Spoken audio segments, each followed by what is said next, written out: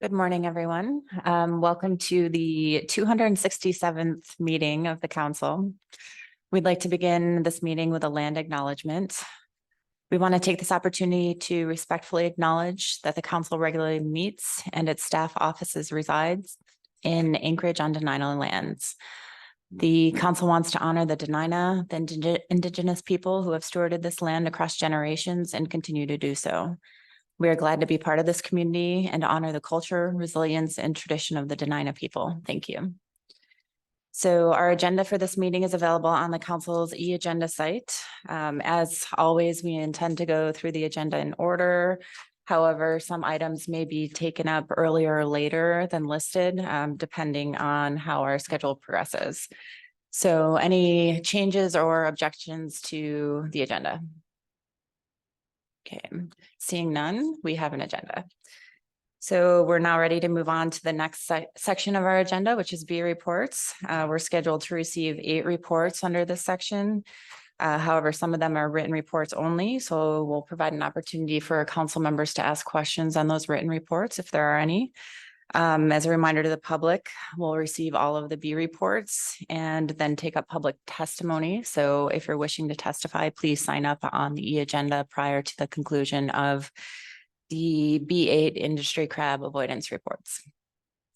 So with that, I'll hand over the mic to Mr. Witherell. Thank you, Madam Chair, and good morning to everyone. The first item I have is the council's received 2 nominations for plan team membership. Dr. Lucas Filippo was nominated by the Alaska Fisheries Science Center to be on the Bering Sea and Aleutian Island groundfish plan team. We also got a nomination from the Alaska Department of Fish and Game for Mr. Ethan Nichols for the Bering Sea and Aleutian Island crab team. The SSC has been reviewing those, and you'll hear a recommendation from them, and I assume you'll make those announcements at the end of the meeting, Madam Chair. During executive session yesterday, the council reviewed the nominations for SSC and AP appointments. In addition, the Washington Department of Fish and Wildlife has requested appointment of Dr. Fabio Caltabetta-Pelota for an alternate member on the SSC as an alternate to Kat Meyer. The Council Coordination Committee met in Arlington, Virginia in October. Mr. Obnika, Mr. Twite, and I represented the North Pacific Council at the meeting. Major topics of the meeting were the Climate Governance Procedural Directive, Inflation Reduction Funding Act, that we'll talk about some more, National Marine Sanctuaries, NEPA, and other important items.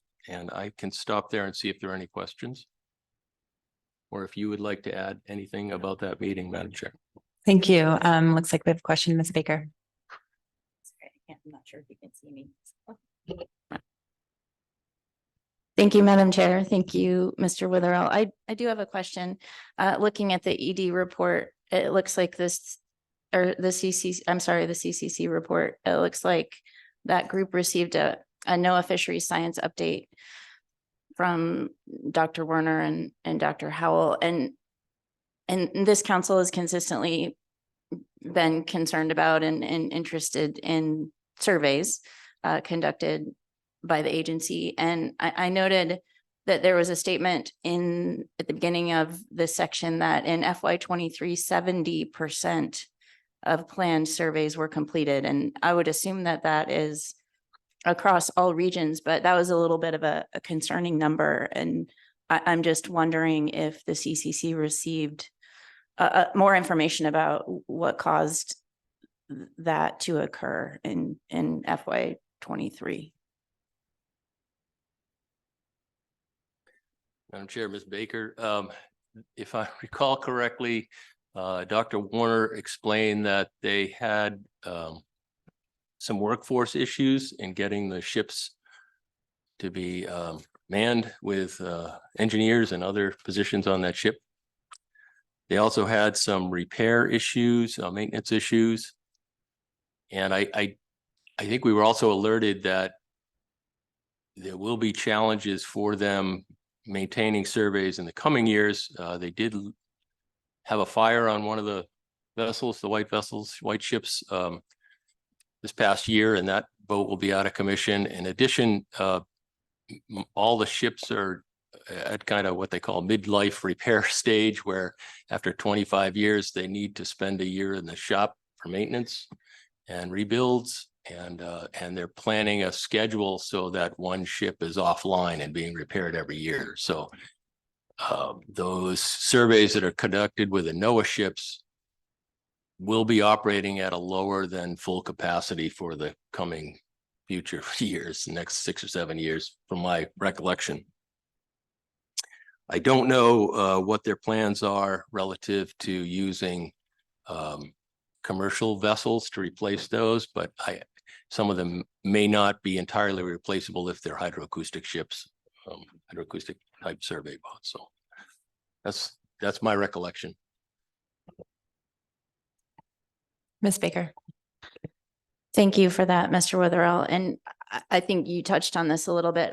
It doesn't seem like, at least in the CCC report, there is a statement of concern from the CCC about the impacts of budget cuts and inflation on the agency's ability to maintain basic survey and fisheries monitoring activities. And that closely mirrors concerns regularly expressed by this council. However, so I appreciate that statement and the fact that those concerns are reflected across the CCC, but I'm not really seeing any more discussion of what next or how are we going to address those problems. And I guess I'm just asking for confirmation that the CCC didn't, or the agency didn't really delve into that conversation about, we know we have these challenges, and so what are the plans going forward? It doesn't look like that occurred at this meeting. Is that correct? It was clear from the comments that were made by the agency that they were facing challenges due to inflation and everything else that all the councils are facing as well. And I think they're trying to do the best they can. I think that the IRA money will hold them over for a little while, but eventually they're going to be back to base funding and face the same challenges that all the agencies are facing. Thank you. I think Mr. Twite may have something to add, and then Ms. Kimball.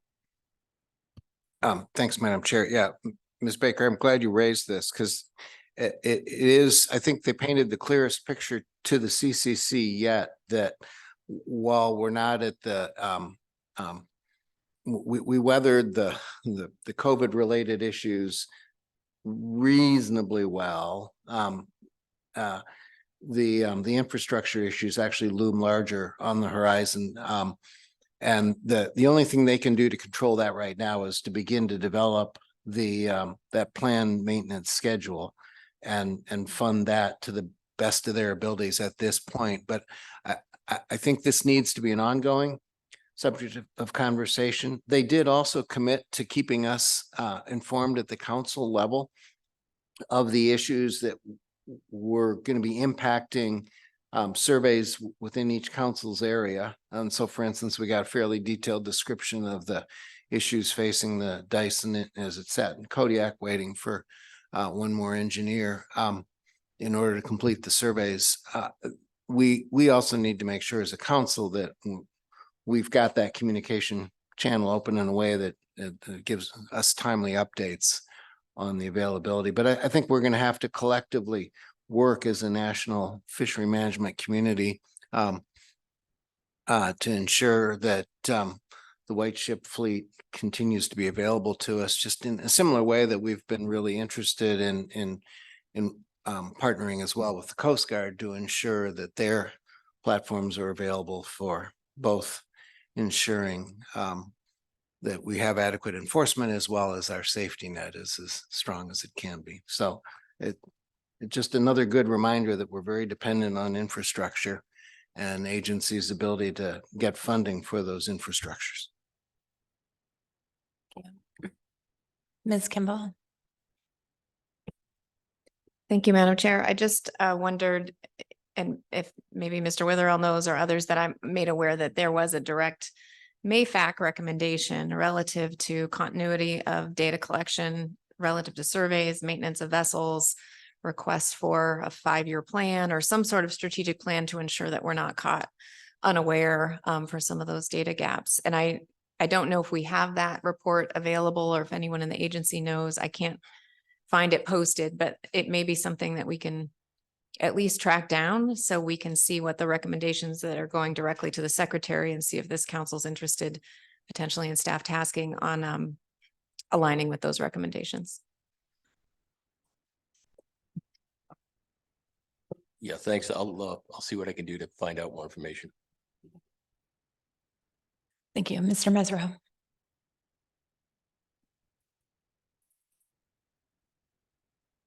Thank you, Madam Secretary. I have a different question about the CCC.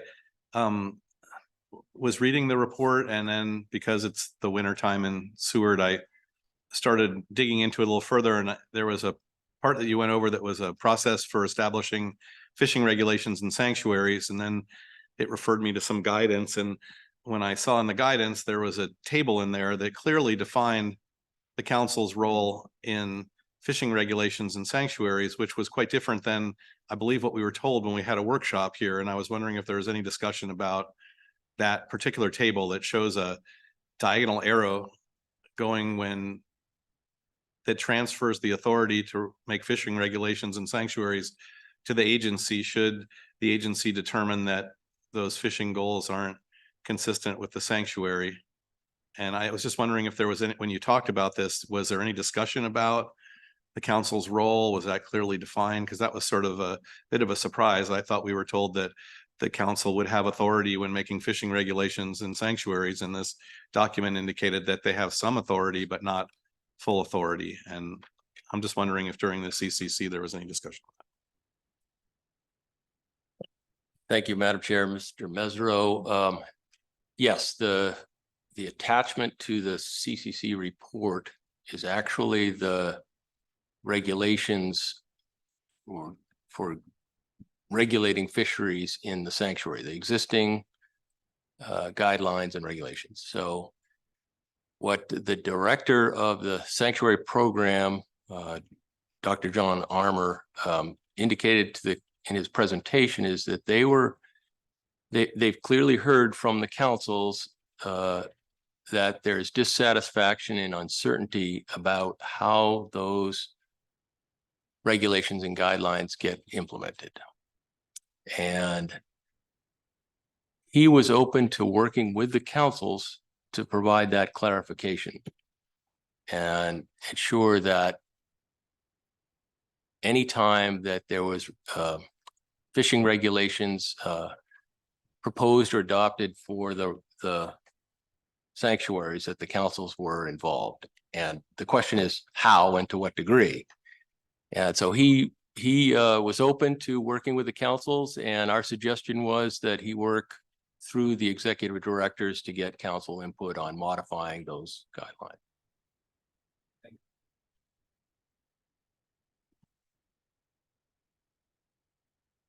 Thank you. I'm not seeing any further questions. I think we're ready to continue.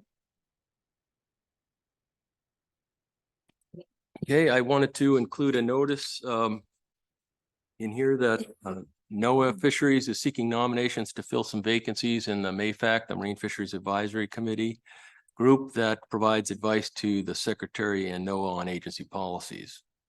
And there's for those that might be interested, the deadline is December 15th, and I put a link in for the instructions on how you might nominate yourself. Next item on the agenda is our Gulf of Alaska Pacific Cod Sector Allocation Review. And if you remember, per our agreement in April, we're looking to have a more streamlined approach to allocation reviews. And Mr. Michael Fye from the Pacific States Marine Fisheries Commission has prepared a summary draft here with all of the data reports. And as you know, the allocation reviews, we set up a schedule that we would take those up every 10 years. So this is your first review of the Gulf of Alaska cod sector allocation. And I'd asked Mr. Fye to come to the table and provide a PowerPoint with a summary of his results.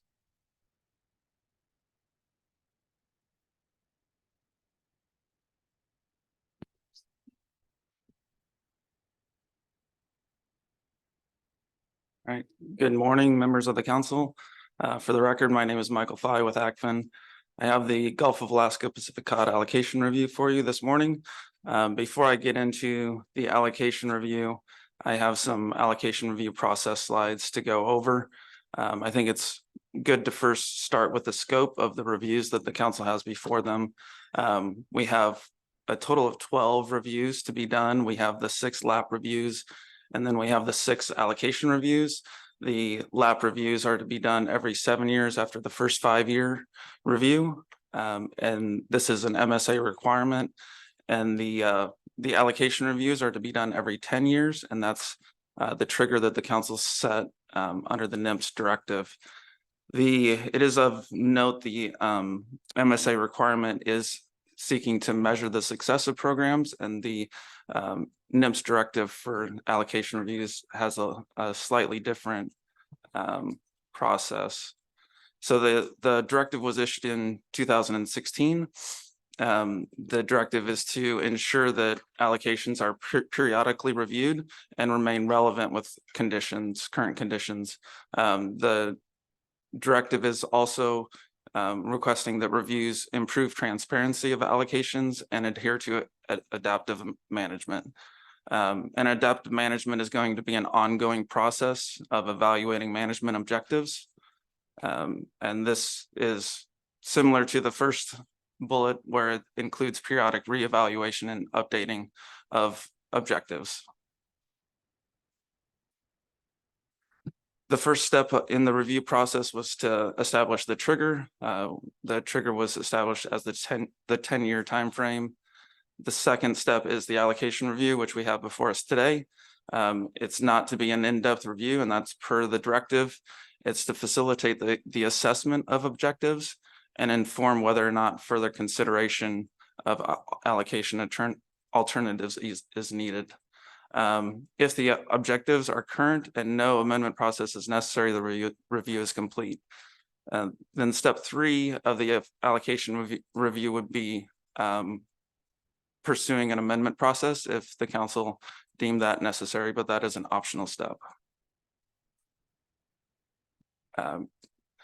As Mr. Witherell mentioned previously, we handled our allocation reviews the same as lap reviews. So there was a work plan and in-depth analysis that all went through the full council process. Then as of this year, April 2023, a streamlined approach was adopted to move these to a B report, which you have before you today. And then the council is to determine the next steps. I have a visual of how the next steps might occur. So we first have the data report. The B report figures are made available online, and they're also available in the report. There's a little more extensive figures that we've populated online on the ACFIN website. There's several options that the council could take. One option is soliciting input from either the AP or the SSC. The council could also request more information if there's a change or something that the council would like to highlight. That could be pursued in an addendum to the B report. And if the council wants to reconsider allocations, then an in-depth analysis might be the proper step as well. If the objectives are relevant and the changes do not dictate an amendment process, then the review would be complete. And that brings us to the Gulf of Alaska Pacific Cod allocation that we have today. The objectives of the allocation were to establish sector allocations by gear type and by area, reduce uncertainty, reduce competition, promote sustainable fishing practices, preserve the historical division of catch among sectors while providing opportunities for new entrants, and promote community participation and provide incentives for new entrants in the jig sector.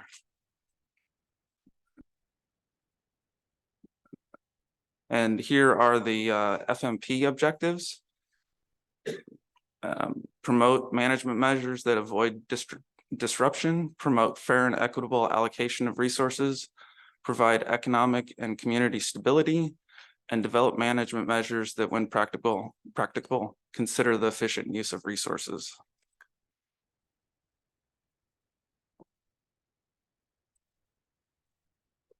The allocation went into effect in 2012. This review covers 2012 to 2022. 2022 was the last year that we have value information available.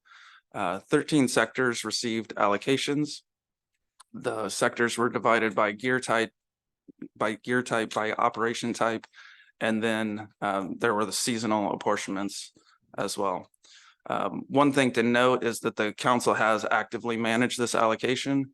In 2020, the season allocations were changed for the trawl catcher vessel sectors. And we'll get into reasons why that change might have occurred.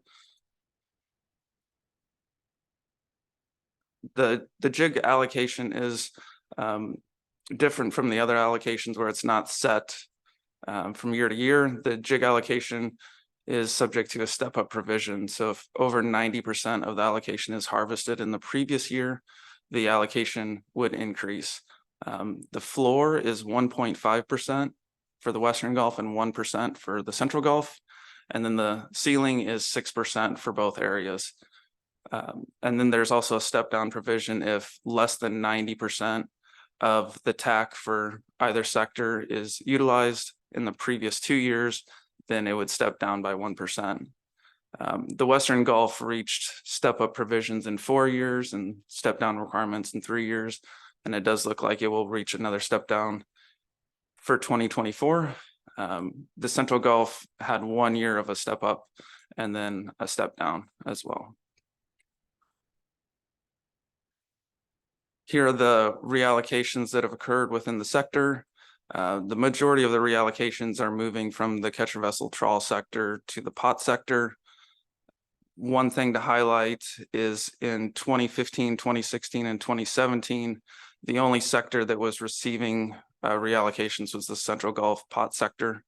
And I'll get into reasons why that might have occurred. So this is the first figure that we have before us, and this is kind of a template that we used from the Bering Sea Aleutian Islands PCOT allocation. So each sector is going to have these same figures repeated throughout the document and also available online. I think we have over 90 figures online, and I brought nearly 70 into the document. So quite a bit of information out there. The red line is the TAC utilization, and you'll note in 2015, 2016, and 2017, it starts to fall back a little bit as abundance might be challenging for some of these sectors to fully utilize their TAC. And then in 2018, we have the sharp drop in TAC where it went from nearly 60,000 tons to a little over 10,000.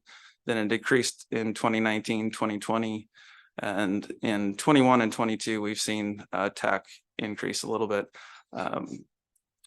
The result is that TAC utilization in the years of the allocation is below the historic, the years prior to the allocation.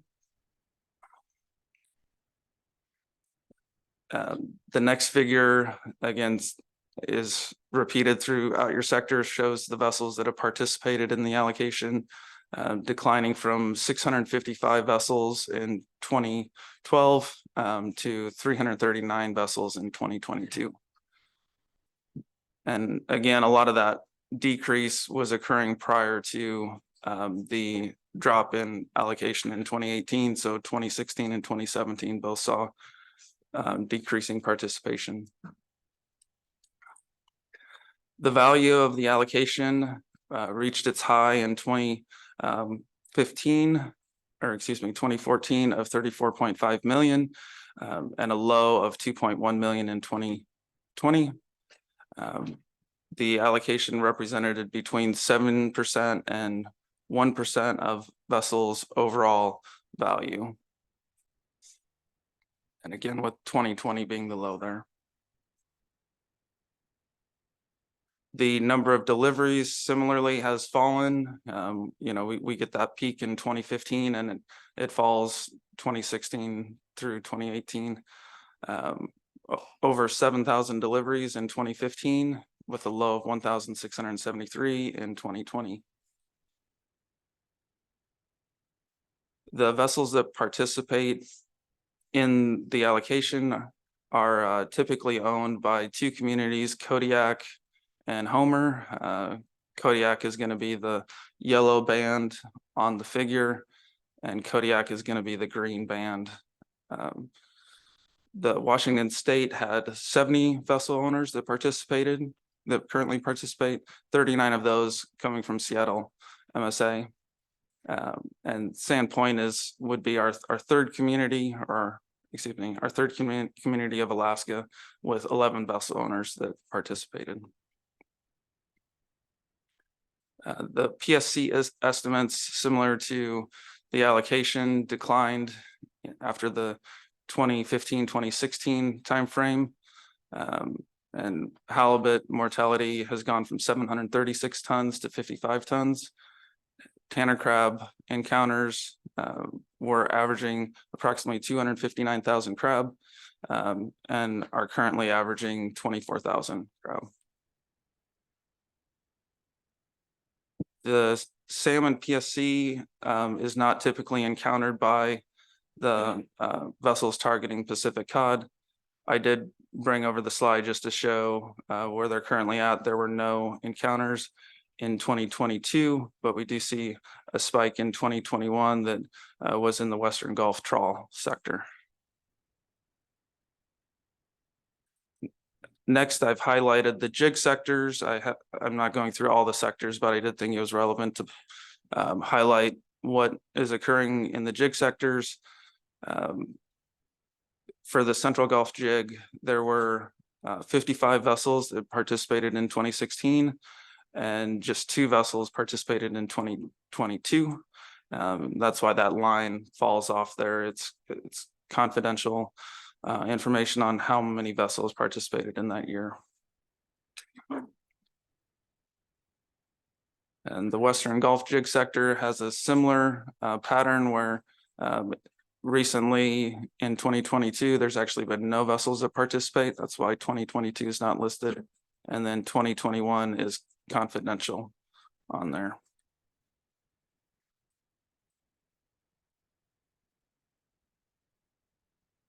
And that's the conclusion of the report. Again, there's a lot more information in the report and available online on the ACFIN website. I've kept this fairly brief, but again, this is our first iteration of the allocation review in the B report format, so feedback is certainly welcome. Thank you. Looks like we have a question. Thank you, Mr. Fye. Ms. Kimball. Thank you, Madam Chair, Mr. Fye. I wanted to ask about the transition to the allocation reviews. That's mainly a data related request. And so the purpose of the reviews, as I understand it from the agency, is to try to evaluate, whether these are we're still meeting our objectives as conditions change. And whether there's anything that spurs an allocation change that we would initiate an amendment for. So is it the council's job, or is it the document's job to try to make the connection between the data that you're providing and the objectives you're providing? The analysis of whether we're still meeting those objectives under changed conditions. I didn't see that level of analysis in the document, but that might be because of this change to a data, and that's the council's role to determine whether we're meeting the objectives. And so if you had some explanation of that, or Mr. Witherell, that would be helpful, because it looks a little different from previous reviews. Thank you for the question through the chair. Yeah, it's my interpretation that it would be up to the council to determine the next steps. So in previous allocation reviews where analysts might have determined whether or not we're meeting objectives or how we're reaching those objectives, in this type of a report, it would be up to the council to determine if the objectives are current. And it's not so much if the council is meeting the objectives, but if they're still the current objectives of the allocation is kind of a different way of thinking of it, but that's how I would phrase it.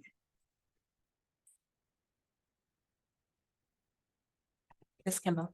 Thank you. And then I have another question about related to the substance and the data provided in order to evaluate the objectives. And I realize there are a lot of addendums and data tables, but in the report itself, and then also in your presentation, I did not see any treatment of the shoreside processing sector or the communities that have shoreside processing of Gulf cod. The only community connection I see is where vessels are home ported. So if there's anything you can provide there, since at least 3 of our objectives are related to community participation and both processing and community stability. Yeah, thank you through the chair. That was something I actually identified going through this report. Previously in the BSAI PCOD allocation review, the port deliveries is how we handled the processors. And I wanted to change the way those figures looked a little bit, so we would actually have communities highlighted. And it wasn't something we were able to get done for this report, but future allocation reviews would have those in those, the new figures in there, and we could certainly update the report to have them. They're currently available. It was just work that we needed to do to change the figures.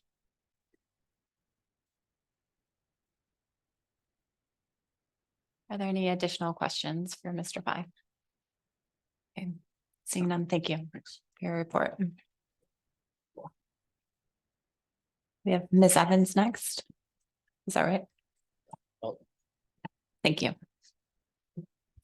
Thank you, Madam Chair.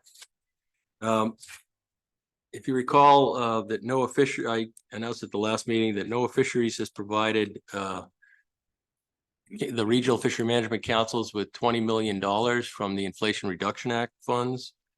And that's the intent of that is to advance climate resilient fisheries management throughout the US.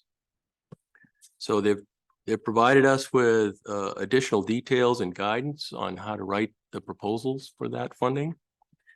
And the first step is to provide NOAA grants with an application, and our guidance was $3.5 million for each of the councils, including some details for initial $375,000 initial funding to each of the councils. And our proposal for that umbrella proposal of $3.5 million plus the details of the 375 is due at the end of December. We've already prepared that proposal, and it's currently in preliminary review by NOAA Fisheries headquarters. The second step is to provide a project-specific proposal that will be funded on a competitive basis for the remaining $17 million among the councils.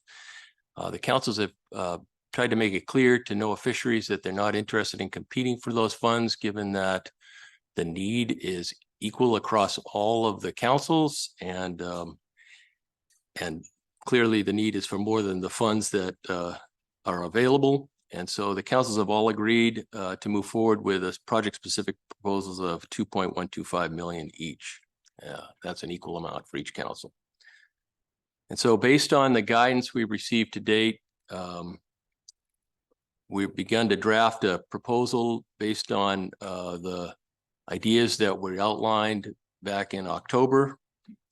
And so Ms. Evans is here to provide you with a summary of where we stand with those proposals.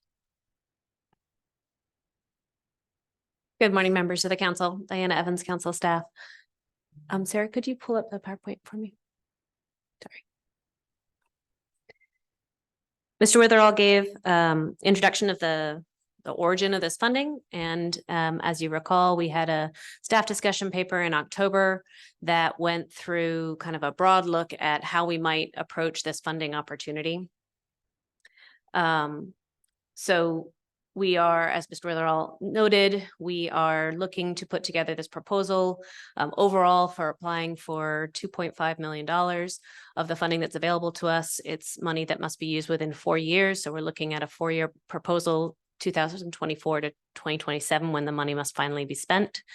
And addressing proposals that address fishery for the council portion of the funding, fishery management and governance topics focused on implemented outcomes. As I said, in October, we had the larger discussion paper that really threw open the realm of ideas, whether you wanted to focus on existing projects, existing priorities, existing initiatives, to expand those initiatives, accelerate those initiatives, think outside the box of new ideas. And at discussion through the SSC and the AP and the council honed in on this interest to really focus on existing priorities so that you have this funding opportunity, but recognize we have limits to this. You heard a lot from the SSC. We have limits to staffing. We have limits to council capacity, even with this additional funding.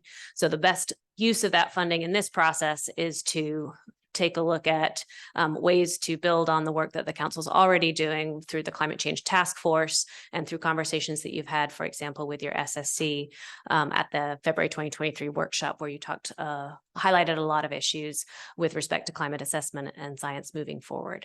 And so that's the conceptual approach at staff tasking. We provided a staff draft of what that might look like, and you adopted that. You asked us to come back with a motion with a scope and timeline this December before we package that into a proposal that we need to submit before the February council meeting. So this is the last opportunity for this public discussion of what we might do with that funding. So I'm just going to walk through the 2 projects that we've really honed in on. As I said, these were outlined in the conceptual approach paper in staff tasking. In the document, I didn't put together a timeline that was very easy to display on a PDF. The second page of the work plan that's posted does show kind of a timeline, or at least a preliminary draft timeline of how these projects might be approached by the council, but I'm just going to walk through them briefly here. So the first one is this programmatic evaluation that would look at changes to our management policy. This was based on a motion that you initiated this analysis in June, this past June 2023, looking at ways to evaluate the council's management policies across all fisheries, all active fisheries in the North Pacific, looking to ensure that you have an adaptive and climate resilient management policy in place. And then looking at that as an opportunity to implement other analytical and decision tools, pathways for diverse knowledge sources, or tools to assess and adapt to risk as part of that strategic programmatic evaluation. So this is the project that we would be trying to focus on for our IRA funding. It's an opportunity to implement a change to our process by looking at this programmatic evaluation and then identifying a pathway both for implemented policy amendments and the next step of that, any other changes in the management framework that might be appropriate based on aligning our management itself with that, any revisions that you make to that management policy. In terms of timeline, we're looking at this to bring back in 2024. We need to get to the point where we have defined alternatives. So while the council did initiate this motion last June, the alternative was broad. And while we certainly programmatics are a broad look at different questions at how the management policy operates or the management framework operates, we do need a little bit more refinement from the council in terms of what actually would be implemented as a result of implementing that policy or adopting that policy change. So we'll come back to you in February with some further discussion about potential directions and some questions that we have as staff that about how to focus on some of the various questions that people have suggested would be appropriate to include in a programmatic. You will be hearing at this meeting a report from your climate change task force with ideas for a climate scenario planning workshop to be held in 2024. That was part of their final action under that task force's work. And so we think that that dovetails really well with this idea of the programmatic. We can use that climate scenario planning workshop as an opportunity to further hone in on the key ideas or the areas for further interest in this council process about where do we think that we need to build resiliency, where are gaps in the council's resiliency, looking ahead at the program as it is right now and looking ahead to the future. So using information both from the climate scenario planning workshop, and then the other aspect that the council is envisioning that this action, this programmatic evaluation, would be an EIS, a NEPA action. So at some point we would need to issue a notice of intent. As you know from our conversations in October, that starts a 2-year time clock under the new NEPA requirements. And so under this timeline that we've proposed here, we would suggest waiting until after that climate scenario planning workshop in June to issue the notice of intent. That notice of intent would be open over the summer months, and in October you could come back and have a final council agenda item that would set the detail of the alternatives that we would analyze in a programmatic that we would undertake over, do the majority of that review in 2025. So that's how we're laying out a process for moving forward with the programmatic evaluation. One of the things that throughout our approach to this IRA funding opportunity and the projects that might be associated with it is, if you recall from the staff paper in October, we, working with a contractor, Katie Latanich, gone back through some of the council's previous documents and tried to pull together some of the themes and the important concepts about building climate resiliency. And so we're trying to build those themes into the work that we do through the programmatic and through the second project that I'm about to talk about. And one of those important themes, and that one that council picked up as well in your motion, is the providing lots of opportunity for participation in the development of ideas. And so we have tried to build into the IRA funding that the funding gives us this opportunity to use additional resources to pursue several workshops, or one workshop per year, I think is how we've laid it out in the document, so that we can have an opportunity outside this formal council process for a little bit more informal two-way dialogue with tribal participants, with stakeholders, with the APSSC Council, trying to build in opportunities to facilitate that increased dialogue and participation. So that's the first project, as I say, is the programmatic. That would be 2024, basically spending time trying to make sure that we fully understand what it is we want to analyze. 2025 would be the analysis itself and review of that analysis by the council. And then early in 2026, we propose to have an implementation workshop or a next steps workshop, which would be an opportunity for the council to say, having adopted this new policy, what are areas we want to prioritize to make sure that our actions are in line with the policy that we've adopted. The second, there we go. The second project that's outlined as part of our funding proposal, or as our proposed proposal for a funding proposal, are information that we intend to put forward, pending feedback from the council, is to focus at a more tactical level to try to advance some of the assessment and climate science actions that the council has talked about. Say these are particularly coming out of the February 2023 workshop. We got that report from the SSC, and the council indicated some specific interest in the bullets here in the center, dynamic reference points, incorporating social and economic objectives in stock management, understanding how to consider risk considerations in the ABC and the tax setting components of the process. So those are all issues that are the council and the SSC have both identified as important to continue to talk through and go forward with. They're a little bit less well-defined right now because we know that we want to work on these different actions, but we don't exactly know what that is going to look like in terms of both the sequencing, the information we need, and how to sequence perhaps those different amendments or discussions and how they affect our harvest specifications process.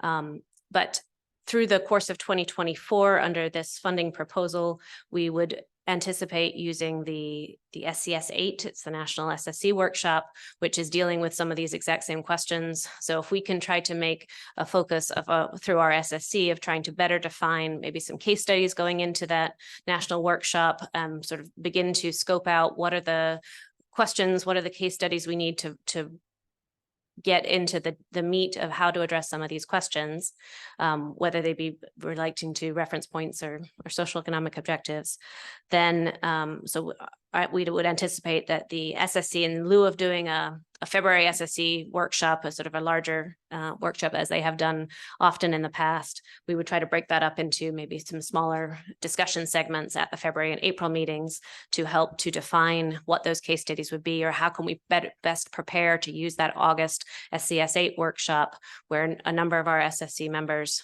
would normally attend, and through the funding, we would hope to perhaps send additional members, perhaps even council members, to get that national vetting and get ideas from the national context about how we might approach some of these different questions, and then come back after the SCS 8 meeting and define a specific pathway for what we want to do first for an amendment analysis. So we don't have quite so many details about specifically what amendment package we would put forward under this particular segment, assessment and climate science amendments, but I think we would probably tackle one of these topics, but we probably need a little bit more scoping in 2024 to be able to figure out which of those topics is best useful for us.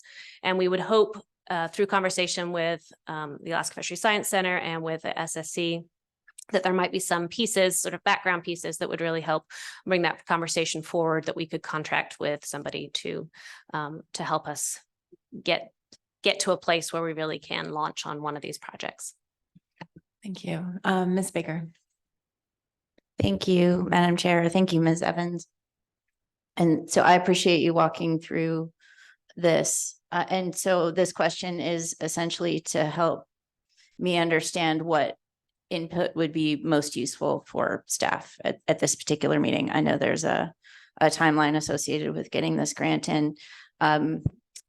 So what is most helpful? I have heard specific interest from fishery participants and stakeholders about some of these particular issues that you've highlighted and also noted are not necessarily well fleshed out yet. Mm-hmm. And so my first question is, do they need to be more fleshed out for this grant application? Is that the type of input you need? I'm sensing no, but can you please clarify that maybe for us? Through the chair,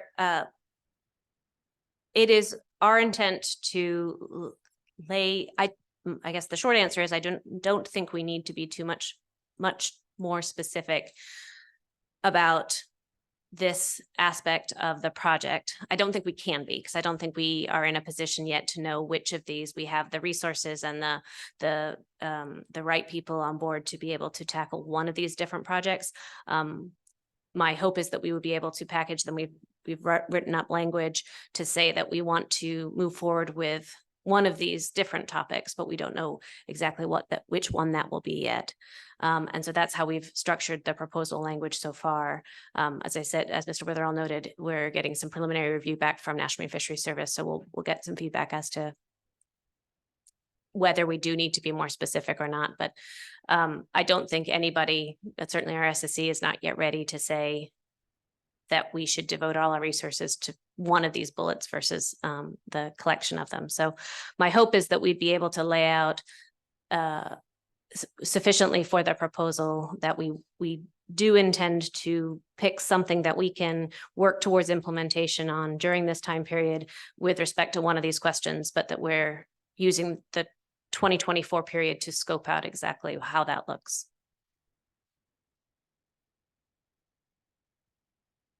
Mr. Witherall. Thank you, Madam Chair.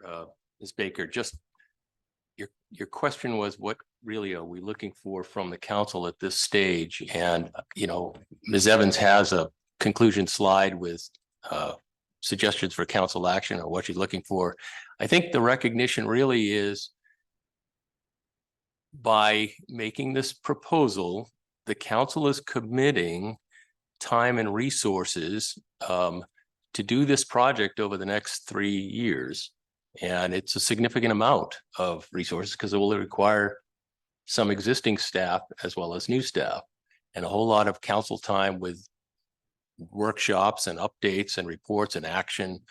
And in the end, the hope is there's some transformational change in the way we manage our fisheries. And so really that's what we're moving towards. That's the commitment of the council. And I just kind of wanted to get that as a bigger picture overview before we really get down into the weeds. Thank you. Thank you, Ms. Evans. And I think you're really getting at one of the key issues in your response to Ms. Baker. And it was also highlighted in the paper, some of the challenges with coordinating the timing of these two efforts, any strategic policy changes that the council may choose to adopt through the programmatic, and some of the more tactical management changes under the second phase. And I noticed in your outline that you have potential science amendments or climate science amendments occurring prior to the final action on the programmatic. And I know that we're under the pretty tight deadline to utilize these funds by the end of 2026, but wondering if there was any discussion in potentially reversing those orders or moving any amendment changes within the couple months that we have left after we adopt the programmatic to ensure that there's, consistency and alignment with any strategic direction and the amendments that we may choose to adopt. Thanks.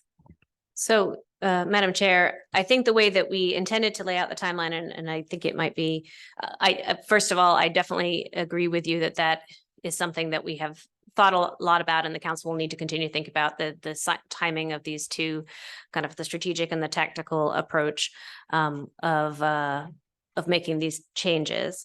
The intent was that we could, because looking at anything related to our harbor specifications process, assessment process is going to be not a quick endeavor.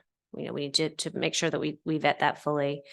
We were thinking that we can get started on the programmatic, start working on the background work to pull together for the climate and science assessment process, that some of the information that will allow the SSC and the council to decide kind of what to prioritize or how to sequence changes there.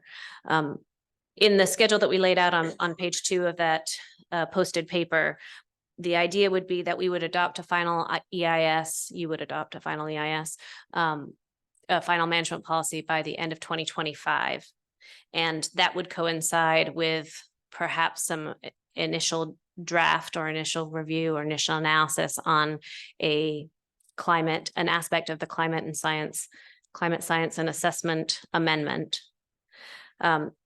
Recognizing that timing might need to shift back a little bit if we, as we decide exactly what we need to do and how quickly that analysis can move forward.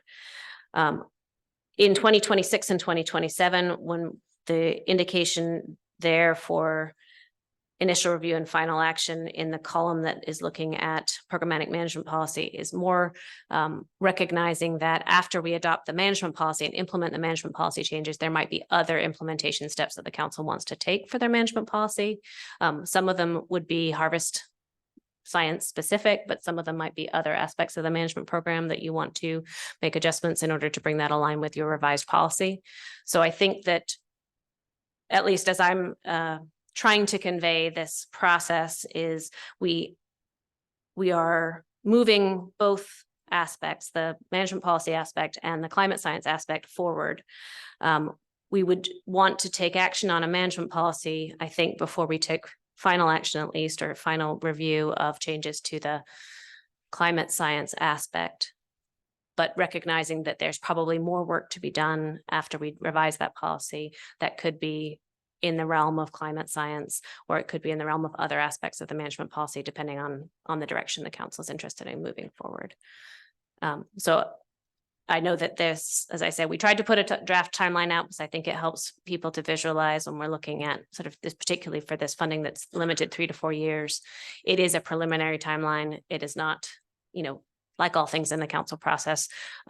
We certainly will have some accountability under this grant funding if we receive it, to continue to make progress and to try to make progress towards implemented outcomes. But I wouldn't presume that this timeline that we're laying out today would be set in stone, or that wouldn't alter as we move forward for the next couple of years as well. Okay, thank you. That was very helpful. Any other questions at this point? Mr. Carlin? Thanks, Madam Chair. So I think this is really important work that's laid out in this proposal, and the council's goals for facilitating ecosystem-based management and addressing the challenges of climate change dovetail very nicely with the agency's priorities for use of this funding. So that's quite appropriate. I think the proposed timelines here seem reasonable. I just wanted to flag that at the risk of stating the obvious, ongoing and potential litigation may alter these timelines. And just as a reminder, NIMS is already facing one active lawsuit dealing with NEPA compliance for the Bering Sea and Aleutian Islands fisheries, and recently received a notice of intent regarding another NEPA challenge related to the Bering Sea and Aleutian Islands groundfish fisheries. My point is simply just that the council should be mindful of pending and future litigation that may affect our timelines, and that's always the case. But it just mentions we may need to be adaptive and could potentially need to modify these timelines based on how those events unfold. Thanks. Ms. Kimball? Thanks. I don't know if it's appropriate to ask a question of those comments, but do you see, Mr. Curlin, I thought part of the reason for this proposal was making the programmatic kind of one of the highest priority actions, so that we're putting money toward it, staffing toward it, and workshops toward it to elicit some public input that is necessary. And so do you see a faster timeline that we could be working on this? I was envisioning this in order to get the public input that people are asking to provide as kind of the quickest time frame we could possibly do that under. And I just didn't know if you saw some opportunity here to accelerate that timeline, because I just don't see it. But if you have those ideas, I would really like to hear it, because we should know if there's an opportunity there. Yeah, through the chair, Ms. Kimball, I see it the same way you do. I think this is ambitious and appropriate the way it's laid out. I also know that litigation has a way of throwing a wrench into things, and sometimes we need to figure out other things that are other approaches that are suboptimal to be able to comply with litigation deadlines. So that was where I was coming from with my comment. Thank you.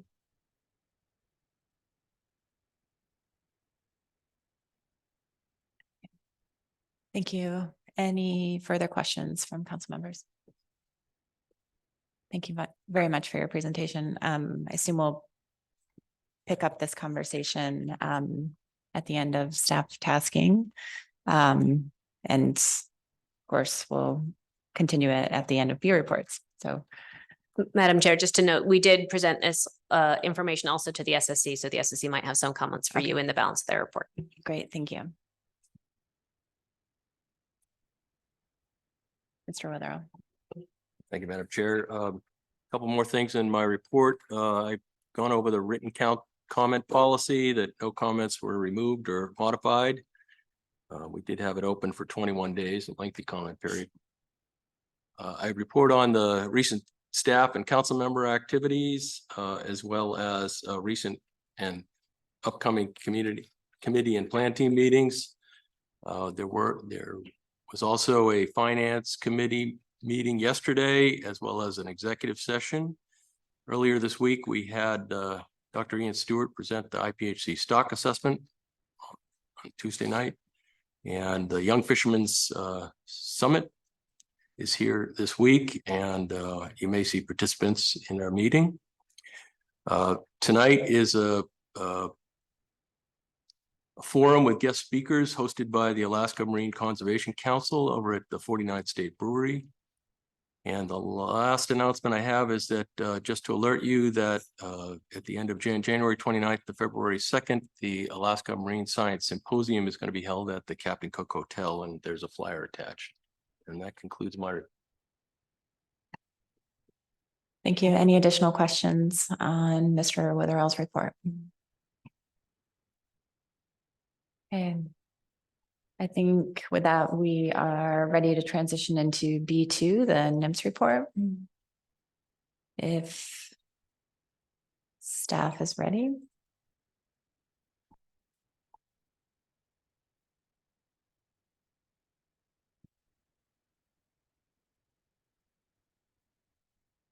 Just stand down for a minute or two. Let staff come up. Thanks.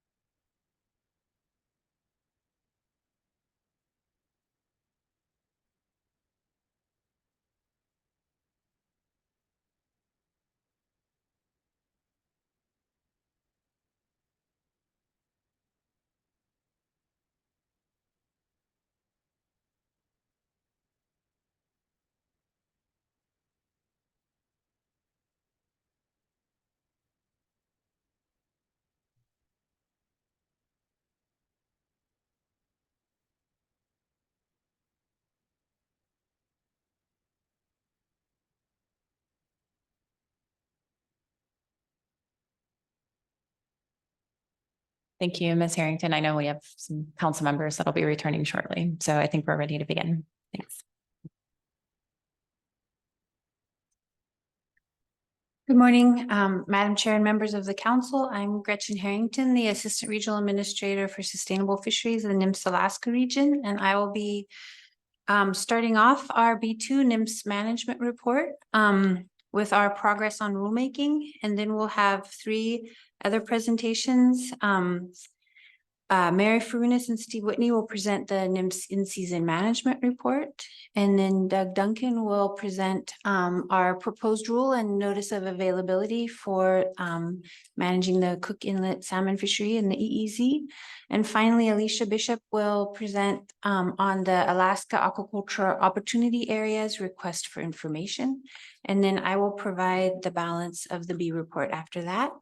I also want to highlight that the corresponding documents to these presentations are posted under B2 on the council's agenda. And so to start off with the progress on rulemaking. So we accomplished a couple big projects since our last presentation at the October council meeting. On November 24th, we published the final rule to implement amendment 123 to the fishery management plan for the groundfish of the Bering Sea and Aleutian Islands management area. And that implements halibut abundance-based management. This rule will be effective January 1st, 2024, and I'll have more information on that in the later on in the B report. We also published a final rule to modify the requirements for catcher processors the monitoring requirements for catcher processors using pot gear in the Bering Sea and Aleutian Islands. On November 3rd, we published a notice of availability for the FMP amendment 18 to the scallop fishery management plan. And that's the providing flexibility for the harvest specifications process for scallops. And you'll hear more about this in Doug Duncan's presentation, but on October 19th, we published a proposed rule and notice of availability for Amendment 16 to the salmon FMP, which would implement federal management of the salmon fisheries in the Cook Inlet EEZ. Comments on that are accepted until December 18th. We just published the Bering Sea, the 2024-2025 Bering Sea harvest specifications with comments invited through January 4th. And we expect that the GOA Harvest specifications will be published, I think this week or very soon. We're waiting for them to be published. And finally, on November 24th, we published the 2023 standard prices and fee percentages to calculate the cost recovery fees for 4 cat share programs in the Bering Sea and Aleutian Islands. And the cost recovery fees are due to NIMS by December 31st, 2023. So that concludes my the progress on rulemaking, and I'll see if there's any questions before I transition to the in-season management report. Thank you, Mr. Down. Thank you, Madam Chair. Thank you, Ms. Harrington. On the rulemaking progress, there's a number of people, there's a number of folks that are interested in the timing. I've received some inquiries myself, and so that's the reason for me asking this question on the use of pots in the turbot fishery in the Bering Sea. There's folks that would like to fish in 2024 that are planning to gear up to fish in 2024, and I'm just wondering if you could give a update on a range of potential dates for final implementation of that would allow those folks to go forward in 2024. Thank you. Madam Chair, Mr. Down, we are working on that. We have staff assigned and they have begun the rulemaking. We have the analysis from council staff. So I can say we're making progress on it. We will do our best to try to implement it by August. I think that's what we had discussed. You know, with all rulemaking projects, there's a lot outside of our control. So we can try our best, but we can't guarantee when we would be able to have the proposed rule published and the final rule published. But I know we're working hard on it, and it is being actively worked on. Thank you, Madam Chair. Thank you, Ms. Harrington.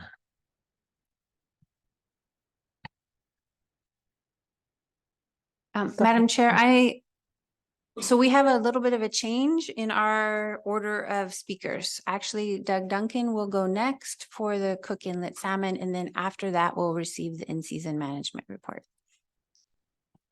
Thank you. Yes, Ms. Kimball.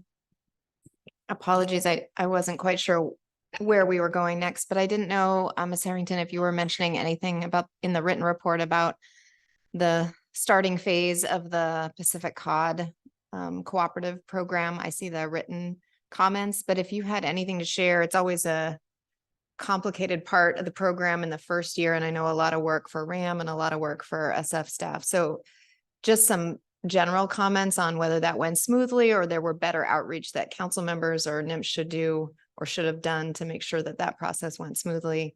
I think that'd be helpful. Madam Chair, Ms. Kimball, yes, I will talk about that more after the other speakers when I get to the balance of the B report. Thank you. Thanks. Thank you. As Mr. Duncan comes up, I'd just like to quickly recognize the group joining us from the Young Fishermen Summit. Welcome.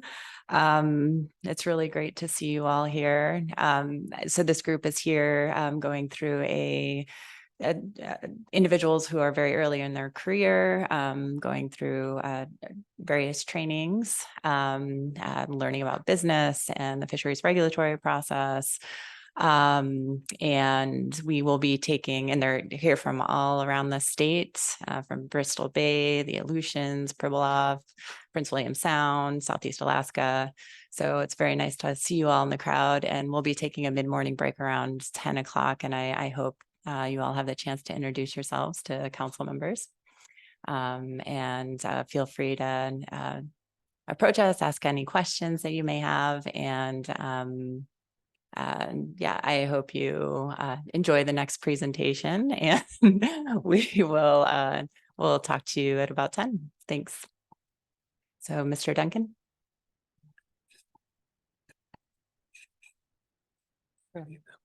Oh, yes.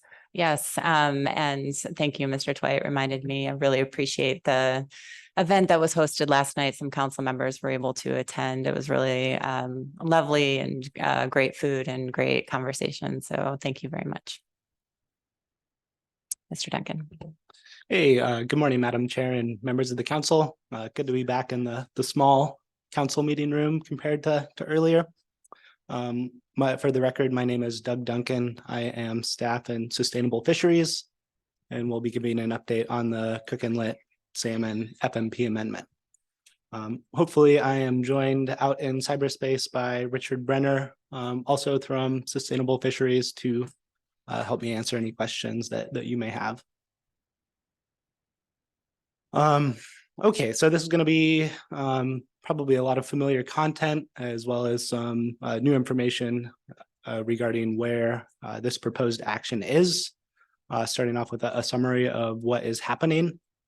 So this is a secretarial amendment to the salmon FMP to manage salmon fishing in the Cook Inlet exclusive economic zone or federal waters. So I'll be saying Cook Inlet EEZ a lot during this presentation, and that red area within Cook Inlet there on the map is what I'm referring to.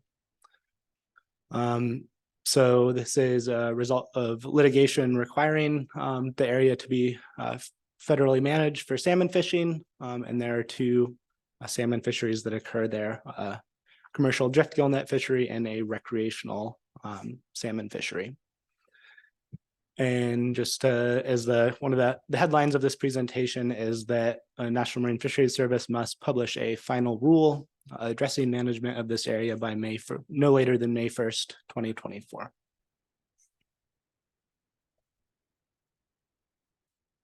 So this is a bit of a different action as far as the authority that it's being done under, which is Section 304C of the Magnuson-Stevens Act. Which gives the secretary the authority to prepare a fishery management plan amendment in the event that the council does not provide a recommendation for a needed action. So this is a secretarial action. And this is a little bit different than the standard council process, but with some similarities. And as part of this process, the council is given both an update on the content of the proposed secretarial amendment and implementing regulations, as well as an opportunity to provide any comments and feedback on that during the public comment period for the action that will be considered by NMFS in the decision in developing the final rule. Continuing on that thread, thinking about the timeline and schedule big picture for this action, for a secretarial amendment under 304C, there are some additional process steps, namely conducting public hearings to gather public input on the proposed FMP amendment. That was done in May of 2023. And then prior to that, when the council was previously considering this action. NMFS then took that feedback, those public comments, and developed a proposed rule. And as Ms. Harrington mentioned, this was published on October 19th, 2023. And so we are currently in the 60-day comment period window for that, for both public and council comments. And after that concludes, NMFS will then consider all the comments received and develop responses to them, make any adjustments to the proposed rule, and so develop a final rule and publish that before the May 1st deadline that I had previously mentioned. And so this will be effective for the 2024 salmon fishing season in Cook Inlet, this upcoming season. Just for any interested members of the public, this presentation is available on the council website, and here is a link to the proposed rule and notice of availability on the Federal Register. If you open that, it will bring you to the page shown there, and would encourage anyone and everyone to read it and then submit any comments that they have on it. And the easiest way to do that is to select the submit a formal comment button on that web page, but there's also instructions provided for other methods to submit comments. Okay, now getting into the content of the FMP amendment and implementing regulations. There were several management alternatives that were considered for this action, including a no action alternative, which was not consistent with the court's ruling. There was a management approach that would have delegated management to the state of Alaska in combination with NMFS and the council. This is not something that could be selected through a secretarial FMP amendment. So this was not an option. And then there was finally another alternative that would have closed commercial salmon fishing in the Cook Inlet EEZ. And we also received a ruling from the court that this was not a tenable solution. So this action proceeds with proposes alternative 3, which would be federal management of the area without any delegation of management authority to the state.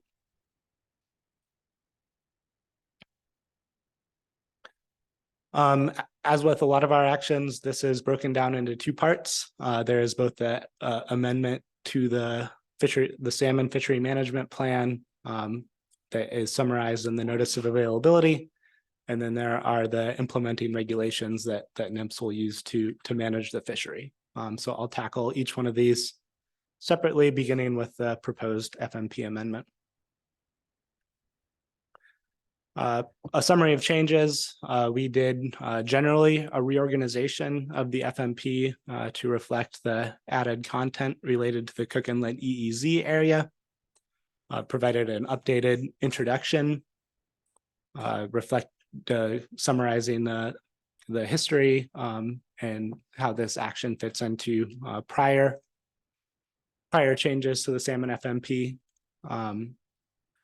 Most importantly, in Chapter 2, it adds the Cook Inlet EEZ to the Federal Fishery Management Unit for the salmon FMP.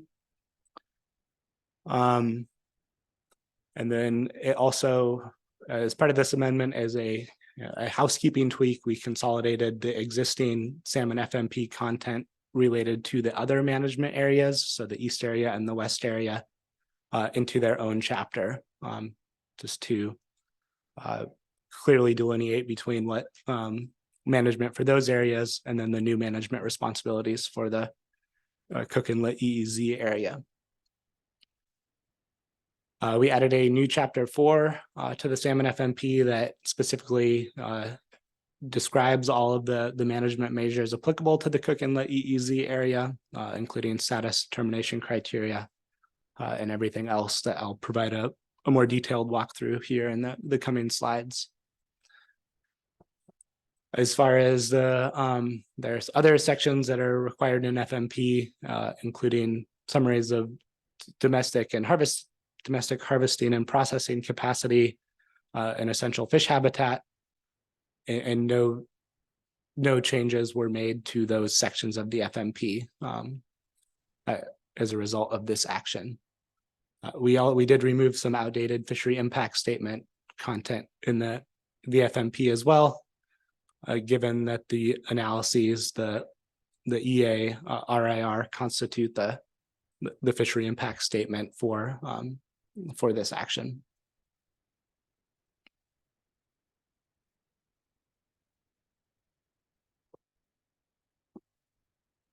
Okay, just digging into the changes. So the second chapter of the FMP summarizes the council's management policies and objectives for each of the management area. These are the existing management policies and objectives for the east area and the west area. So all the areas that are not modified by this action are maintained as is. We did integrate the Cook Inlet EEZ area into these management policies and objectives, but reflecting that it would be NMFS and the council working to achieve these in cooperation with the state of Alaska where practicable, unlike with the east area where these objectives are fulfilled by the delegation of management and then also the Pacific Salmon Treaty. So integrating the old policies and objectives with the the new management responsibilities for the Cook Inlet EEZ area.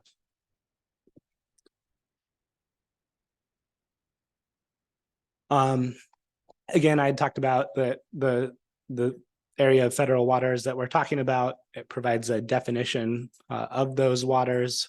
So those would be waters of the EEZ north of a line at 59 degrees, 46.15 north.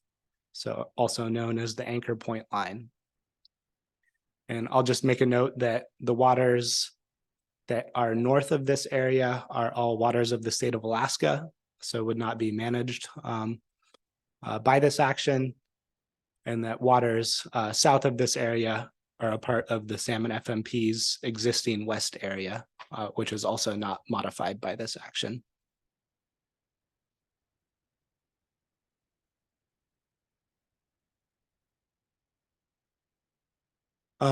Moving on to chapter 4, which is really the meat of describing the new management measures applicable to the Cook Inlet EEZ area.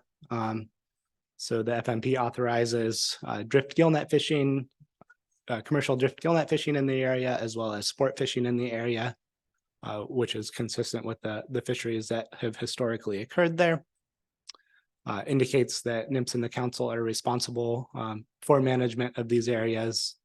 And indicates that NMFS and the council would work to the extent practicable to coordinate management of this area with adjacent state waters. So again, federal management would only apply to the Cook Inlet EEZ area, but obviously would work to coordinate with state managers to minimize disruptions to adjacent state fisheries. This also,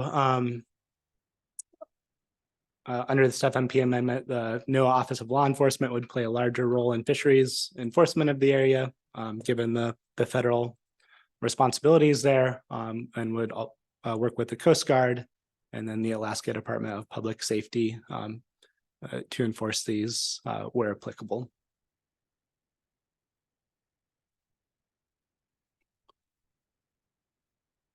Oops. Okay, so this is getting into status determination criteria and how setting harvest limits and determining when stocks of salmon are overfished or subject to overfishing. Like all of the other council's FMPs, this also implements a tier system, which provides different approaches to assess different salmon stocks based on the level of information that's available. So in Cook Inlet, there's different salmon stocks that have more or less information available to manage them, which is essentially broken down into those with really detailed catch and escapement information at tier 1, so our high information stocks, and then all the way down to tier 3, which where we're pretty limited to just historical catch information about those stocks, and there may not be consistent escapement information or stock assessments with those. So the FMP amendment also defines all the other Magnuson-Stevens Act required reference points, acceptable biological catch, annual catch limits, OFLs, et cetera, et cetera. I'm not going to go in too far into depth here, but we'll note that these are, with a few minor adjustments, very consistent to what had been presented previously to the council. So there's not a whole lot of change there.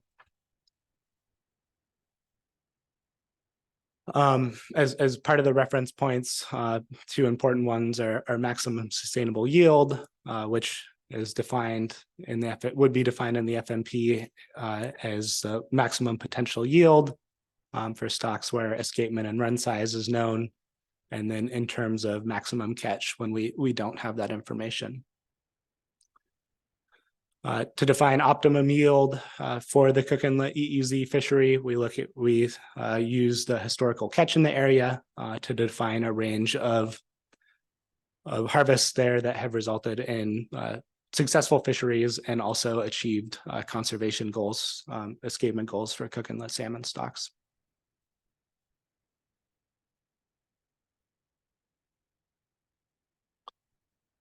Now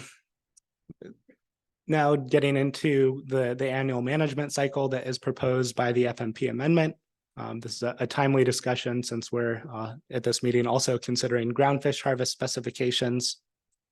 Going forward, we will be doing a very similar, or would be doing a very similar exercise for cook and let salmon stocks.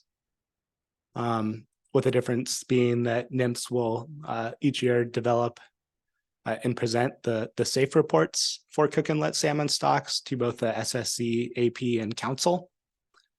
And this is something that we anticipate will be on the agenda for the February 2024 council meeting. So this is something that we'll hear a lot more about at the next council meeting. It generally follows the same formula as the groundfish harvest specifications, where the SSC recommends the biological reference points. So overfishing limit, acceptable biological catch, and makes any overfished or overfishing determinations. And then using that information, the council would recommend total allowable catch amounts for each salmon species. And I'll talk a little bit more about the tax in coming slides on the regulation side. So we'll circle back to that in greater detail here in a minute. After receiving the harvest specification recommendations from the SSC and council, NIMS would then propose or publish proposed harvest specifications in the Federal Register with a public comment period.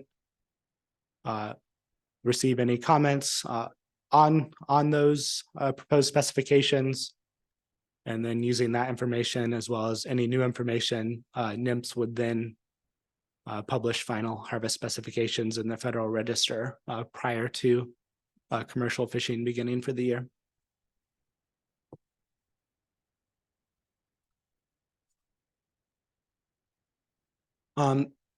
Talking a little bit more about tax setting. So the salmon tax would be the same as the groundfish tax. So the number of fish that could be caught before the fishery is closed. There would be a tax set for each salmon species. This is something that could change if there is information later to do it on a stock by stock basis. But for now, we expect to do it at the species level.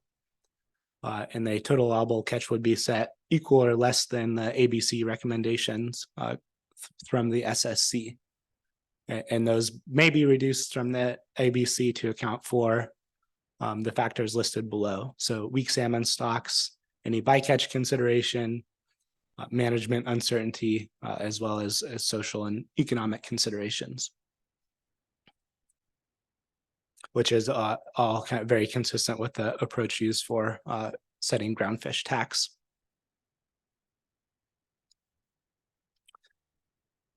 Mr. Duncan, I think we have a question for you, Ms. Kimball. Thank you. I could have maybe waited till the end, but I was losing track. So, Mr. Duncan, how many salmon stocks are going to be included in the SAFE report that we expect to see in February? There's a lot of mention both in the proposed rule and in the presentation about, the ability to potentially set TAC lower than ABC due to some adherence to weak salmon stock management. And I just didn't know what level of information the council would have in front of it in order to account for some of the factors that you've listed in this slide. Sure, Ms. Kimball, that's a good question. I expect that it will look pretty similar to information that was previously presented in the analysis. I am trying to, maybe I will see if Richard Brenner, who is currently preparing the SAFE, may be able to give you a more accurate count for what they expect. Sure. This is Rich Brenner. Through the chair, thank you for the question, Ms. Kimball.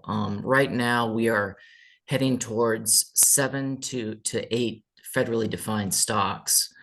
And so there is some leeway I think that we have in the number of stocks that are defined. And so, yeah, we're sort of wrestling with the details right now, but I expect the final number to be 7 to 8 or so.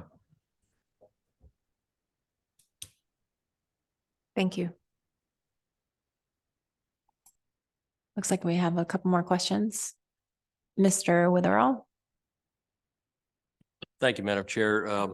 As we plan ahead for our February meeting, under the SSC schedule, we've only got a couple of hours planned for them at this point to make their ABC determination. And this is the first time they're ever going to see any kind of assessment of salmon stocks. And it's going to take some time to work through this on the first look. It frequently takes the SSC 2 days to work through 4 crab stocks in October. And I'm a little bit concerned that maybe we're not allocating enough time.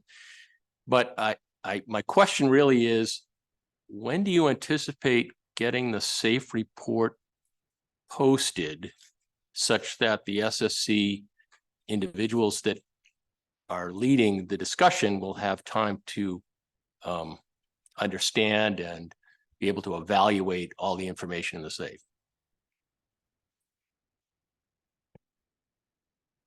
Through the chair, Mr. Witherall, I think that's a valid concern and a good question. I believe that we are, the short answer is we're trying to have that available as soon as possible. I expect that, I think it is going to be early to mid-January is the target, but again, as soon as possible. As Mr. Brenner can, if he has any more information, also provide that.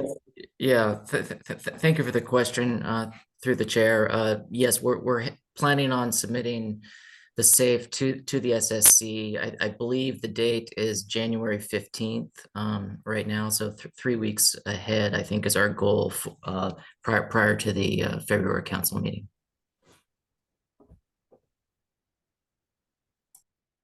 Okay, thank you. Mr. Twite.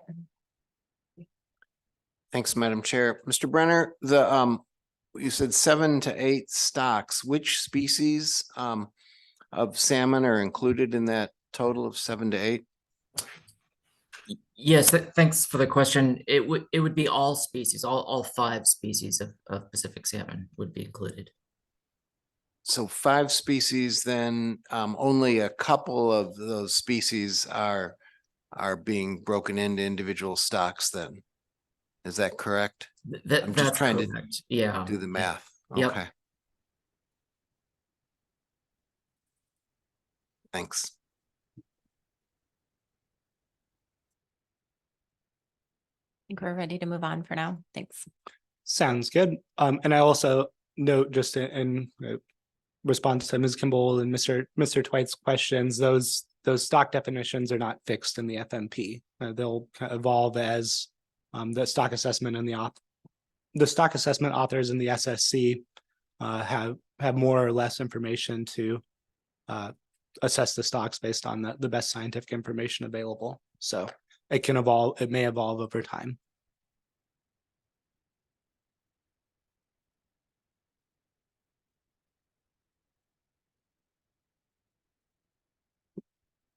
Mr. Twite.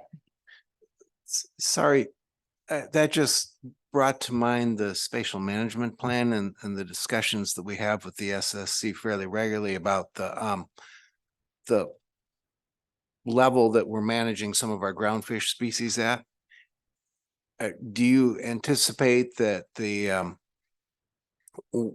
work of defining salmon stocks would be guided by the similar sort of policy as the spatial management policy that we have in place for groundfish?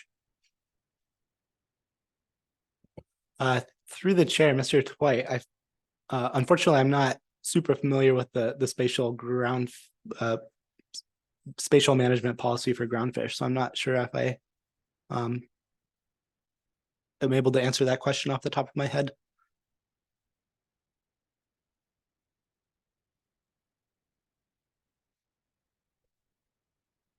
Thank you. Okay, continuing on, here is a list. I think this is wrapping up the portion related to the proposed FMP amendment that address all the other categories of management measures outlined in the FMP. So rebuilding plans, of course, if a stock becomes overfished, like any other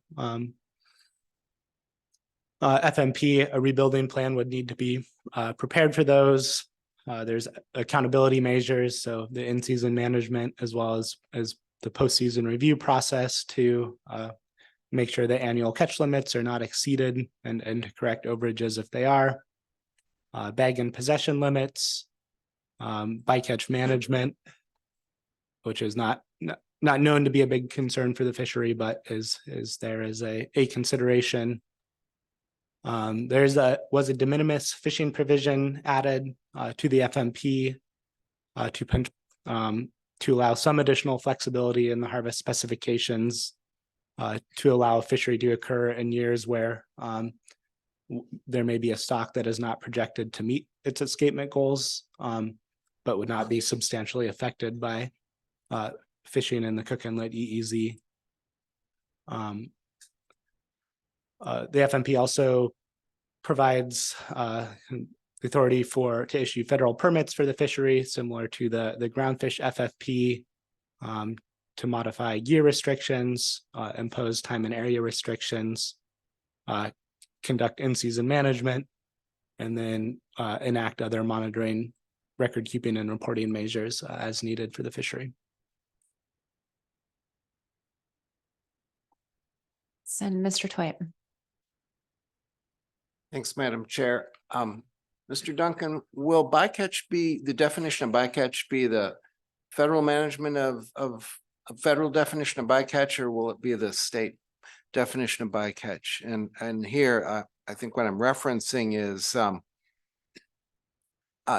typically the state approach for management of salmon fisheries is that the catch of salmon and salmon fisheries, regardless of species, is typically not defined as bycatch, whereas in a federal fishery, target species is sockeye. If a different species of salmon is caught, will that be treated as bycatch?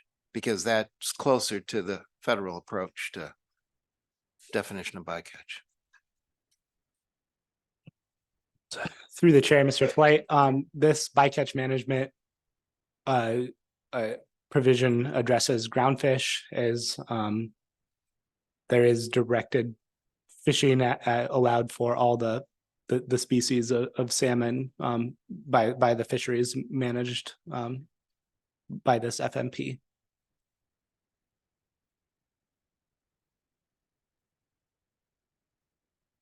Thank you. Okay, so that wraps up my discussion of the summary of the FMP amendment. Now moving on to the regulations that would implement all of that. So this is what we'll go into the Code of Federal Regulations, and probably what a lot of the public and fishermen are very interested in. So beginning with management of commercial fishing. So the commercial drift gill net fishery in federal waters would open on the third Monday in June or June 19th, whichever is later. And this would coordinate and align fishing periods with existing state management for the area. There would be 2 12-hour fishing periods per week during this time. So those would be Mondays and Thursdays, 7 a.m. to 7 p.m., which is again in alignment with the state's regular fishing periods within state waters. The area would not be subdivided initially into smaller management areas. It would be all federal waters of the Cook Inlet EEZ that would be open, which is again consistent with or largely consistent with historical state management of the area.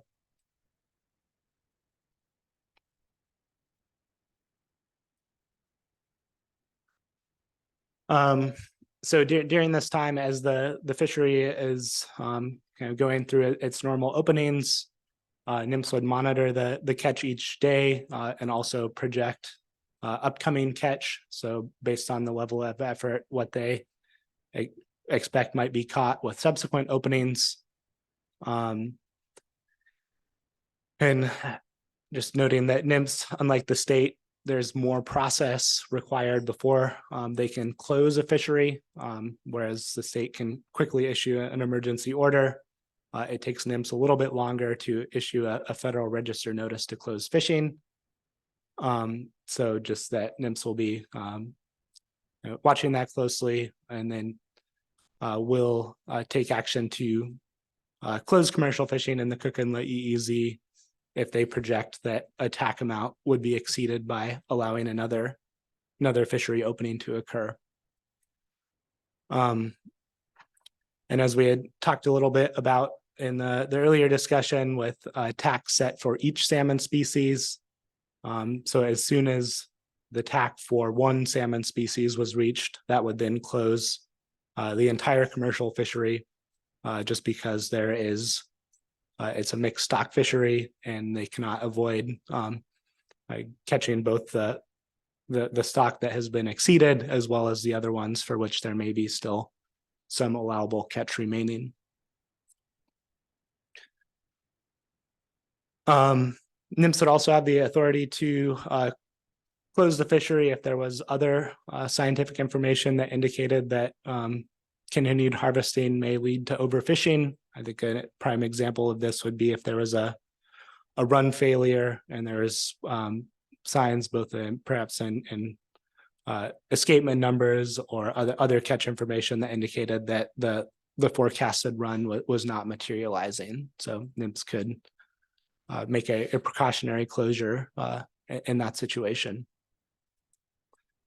And then finally, the fishery would, if there is not a TAC amount that's exceeded and there aren't any significant weak stock concerns, that commercial fishing would continue until August 15th, which then it would close for the year. Yes, I'll go to Ms. Baker first. Thank you, Madam Chair. Thank you, Mr. Duncan. I have a question about the reference to weak stock management on this slide. And I probably should have asked it earlier when you were on the harvest specification slide. Under the proposed rule for managing the EEZ salmon fishery, what information is available and who defines weak stock management? Weak stocks, I guess I'll stop there. Is it the council that will be asked to do that with the information provided in the SAFE? Will the SAFE provide information with that type of designation for stocks that may be considered weak? Just because that's a new approach for the council. How are we going to define weak stock in this process? Through the chair, Ms. Baker, thank you for the question. Yeah, that's certainly something that we're thinking a lot about. We expect, so maybe to step back, I don't think weak stock will be a formal designation, but rather based on the reference points recommended by the assessment authors and the SSC. If one of those metrics, say ABC or OFL, is looking like it could be exceeded for a component stock, that in mind, that would be a potential trigger for, I guess that would be hope there would be consideration of that and the overall tax set using information based on the proportional contribution of each stock to, say, the total catch of sockeye salmon, and maybe a factor in how both the ABC recommendations for ABC or potentially TAC are made for that species as a whole. So, Madam Chair, thank you, Mr. Duncan. Just a quick follow-up to make sure I understand. So I appreciate that response. What I think, so for the in-season portion of this, the management of the commercial fishery in season, at this point, it sounds like NIMS is identifying those reference points identified in terms of the stock assessment as the primary information source to manage within the fishery in terms of whether another EEZ opening would meet these criteria that you have established. I'm just wondering if that seems to be the primary, potentially only information source that you have. I was just wondering if there's other sources I'm missing that you might be able to use. Through the chair, Ms. Baker, thank you for the question.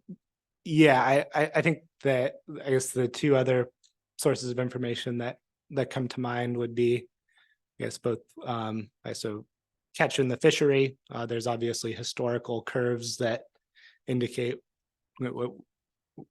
how many fish you expect to have at a certain point versus how many fish are actually being caught at a certain point. So that could be informative to in-season managers, as well as any escapement data. So that is developing relative to the run forecasts used to set the federal reference points. Mr. Twite? Thanks, Madam Chair. Mr. Duncan, I have two questions about the closure criteria. Criteria 2, that would be a situation, albeit unlikely, but am I understanding that correctly? That would be a situation where fishing in federal waters under federal management would have precluded any fishing or any additional fishing in state waters under state management?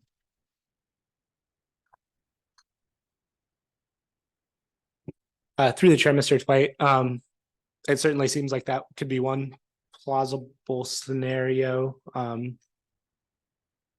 guess I'm not sure if that would be every scenario, but I could see that being one. Number one, when it says exceeded by another EEZ opening, is that just harvest to date, or is that harvest in another EEZ opening? Could that include harvest that the state anticipates will occur? In other words, if it's NMFS's understanding that, say, the in-river recreational fisheries are scheduled to take some number of sockeye or some number of Chinook, is that sort of planned fishery part of what would be included in the federal calculation on number 1? Through the chair, Mr. Twite, yes, as through the tax setting process, we do removals in state fisheries would factor into the limit set for EEZ waters, but a TAC would only be set for EEZ waters that is not affected in season by harvest in state waters.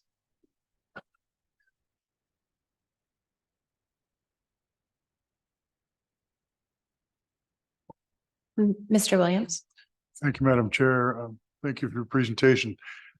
You mentioned in one of your slides earlier, and I think this is the appropriate time to ask this, about coordination with the state as practicable. But as I was listening to Bill's questions and having a little bit of experience with salmon management, these things happen, changes happen very, very quickly.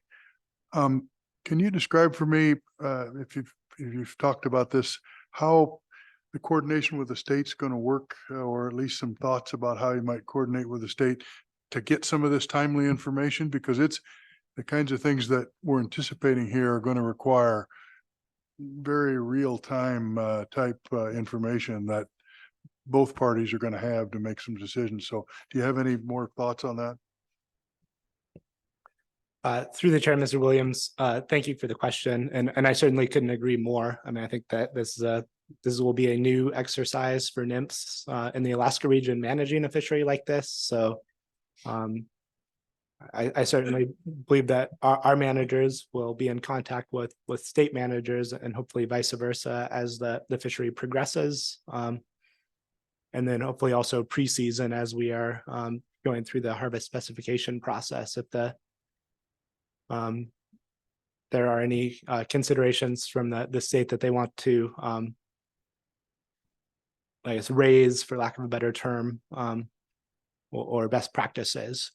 I do want to clarify that there's nothing in the nothing specific in either the regulations or the FMP amendment as to exactly what I guess how that cooperation may occur in season, just because I think that will develop over time. But those would be my initial thoughts on it.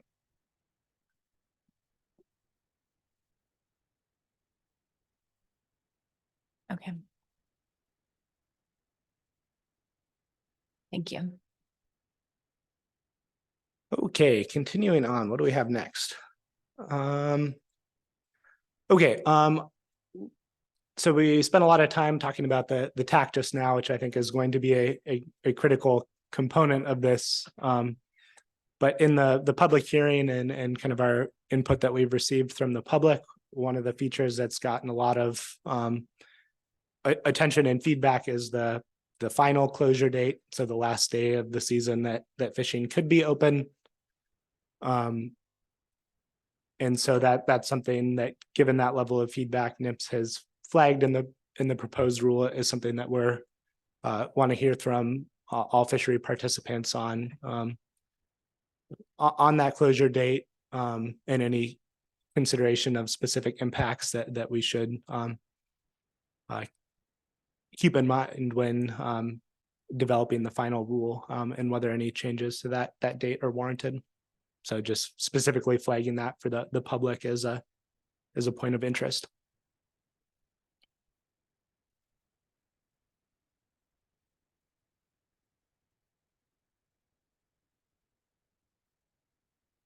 Okay, so this I think maybe is a slide that we've talked through in the questions, so I'll go over it pretty briefly, but just given the more limited federal management flexibility in this TAC-based approach, the different situations of how in-season management may be implemented as in-season conditions inevitably deviate from what our preseason forecast to some degree. So certainly if we have information that significantly fewer fish are returning than expected, as we talked about, NPFMC does have that ability to close the fishery early to be precautionary. We also have the reverse situation as potentiality where the run could be much stronger than runs could be much stronger than anticipated, and tax could be constraining. And so I guess in this latter possibility, if there are more fish than forecasted, obviously fishing could continue until one of those TAC amounts was exceeded. NPFMC can also take action to adjust the TAC if warranted based on the incoming scientific information, but noting that any increase to the TAC could not exceed the ABC recommendation in the harvest specifications. And as part of the regulations, NPFMC would put any of these proposed adjustments out for public comment and would have to consider the impact of increasing the TAC amounts to both salmon stocks and on other fishery participants in Cook Inlet. Mr. Mesereau. Thank you, Madam Chair. Thank you for your presentation.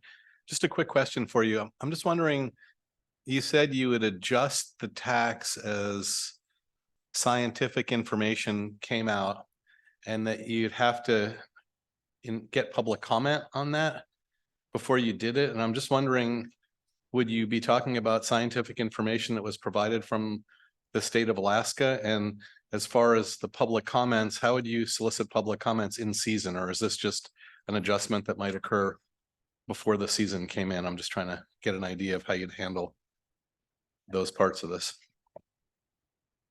Through the chair, Mr. Mesereau, yes, I think that information could come from the state or as other information obtained by NPFMC. As far as the the procedure for that in-season adjustment, like a groundfish in-season adjustment, those are published in the Federal Register for as a notice for public comment during the fishing season.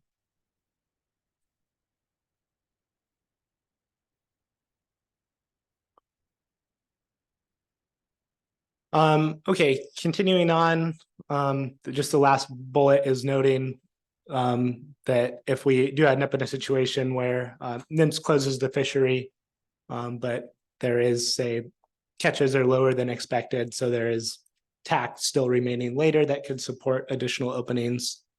NIMS could reopen the fishery during the regularly scheduled fishing season. So up until that August 15th date, but could not open it for time past that end of the season closure date.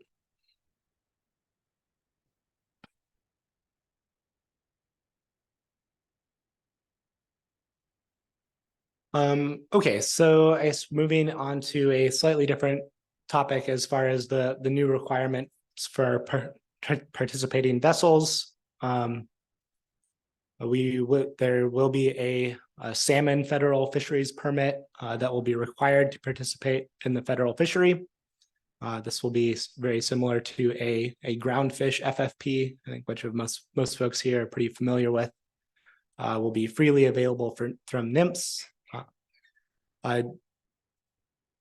Participants will also be required to complete a fishing logbook documenting their fishing time, area, catch, and any discards that'll get submitted to NIMS every time they make a delivery.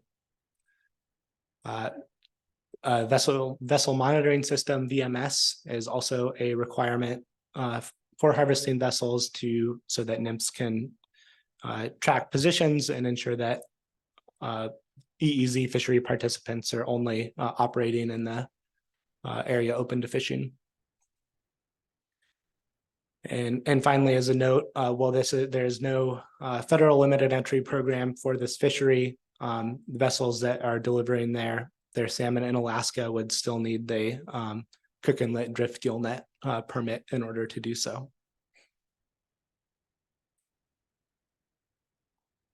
Mr. Jensen. Thank you, Madam Chair. Thank you for your presentation, Doug.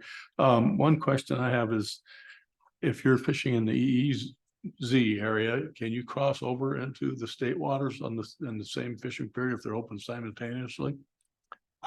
Through the chair, Mr. Jensen, no, you cannot. You're limited to, if you begin fishing in federal waters on that day, you cannot fish in state waters on that same day.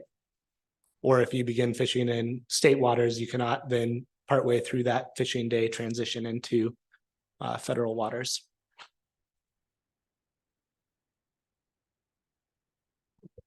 For Mr. Duncan, yeah, with that being said, so if you're fishing in the EEZ and you decide you want to go fish in the state waters, you'd have to go unload and then go re-enter the other fishery, the state water fishery, or can you do that in the same time frame? Through the chair, Mr. Jensen, the prohibition is for the calendar day, so you would have to unload, and then on a subsequent calendar day, if you had not yet fished in federal waters, then you could participate in the state fishery. Okay, thank you.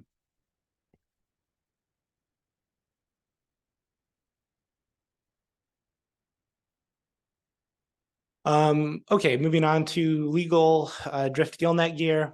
So I won't spend a lot of time here other than note that really we intended to allow for the use of existing gear. So the gear configuration requirements allow participants to use the gear they already use in Cook Inlet. It does allow 200 fathoms for all participants, even if they don't have 2 CFEC permits on board, and generally adopts all the same drift gill net regulations used by the state of Alaska.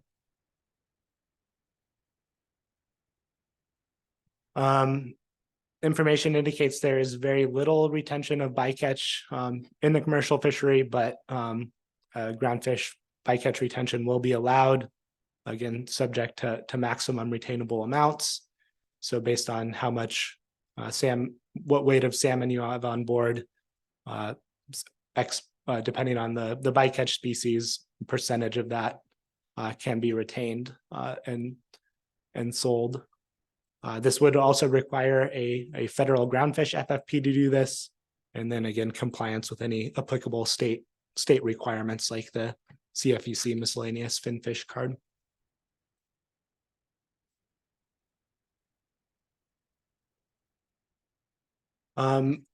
There is also, again, list of prohibitions. The main one that Mr. Jensen's questions alluded to were given the need for a separate federal accounting against our catch limits. Most of them do revolve around ensuring that that participants fishing in federal waters do not enter state waters and continue fishing, or have fish that they've caught in state waters on board when they begin fishing in the EEZ, just so that when they make a delivery, it's entirely fish that have been caught in federal waters. There is also a prohibition against landing, transferring, or processing salmon in the EEZ, or conducting other fishing while drift gill netting in the federal fishery.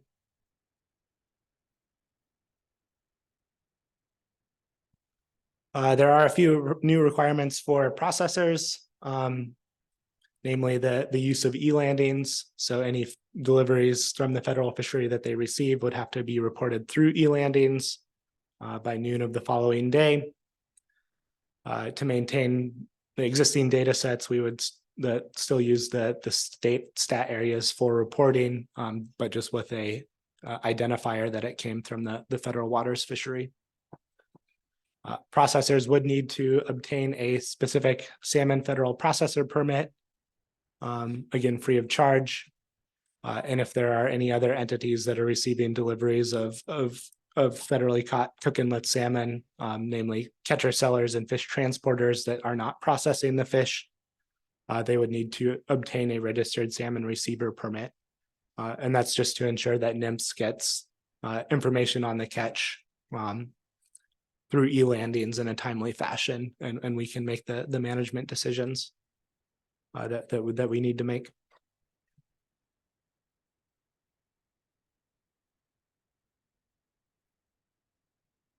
So that generally concludes my discussion of commercial fishery management. Then turn very briefly to management of the recreational salmon fishing in the area. This is an extremely small fishery. Estimate that about 66 salmon of all species per year are caught in the Cook Inlet EEZ. So it's not heavily used. It's not a big fishery. So there's fewer management measures proposed for it.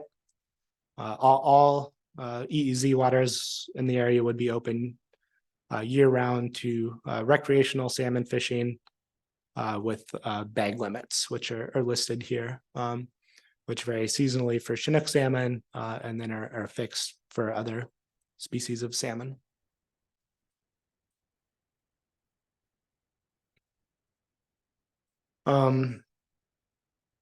Do note that anglers would be prohibited from combining both state and federal limits. So you could not go, say, catch your 2 Chinook salmon in state waters and then move out into federal waters and then catch another 2 Chinook salmon. You would be constrained by the more limiting bag limit. And then also in the event that there is a significant conservation concern, NMFS may prohibit retention of 1 or more species by people that are recreational fishing for salmon in the Cook Inlet EEZ. And given just the extremely minimal level of harvest in the area, we would expect to estimate our catch information from the existing information collected by the state through creel surveys, the harvest survey, and charter logbooks.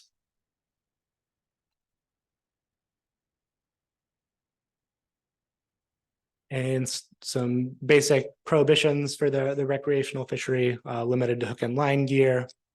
Can't mutilate retained fish to prevent identification, and fish not released with a minimum of injury would be added to the bag limit, which are all generally consistent with the federal regulations for recreational halibut fishing off Alaska.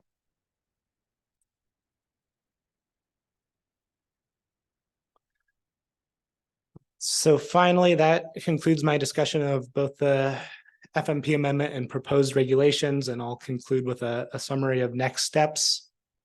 So like we mentioned at the beginning of the presentation, we are currently in the open comment period for both the council and the public. That closes on December 18th. A link again to the rule is provided there for anybody that's downloaded the presentation.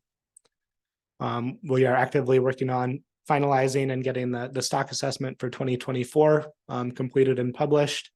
So look for that, hopefully as early as in January as possible. Then recommending harvest specifications, so consideration at the February 2024 meeting. And then while that is also ongoing, we'll be working to work to get through the comments and make any adjustments and develop and publish a final rule no later than our May 1st court deadline. And then in concert, as we're working on those things, we are planning outreach to fishing communities to make sure that fishermen are aware of all the new federal requirements if they choose to participate in the fishery. And then we expect that the 2024 salmon fishing season in the Cook Inlet EEZ would occur under federal regulations. That concludes my information, and would be happy to take any other questions. Thank you, Mr. Duncan. We'll go to Mr. Twite and then Ms. Baker. Thanks, Madam Chair. Mr. Duncan, I guess I was surprised to hear essentially no discussion of interactions with belugas, either through direct interactions between the fishery or indirect effects of federal fishery at the ecosystem level for belugas. And, you know, my understanding is that the agency is Cook Inlet belugas in particular is pretty high priority species in the spotlight, and then the conservation status, the listed status. And so I'm wondering, it's federally managed net fishery for one of the primary foods for beluga in Upper Cook Inlet, management plan for that fishery not really seeming to establish much, if any, connection between that and the agency's concern about beluga. So can you tell me what I missed or walk me through what the thinking is? Through the chair, Mr. Twite, thank you for the question. Yeah, you're certainly right on with that being a major consideration. And it is identified in the proposed rule as something that we're concerned about. And as we are developing the proposed rule, we are consulting with our Protected Resources Division under Section 7 of the Endangered Species Act to evaluate the impacts on Cook Inlet belugas. Right now, yeah, that's certainly in considering the season end date. That is one factor that is thought about there, as kind of the later into the season that fishing continues, the more potential for interactions there are. So that's one of the factors that's being looked at there. So I guess maybe it is that. Let's see if there's another element to your question that I can also work on. Thanks, Mr. Duncan. So it sounds like what I may have missed is that the consultation with Protected Resources is ongoing. And as a result of that consultation, we may actually see then in the final rule additional management measures for this fishery that are an outcome of the consultation with Protected Resources. Mr. Twite, yes, I believe that is a possibility, depending on the outcome of that consultation. Mr. Curran. Thank you, Madam Chair. Just to elaborate a little bit, we're not anticipating any big changes in terms of the number of salmon that are removed as a result of this fishery compared to status quo, or potential for beluga entanglement, which really that has not been a serious concern in Cook Inlet. So we are going through the ESA Section 7 consultation, as Mr. Duncan indicated, but this is not a fishery that's starting up from scratch. It's a transition from state management of the fishery in the EEZ to federal management of the fishery in the EEZ. There may be some changes as far as the season dates, and as Mr. Duncan indicated on slide 20, which specifically got at the closure date issue, one of the things highlighted there is impacts of an earlier or later closure date on the ecosystem, and that certainly includes effects to Cook Inlet beluga whales. Thank you. Ms. Baker.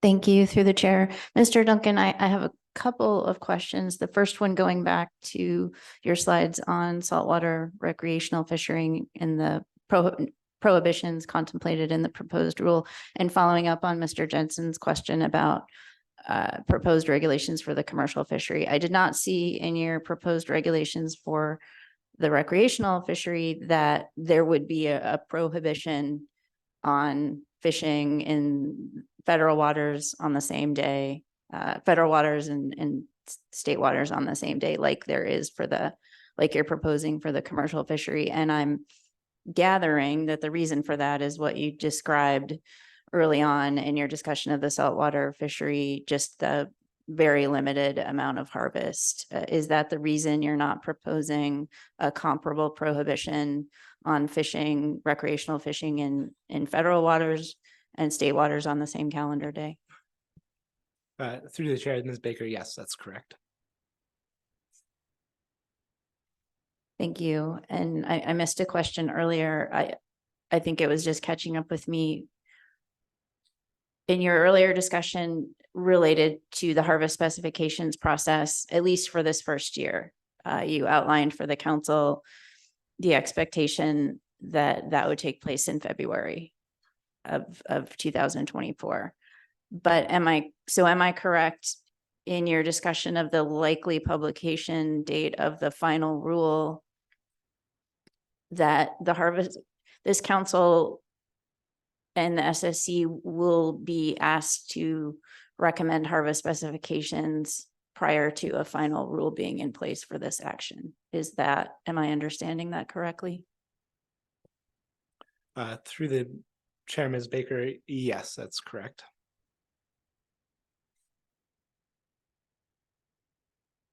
And that's simply a function of meeting the court's deadline to have a fishery in the water by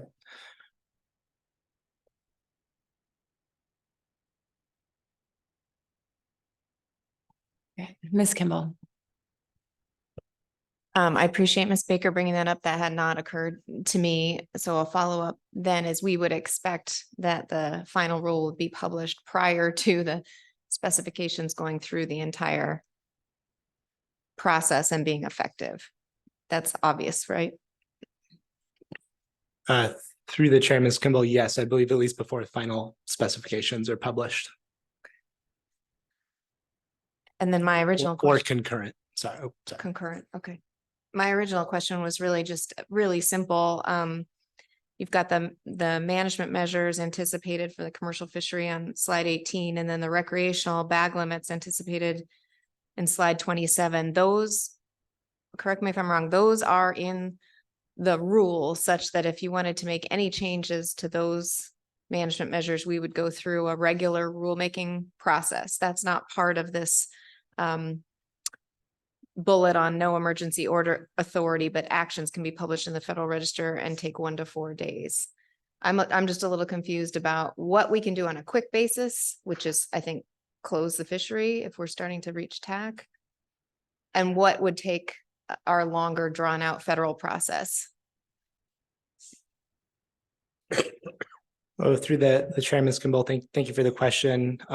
Yes, the bag limits would be fixed in regulation. And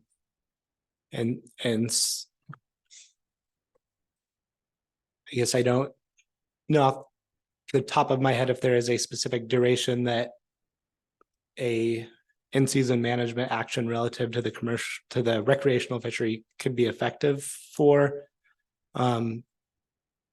But yes, I think it is set up that way just because there is such a limited use of the area by recreational fishing that we really don't anticipate kind of a strong need or that being at all a regular occurrence or a strong need to adjust those commonly.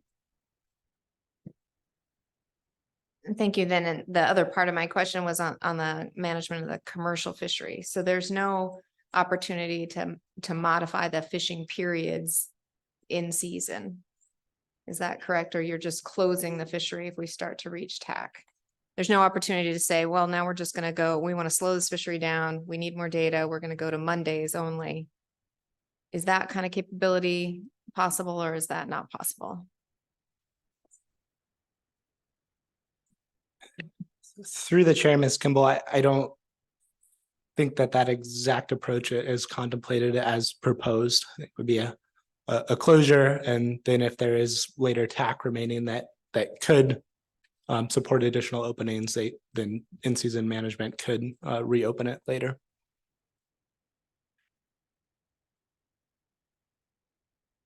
Apologies. One more question, and I could have missed it on the outreach. I think there's going to be a lot of fishermen and processors that are, well, it seems to us should be aware that this is ongoing. I don't think they are. And I'm wondering how you're getting the word out, if there's any other details you could provide on the outreach front. Through the chair, Ms. Kimball, I think I can provide some general comments on it. So I know on the processor side of things, I think there's traditionally a spring e-landings release where we go around to a lot of the different processors and can provide instructions on updates or new elements. So we plan on doing that specifically for the Cook Inlet region. We do plan on traveling to Anchorage in the Kenai Peninsula in the spring to talk to both fishermen and processors, hopefully hold some public hearings and at least maybe one virtual webinar that would outline all of these elements. And then in addition, we, of course, with any final rule, we'll publish a small entity compliance guide to help participants understand exactly what they need to do in plain language. I appreciate the plain language addition. Just a comment, and then I'm completely done with my questions. But I think in that outreach, not just providing what requirements are needed or what fishermen and processors need to do to now participate in the EEZ portion of the fishery, but also what you've found and published in the rule on expectations for TAC and TAC management as people try to plan whether they're going to be able to kind of maximize their effort in this area or make a choice and fish only in state waters. I really hope anything the agency can do to kind of contextualize the rule. I think that's asking a lot, but that's my comment. Thank you. Thank you, Mr. Sakata. Yes, thank you, through the chair. On slide 19, you have examples of when NIMS would close the EEZ to commercial fishing. That includes things like weak stock management. And then the second is information indicates continued fishing may lead to overfishing. My understanding is that overfishing is defined. It's a defined word that we would have an OFL limit set. But then it says after that, and as an example, run failure. Are OFLs going to be set? When I think of run, I think of individual streams and things along those lines. Are there going to be OFLs set for every individual streams, or are we talking the 7 or 8 defined stocks that you were talking about? Or am I just completely off base here? Through the chair, Mr. Sakata. No, I think you're right on the money with everything. And it would be for the streams that we have information for. So the stocks defined in whatever year's current harvest specifications. as those stock definitions are not fixed in the FMP and can either increase or decrease as we have more or less information available to set reference points like OFL for these individual stocks. So when you say individual stocks, you're talking the 7 or 8 federally defined stocks. That is correct. Okay, thank you.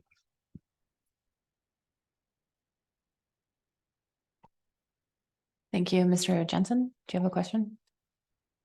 Yeah, thank you, Madam Chair. I have one more question. I spent quite a bit of time on the Board of Fisheries, and this fishery, when it's managed by the state, is managed in different tiers, 0 to 2, 2 to 4, and 4 up. And predictions don't always come to fruition, as we all know.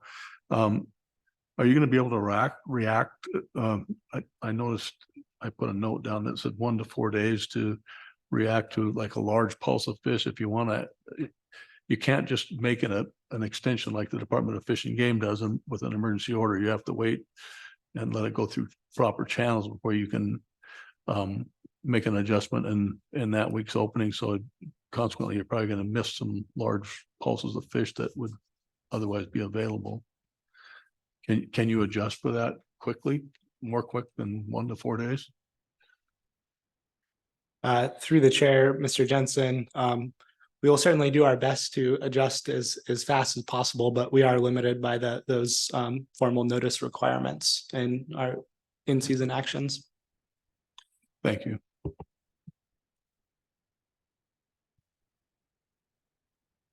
Thank you. Any further questions at this point? Okay. Seeing none, thank you for your presentation. Appreciate it. So with that, I think it's a good time to take a mid-morning break. Let's come back at 10:45 and we will resume with presentation on in-season management. Thank you.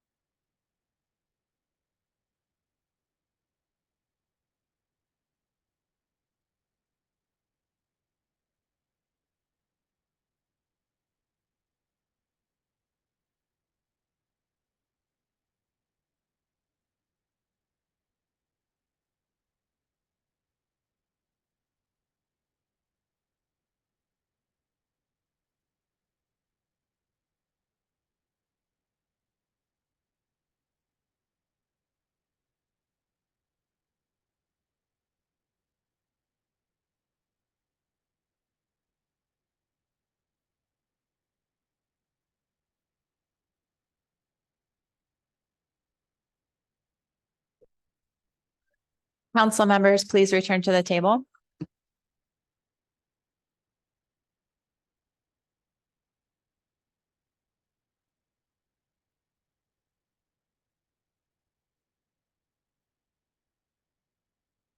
Okay.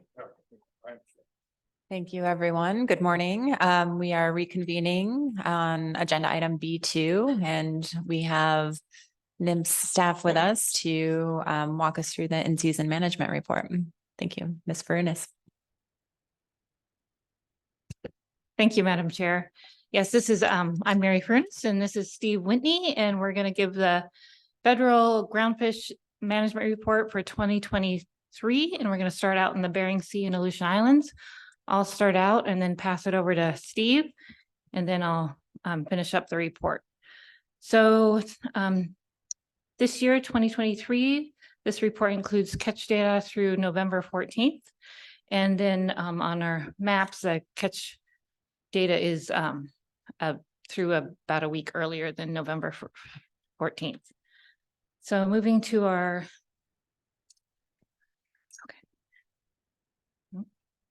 okay.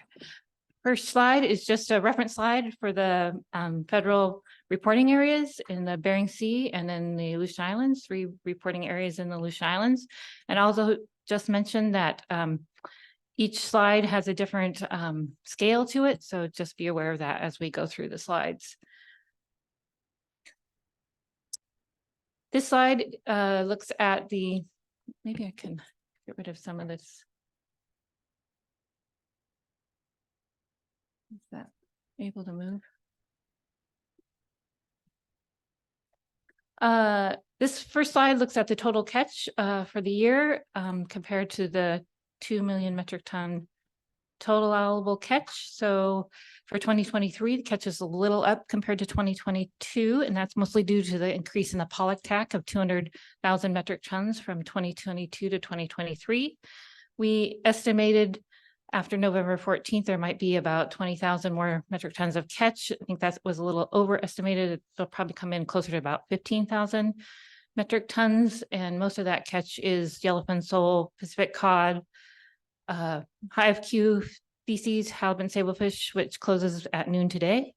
And then a little Aca mackerel and Pacific Ocean perch targeting. The next slide just shows by week the catch by gear and sector.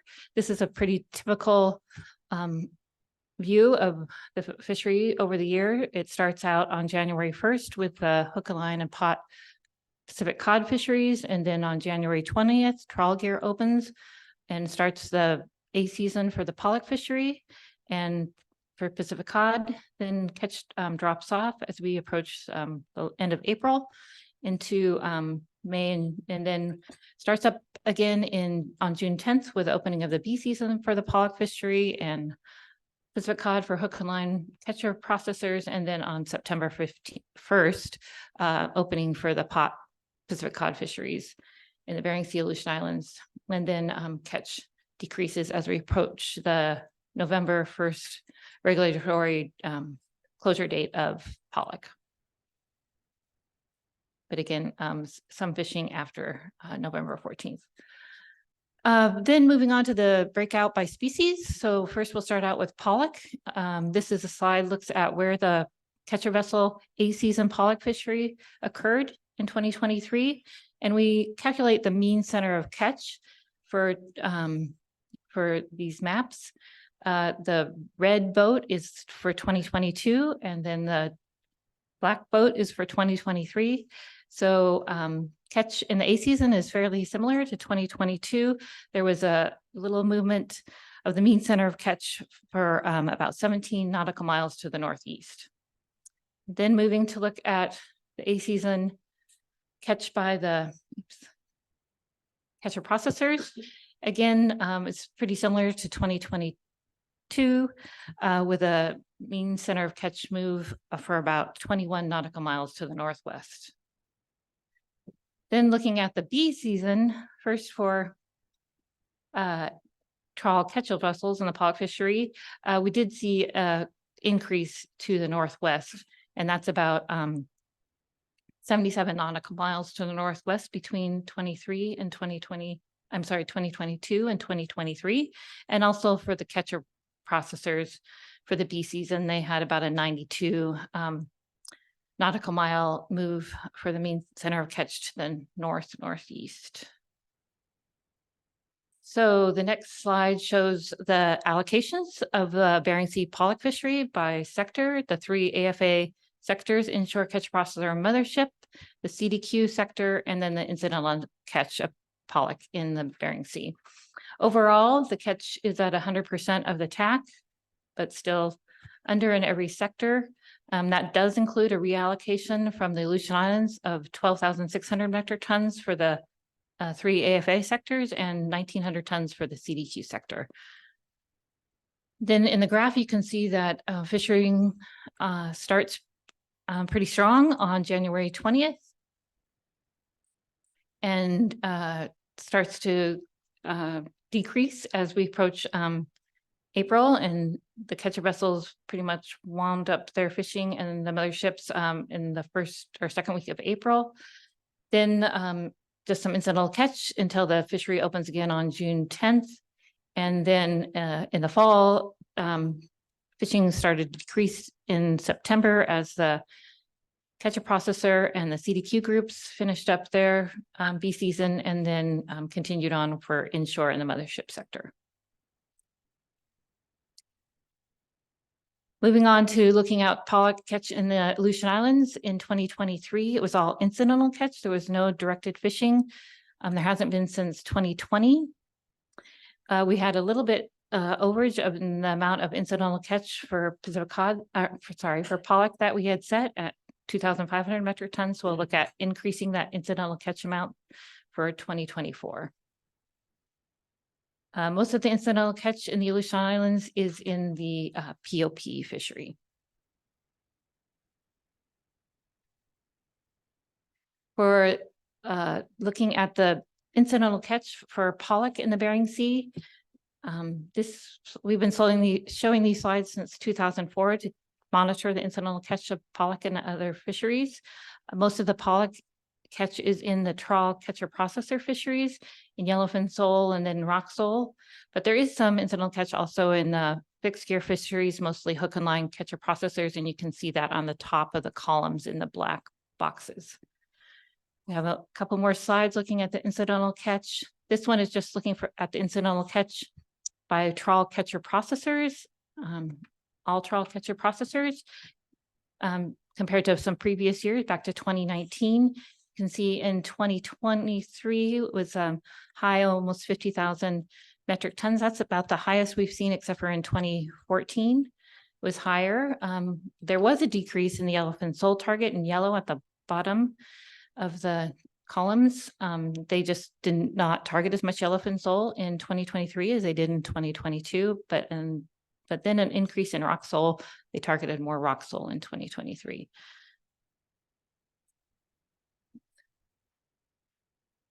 Then we're going to move on to Pacific cod. So here's the slide that shows where the total catch of Pacific cod occurs by trawl gear, and again, pretty close to the mean center of catch as in 2022, about 16 nautical miles to the east. Here's the slide that shows the trawl allocations between the 3 trawl sectors. First, the overall catch was about 92%, and that includes some reallocations that we'll look at on another slide. For the AFA catcher processors, directed fishing was closed until September 1st to make sure there was enough for incidental catch mostly in the pollock fishery. And then September 1st, there was enough remaining to allow them to retain all their puts of cod, mostly in the yellowfin sole target. For the MEM 80 catcher processors, they pretty much manage all their Pacific cod under their cooperative. And then for the trawl catcher vessels, this is the last year of basically open access fishery. They'll move to the Pacific cod trawl cooperative program next year. So in 2023, they did delay their A season start date until the first week of February. That's to avoid halibut. There's less halibut bycatch. They start a little later than January 20th. And it also, there's usually better Pacific cod fishing by then. So the trawl catcher vessels A season is open for the entire A season. On the B season, there's less tack and it's difficult to predict the effort. So it was only opened for 24 hours. They didn't quite catch the B season tack. So it was reopened on April 11th and then stayed open until the regulatory closure date on November 1st and through the C season. You can see that most of the catch occurs in the A season. And then this next slide just shows what targets the trawl catcher processor sectors are catching their Pacific cod in. Again, we see a decrease from previous years overall, and then the decrease in the yellowfin sole target in the bottom in yellow, and the increase in rock sole again, a little bit of increase in the Pacific cod target, and then their catch in the Aleutian Islands and the diagonal boxes at the top is pretty similar over the years, mostly in the Aca mackerel and target. Then looking at the trawl catcher vessels, they definitely catch most of their Pacific cod in the Pacific cod target. And then the incidental catch for them in the pollock targets is fairly similar on the bottom in the light brown. And the catch in the Aleutians is fairly low and similar to previous years, except for 2019, when they had more targeting out in the Aleutians. The next slide looks at the catch in the Aleutian Islands for Pacific cod. For all targets, there was a little bit of directed fishing for Pacific cod in the Aleutian Islands early in the year. And then the rest was incidental catch. This was the lowest total catch in the Aleutian Islands that we've seen in cod for cod in the Aleutian Islands. Catch was a little more than half of what it was last year. Also there's a Western AI Pacific cod limit. That's a stellar sea lion protection measure, and catch was only at 26% of that limit. Most of the Pacific cod catch in the Aleutian Islands is in the Aca mackerel. Most of the incidental catch is in Aca mackerel target. And then Pacific Ocean perch. Moving along to the non-trawl sectors, this slide shows where their fishing occurs. Again, pretty similar to 2022 with just a 14 nautical mile move of the mean center of catch to the northeast. Then we'll look at the sector allocations for the non-trawl Pacific cod fisheries. Overall, they're at 98% of their allocation. That does include some reallocations, and we'll look at that slide coming up. No effort by the jig gear sector in 2023, and minimal effort by the hook and line catcher vessels greater than 60 feet, which is typical. They don't usually target cod in the Bering Sea Aleutian Islands. We did have to privet our closed directed fishing in the Bering Sea on October 7th in 2023. That's the same date that we closed directed fishing for the Bering Sea non-CDQ Pacific cod in 2022. This is a fourth year in a row that we've had to close the overall non-CDQ pollock fisheries in the Bering Sea. And a lot of that is due to the low effort in the Aleutian Islands. And so the non-trawl fisheries start out on January 1st, and you can see that the pot sectors are open for the first few weeks and then close right away. The catch decreases as the hook and line catcher processors get closer to their A season allocation. That's usually around sometime the end of May. And then May, June, and then they get their B season allocation on June 10th. And catch increases until the September 1st, the pot sectors also open up in the Bering Sea. So moving on to looking at the CDQ Pacific cod catch, most of the catch is from the hook and line catcher processors, but also from pot gear and non-pelagic trawl gear. Overall, this slide shows that they're at 72% of the catch, but a lot of the CDQ fishing happens after the October 7th closure. And so now in the Bering Sea, they're at 81% of their allocation, and the Aleutian Islands is, I think, maybe 42%. So a little increased catch there. Here's the Pacific Cod apportionment slide that also shows the reallocations that happened in 2023. Most of the cod was taken from the trawl catcher vessel and the jig gear sectors, and a small amount from the hook and line catcher vessels greater than 60 feet. And most of it moved to the hook and line and pot less than 60 feet sector. And after the closure of the Bering Sea on October 7th, there was some reallocation to the Amendment 80 catcher processor sector to support their incidental catch. And now we're going to move on to Acamackerel, and Steve is going to take over. Through the chair, members of the council, Steve Whitney and in-season management. And so Acamackerel, it's a valuable species. It's divided between Amendment 80, CDQ, and the TLAS fisheries. It's usually fully prosecuted. In this one, there's still a boat out there fishing, so I think the Eastern Aleutian Islands and the Bering Sea numbers will go up. With that said, they have had trouble getting all of the allocation, all attack in Eastern Aleutians in recent years. But it should be much closer than this by the end. And Pacific Ocean perch, it's also very similar to Acamackerel and mostly fished in the Aleutians. It's split between CDQ, Amendment 80, and trawl limited access. And so there's still boats fishing right now in Eastern Aleutian Islands, and they'll go to the Bering Sea after that. So those numbers should go up, and it should be almost fully allocated or fully utilized. And northern rockfish, this is it's not allocated, and it's primarily an incidental catch in the Acamackerel fishery, although there is interest in it. It's so there's one of the species we increased the allocation up to the TAC with non-specified reserves, and just to inform the public, most of the TACs that we manage to are ones the council sets in December meeting, but there are 3 cases where in-season management has authority to actually change the numbers. One is reallocating pollock from the Aleutian Islands if we don't believe will be fully utilized there. The other is flatfish flexibility exchanges, where Amendment 80 and CDQ groups can switch between the 3 primary flatfish species: flathead sole, rock sole, and yellowfin sole.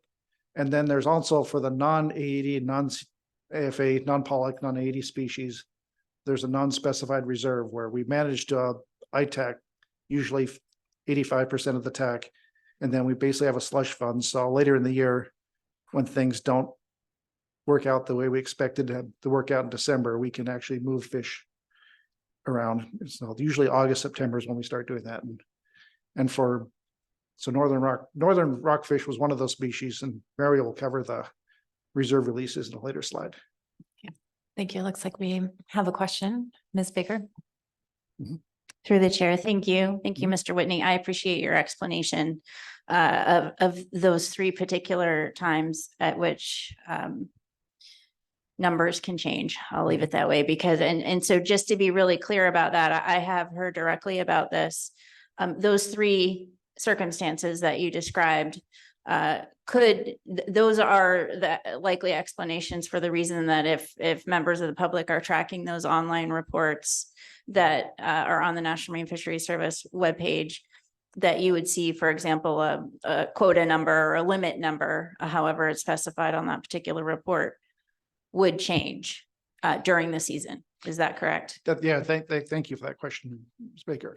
Yes, that's correct. And also in the specification process you'll see the tax are different than the ones that you guys set for 3 species. Was Bering Sea pollock this year, sharks, and Alaska plaice, or the 3 that we went above the TAC.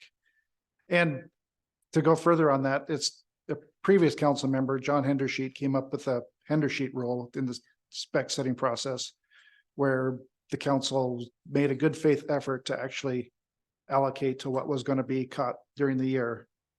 And nobody's ever, that's followed through ever since then. And when we do the reserve release, we think about that. So we follow that guidance because we don't want to be involved in setting tax. That's definitely the council's role, but I mean, nobody knows what's going to happen by September. So we make a good faith effort to take the reserves and put it in species like for this year, sharks and Alaska place that we know we're going to go over. And then if there's leftover reserves, we'll give it to economically valuable species like we did for northern rockfish and Kamchatka flounder and Bering Sea POP this year.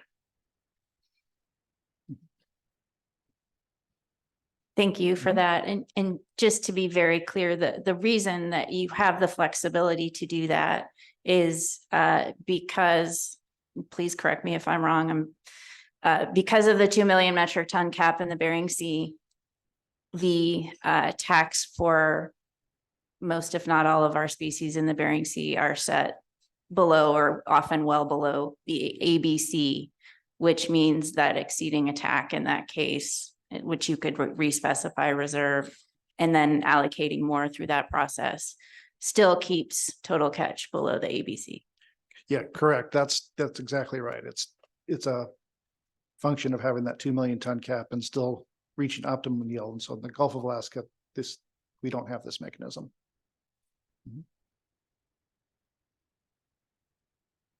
Okay. And then, so other rockfish catch. So this is a complex and it's multiple species, but the two predominant species are thorny head, short spine thorny head rockfish, which is caught in the POP fishery. And then dusky rockfish tend to be caught in Acca mackerel. And we released the reserves in the specs for this one, and we prohibited retention on August 12th.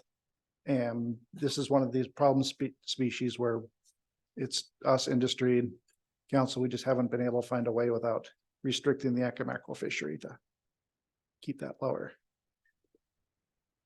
And black spotted rough-eye is the other one, and we released the reserves up to the ABC. And I should also mention on the reserves that our authority is a subset of the council, and the council can't set tax above ABC. So we released the reserves up to the ABC, and that's all that's the best we can do on this one. And this one's also like other rockfish. It's primarily caught in the POP fishery, and it's just the council, the SSC, industry, and us, we've struggled to keep this one low, and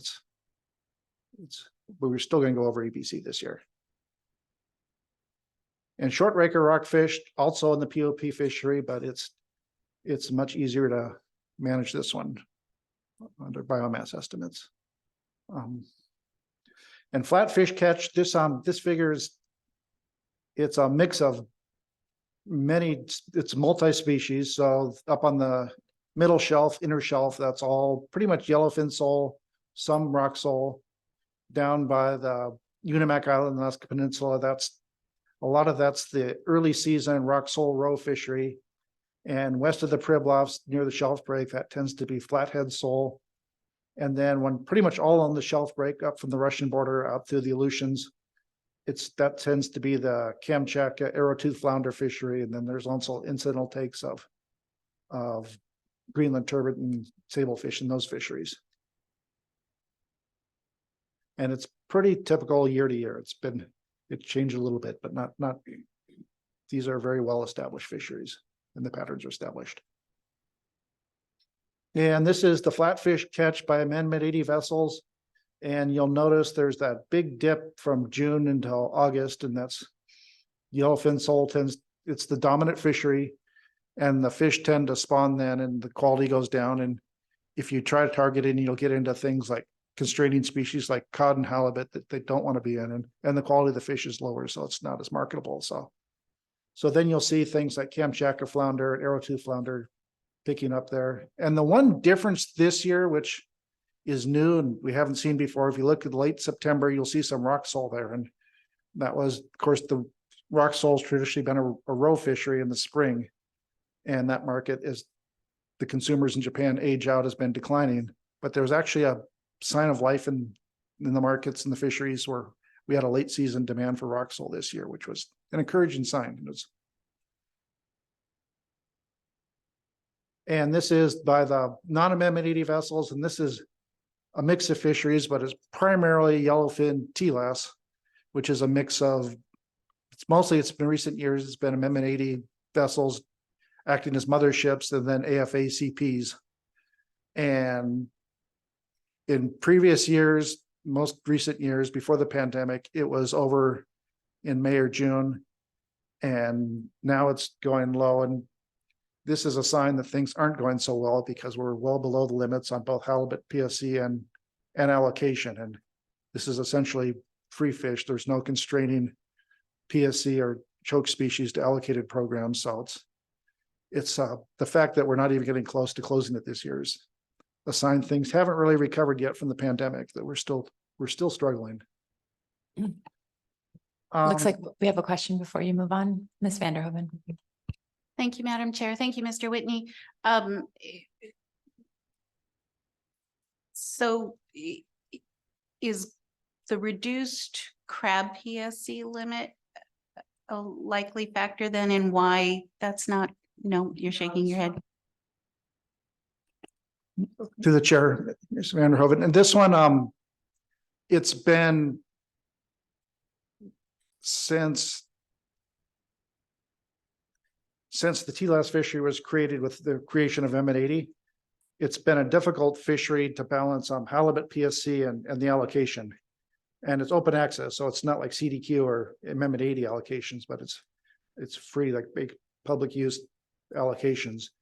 And we've gone through several iterations where industries come up with different variations of voluntary co-ops to try to manage that. But it's always been a struggle to catch the allocation without closing on halibut PSC. So crab hasn't been constrained on this one. This one's always been a struggle between halibut PSC. And we've been, before the pandemic, we were doing pretty well, and I usually spend lots of time during the year working on this one. And it's just, I haven't since the pandemic. It's unfortunate that it's all market. No, people aren't fishing what they could.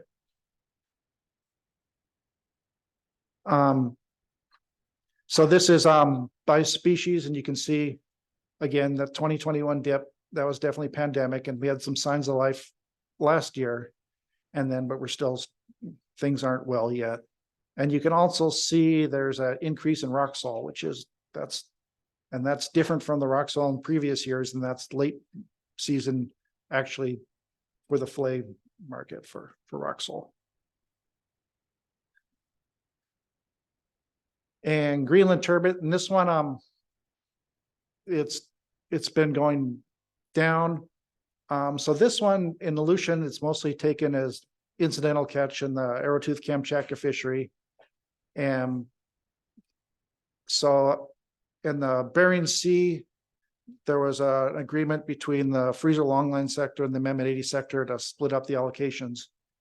And the Amendment 80 sector has been fishing some of theirs, but the freezer longliners, they've been struggling with orca predation. So they've had a really hard time catching their quota in recent years, which is a big reason why we're not taking the full tack on this, even though it is a marketable, valuable fish.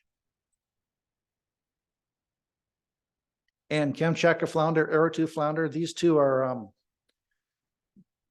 they're separate targets, but they're mixed together. It's a multi-species, and it's hard to, it varies from year to year. You'll go in the same canyon, and 1 year it'll be more Kamchatka, the next arrowtooth. So it's Kamchatka is the more valuable of the two, and they took most of the allocation this year. And again, as I mentioned, we released the reserves up to the TAC. And so these are the flatfish reserve, the flatfish species. And you can see Kamchatka flounder, they took most of it. The other targeted species, not so much. It's and Alaska plaice and other flatfish, those ones that got higher utilization, but those ones are primarily incidental. And so in the specs process, the council set those limit to what the estimate of the incidental catch would be in the fisheries people actually wanted. So other than Kamchatka, it's not, they're not getting what we intended. And then again, so this is the flatfish exchange, and this is, I see this is an exciting sign of life. There used to be 5 to 10 flatfish exchanges a year before the pandemic, and I saw it as an indicator of the health of the fisheries. And then when the pandemic hit and markets crashed, this is the first flatfish exchange we've had since pre-pandemic. And this was related to that late season interest in cod. Or not cod, I'm sorry, rock sole.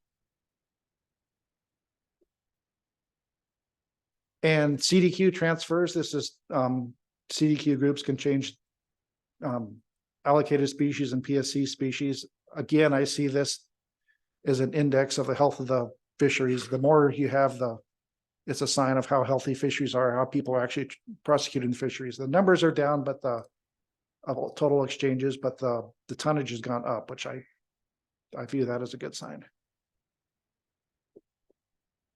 And Skates catch, this is one of the ones we released reserves up to we didn't exceed the TAC on this one, but this is primarily incidental, mostly in the cod freezer longline fleet. So, and it varies from year to year, depending on what the water temperatures are, how far north the cod goes. And then of course, if we close down the cod fisheries earlier, because we hit the Bering Sea limit, which happened this year. And sharks and octopus, so sharks primarily taken in the pollock fisheries and very hard to predict. And so we released the reserves above the TAC for that one, still below ABCs. And then the octopus is mostly caught in the cod pot fisheries. And so this is in the hook and line fishery, this is the incidental catches, and it's some pollock, but it's almost all skates. So there's a pretty healthy mix of skates in the cod fisheries. And this is where Ms. Frunis takes over. Thanks, Steve. Okay, moving on to sablefish catch in the Bering Sea and Aleutian Islands. You can see the allocations between trawl and fixed gear. In the Bering Sea, it's allocated 50% to trawl gear and 50% to fixed gear, and then associated CDQ allocations. In the Aleutian Islands, it's 25% to trawl gear and 75% to fixed gear. And that was established back in about 1990 under Amendment 13.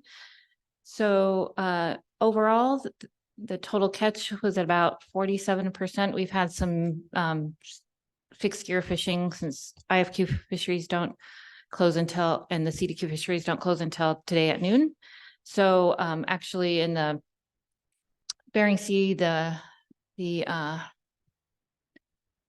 percent has increased a little bit since November 14th, and also in the Aleutian Islands.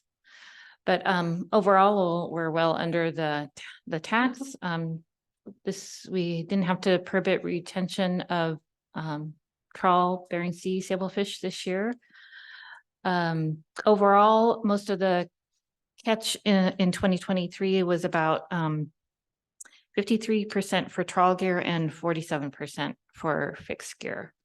We did have a open directed fishery this year in the Bering Sea and in the Aleutian Islands.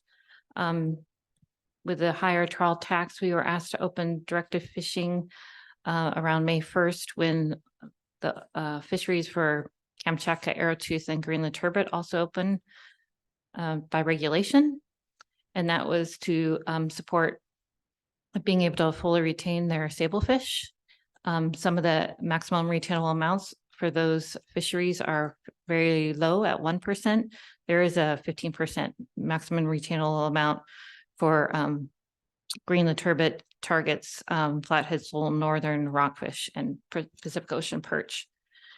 But we were still concerned about the incidental catch in the pollock fishery. It's come down quite a bit from the highest amounts. In 2022 was around 300 metric tons. This year it was about 450 metric tons.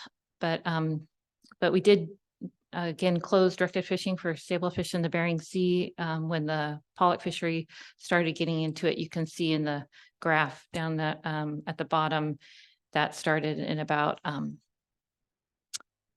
late June in the light brown boxes. So, and that directed fishing it remained from June 27th through the end of the year. And then we have a slide that shows the catch by pot gear in hard pots versus slinky pots in the table on the right. And overall, it's fairly well, almost evenly split. A little bit more use of slinky pots in the Aleutian Islands, and then pretty much 50-50 between the hard pots and slinky pots in the Bering Sea. Moving on. Ms. Brunis, take a pause here. Ms. Gimbel.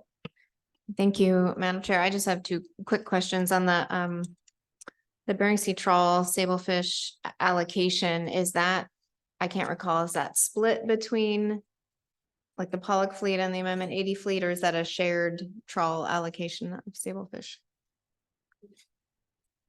Through the chair, Ms. Kimball, that is not allocated further under the trawl sector. So most of it is caught, actually, it was caught in 2023 and in previous years in the Kamchatka target, but also various trawl targets.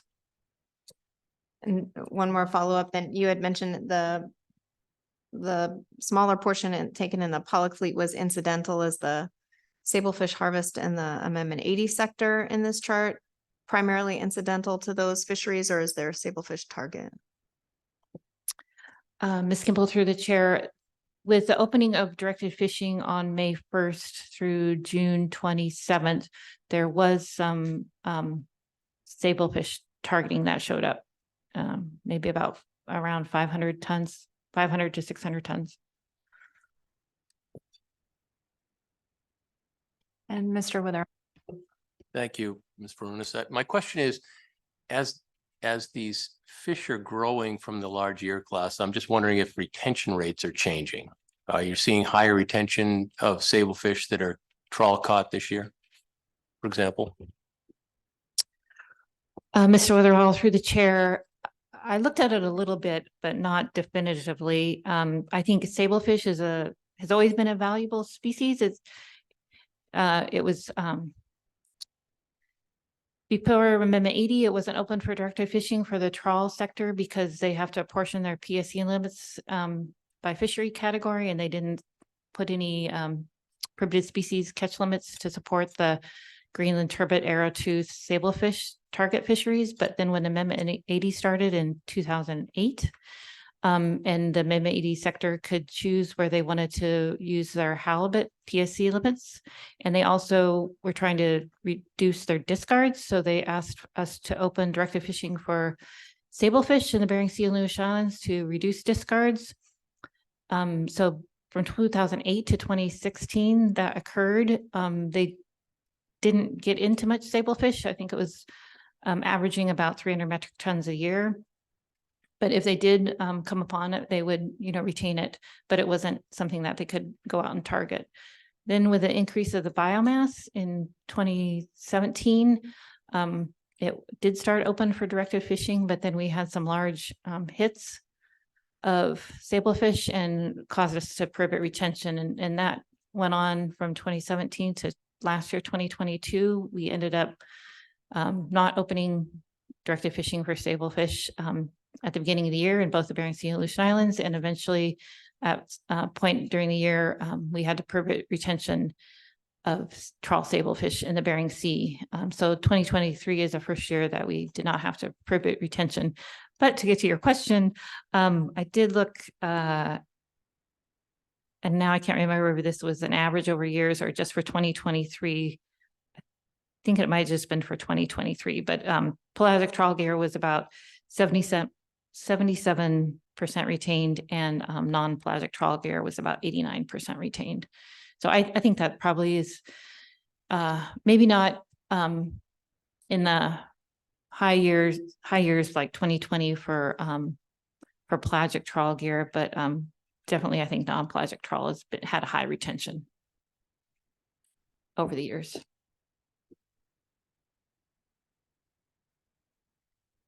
Okay, our next slide looks at CDQ without pollock and without Pacific cod. So more looking at their other targets, which is mostly yellowfin sole, aca mackerel, rock sole, and and then some sablefish and Pacific Ocean perch. And the rest of those species are incidental catch.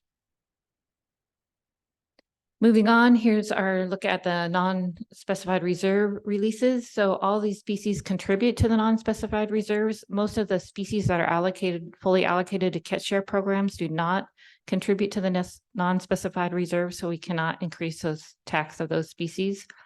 As Steve mentioned, the only species here that we actually set tax over the amount recommended by the council last December was for Alaska Place, just slightly above the TAC recommended by the council, and for sharks, the TAC was 250 metric tons and it increased to 333. So, and we didn't use up all the reserves this year. There was still about 1,999 metric tons that could have been reallocated. Thank you. Mr. Down? Thank you, Ms. Furness, and thank you, Madam Chair, and maybe I should say that thank you to the Bob Mace Distinguished Service Award winning Ms. Furness. I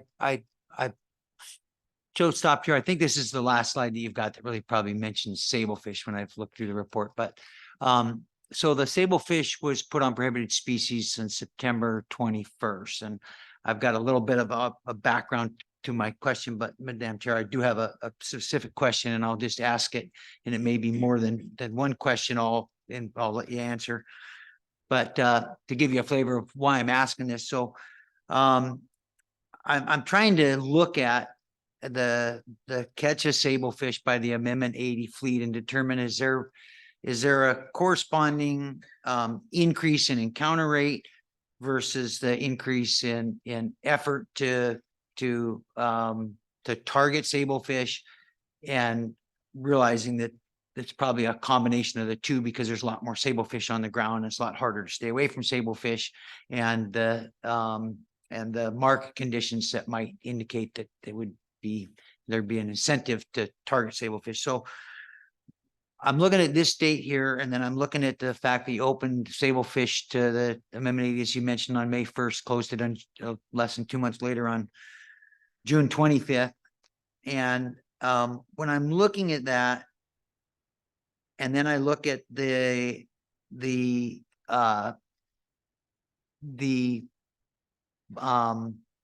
bycatch tables, and I notice that there's a lot of target sablefish. When I look at the bycatch rates, there's a lot of target sablefish on dates that are outside of the dates that sablefish was actually open. In other words, there's sets where there's targeting of sablefish. So I'm just looking at that and thinking, if it's not open how is it that they end up with a target of sablefish in the Amendment 80 fleet? And also what happens to that fish that if they do target, is that fish being retained, or is that fish being discarded, or and how does that relate to this date of September 21st where it's on prohibited species? Because it's a bit confusing to get to the bottom of that. Thank you. Sure, Mr. Down, through the chair. I'm sorry that these slides they're pretty busy slides and they can be confusing. And so in 2022, we prohibited retention on September 21st, but in 2023, we have not had to prohibit retention of trawl sablefish. It's well under the total TAC, and we didn't release any reserves. And also in the past, we were only prohibiting retention in the Bering Sea. It was still on bycatch status in the Aleutian Islands from in 2022. So a lot of the M80 fishing also happens in the Aleutians, and so they could have gotten to some of those sablefish targets in the Aleutians. In all sectors, sometimes even if a fishery isn't open for that vessel and they can only take incidental catch amounts, our targeting algorithms aren't perfect, and sometimes in any sector, they get into a target that's not necessarily open for directed fishing for them, but that's just how our, our weekly target rates work. So I'm not sure if I answered all your questions, but Steve might have a point. Yeah, thank you. Through the chair, Mr. Downs. So targeting, you need to be, it's like Mary mentioned, it's a messy business. And so if on some of the slides I went through, some of them, especially in the Aleutians, we went to actually trip target, but in the Bering Sea, we went to, or not trip, but we went to haul target. In the Bering Sea, we went to trip target. And the reason is when you're doing these multi-species fisheries, and sablefish is definitely, it's mixed up with Kamchatka flounder and arrowtooth and then the turbot too. So if you're doing a week target, so an example in the Aleutians, you've got boats that are depending on the time of day, the tides, because the fish come up and off the bottom. So they'll do 3 tows a day. One will be the arrowtooth Kamchatka, one will be POP, and one will be Atka mackerel. And so if you're trying to do a trip target, you flip a coin, you're going to fall in one of those 3. But in reality, they're doing all 3 over the course of a week at different times of the day. So it's an algorithm, and these fisheries aren't exact and they change over time. So targets are very difficult. We've been struggling with the best way to present it and do it. So, but ultimately you have to go through the logbooks and figure out the MRAs and when things are open and closed, and that's a involved, convoluted process. I don't know if that makes things clearer or less clear, but Yeah, thank you. Another question, Madam Chair and Ms. Furness and Mr. Whitney. I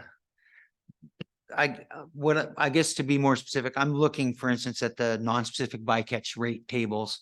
And on September 9th, there's a Amendment 80 vessel that's targeted sablefish. And so I'm just looking at that and I'm thinking, well, how is that there's a target for sablefish when open directed fishing for sablefish is closed, and yet it's not on prohibited species? What happens to that catch? Is that catch that's discarded, or it can be retained if it's not open? I'm just curious as to, because there's a lot of those type of targets under sablefish, and they are not in the Aleutian Islands. I guess they could be because it's listed as Bering Sea Aleutian Island, but I'm just curious as to how I make sense out of that. yeah, and I apologize that we don't have a way to make this really crystal clear, but the problem is we're going on algorithms and they're not perfect. So the discard rate will be determined by the observer call. But so if enforcement were going to go look at it and figure it out, they'd look at was caught when the observer sample versus what's actually in the fish hold, and those two can diverge. So you're going to get false positives and false negatives. I mean, and we're also going to deal with confidential data when you get down to fine scale. So I'm not sure if it's in the target. It may not actually have been in the target, but I'll just chime in there that it could also be, I don't know exactly what report you're looking at, but it could also be CDQ, which CDQ groups can target sablefish if they want to. And also it continued to be open in the Aleutian Islands. So they could have gotten to a sablefish target in the Aleutian Islands this year. And also, just to answer your question, if it's open for directed fishing, of course, for sablefish, you can retain as much as you want. When it's closed for directed fishing, the maximum retainable amounts apply. And in the Bering Sea Aleutian Islands, they're either 15% or 1%. And so if you exceed your MRA, you have to discard.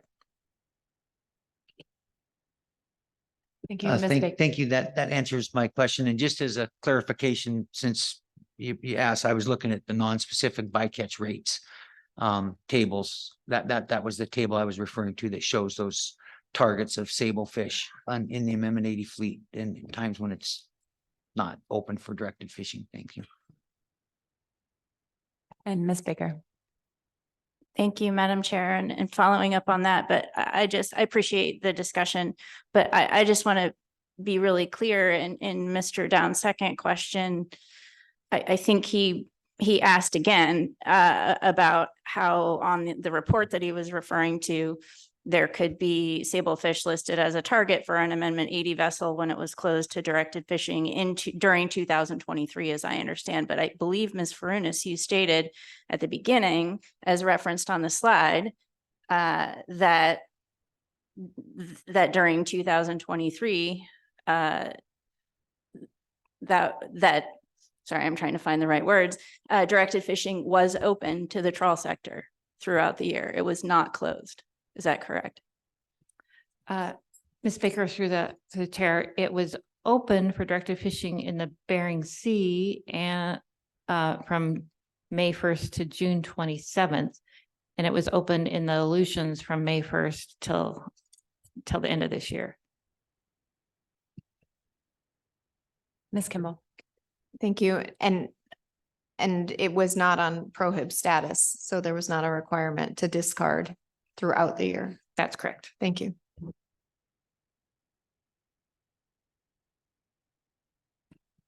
Okay, back to the non-specified reserve slide, and then again at the bottom is the species that we placed on prohibited species status. Again, it's black spotted rough-eye, both in 2022 and 2023, and other rockfish. But again, we did not have to prohibit retention of trawl sablefish in the Bering Sea. So moving on to our retained and discarded slides by gear type, first starting off with trawl gear. Just to point out, these tables are sorted by the percent retained column, the far right column in 2023. At the bottom of the tables overall for trawl gear, it's at 98% retained. That's comparable in 2023 to 2022. The total retained catch for trawl gear is a little higher in 2023. That's due to the increase in pollock by about 200,000 metric tons. You can see overall the highest discards for trawl gear are pollock in the second line, second row there. And then also the next highest discard is for skates. And the least retained species are skates at 28% retained, and other species, which it says a little lower on the slide what those are. That includes sharks and octopus. Moving on to looking at the retained and discard slide for fixed gear. First at the top is for hook and line gear. Overall in 2023, they're at 86% retained. That's up a little bit from 2022 when they had 84% retained. Total catch in 23 decreased a little bit due to Pacific cod decreased catch. Overall, most of their species they discard this most is skates at 53% retained, the highest there, and then low retention for other flatfish and sharks at 0% retained in 2023. Then at the bottom is for the pot gear sectors. Overall in 2023, 99% retained compared to 97% retained. So a little increase there. Total retained catch was a little lower in 2023 compared to 2022. And the discards in all those categories decreased in 2023. Most of the other species catch is yellowfin sole for that discard. Moving on to our prohibited species catch slides. This is an overall overview of those prohibited species catch amounts, and most of these species are broken out by species. So we'll move on to the first at halibut. Prohibited species catch at the top is total removals for fixed gear. Of course, most of the halibut is caught in the IFQ, CDQ fisheries, retained and discarded. And then most of the discard in the groundfish fishery is in the Pacific cod target. Once the mortality rate is applied, the discard mortality rate of 9% in 2023, it amounts to about 18% of the hook and line prohibited species limit of 710%. Moving on to look at trawl mortality in the bottom left-hand corner. Overall, the PSE is down this year compared to previous years. It's at, I think, about 62% or 65% of the limit. Some of this includes deck sorting, about 497 metric tons of deck sorted halibut by 19 vessels. That's mostly in the yellowfin sole, rock sole, and flathead sole targets. It does not include halibut mortality in the CDQ trawl fisheries. And then the slide on the right is our review of deck sorting over the years and the halibut mortality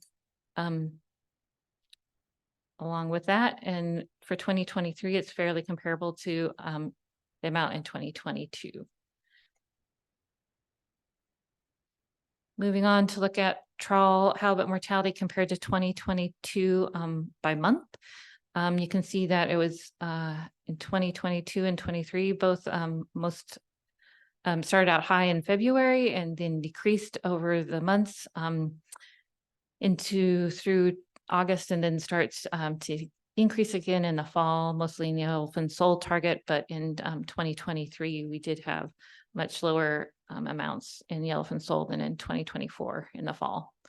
The next slide are our comparison slide to previous years. The first slide looks at the 5-year average compared to 2023.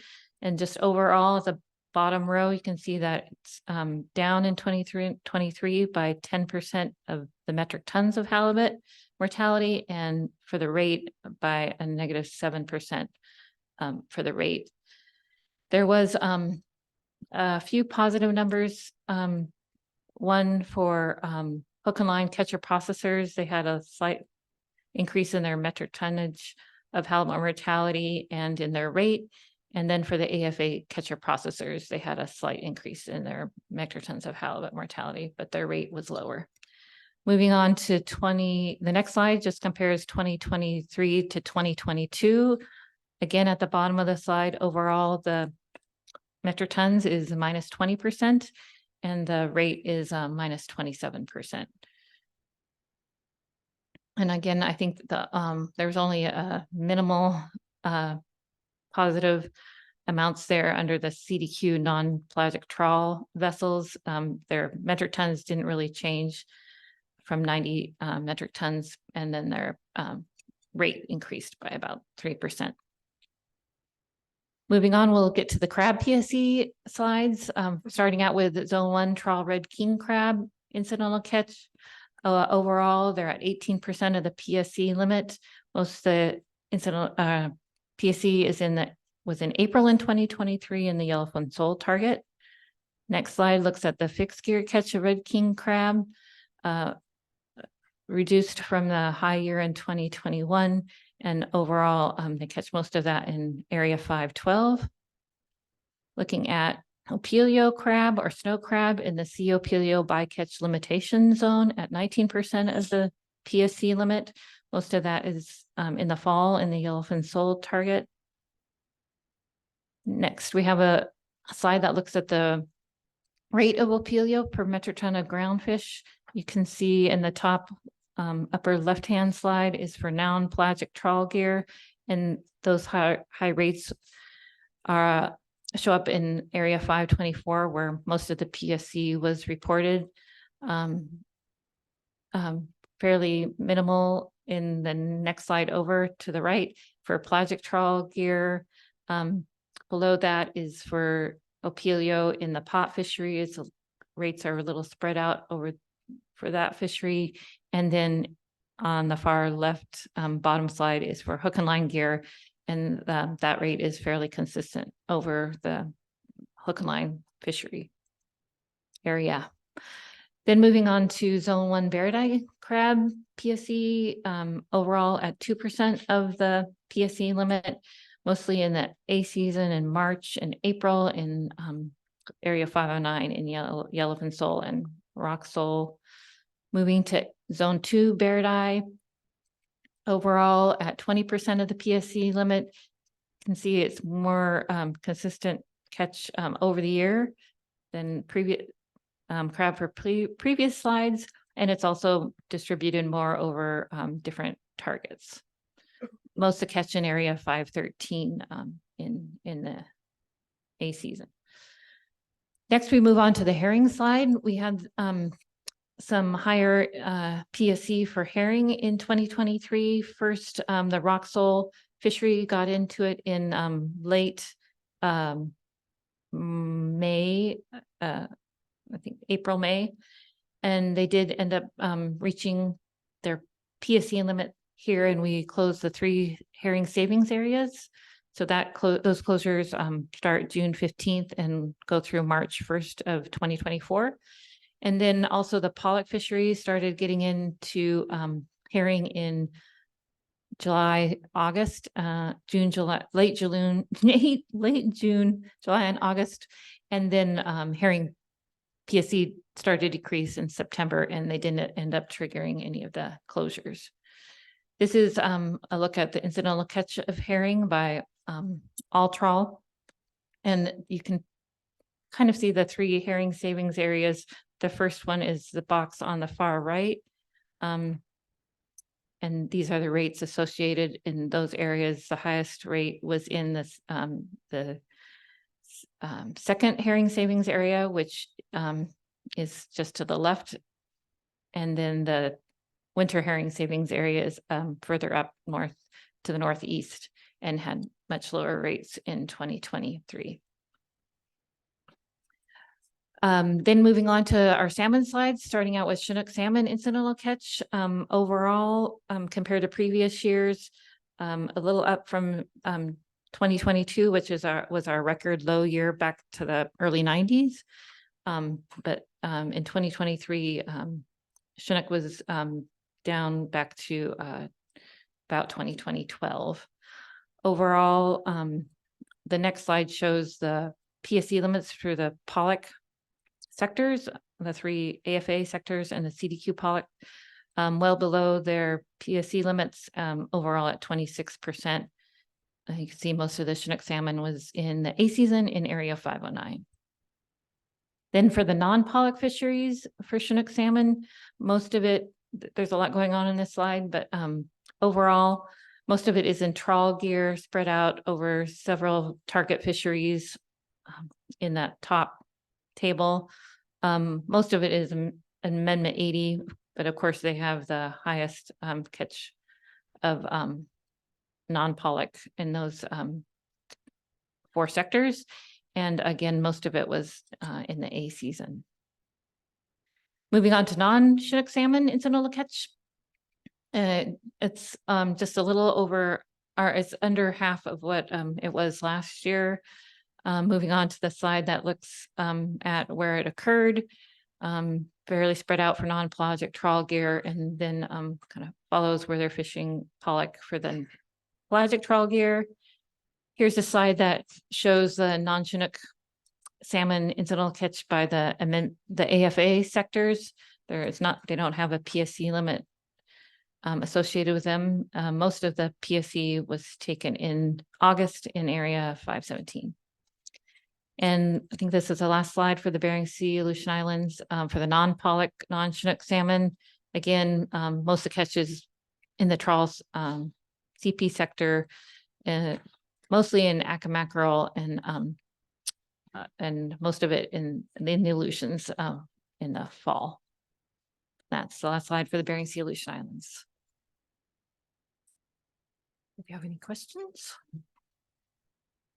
Thank you. I'll see if there are any questions. Not seeing any additional questions. We are. Okay, then we'll move on to the Gulf of Alaska. Let's see here. Is there a logical breaking point in about 5 minutes there? Do you think we should break and come back? You can break right now, or you can just stop me. You can stop on any slide. I don't think that really matters. Okay. let's see, let's break. It looks like we're pretty close. And we'll pick back up with the golf report. Come back at 1 o'clock. Thank you. Thank you. Appreciate it.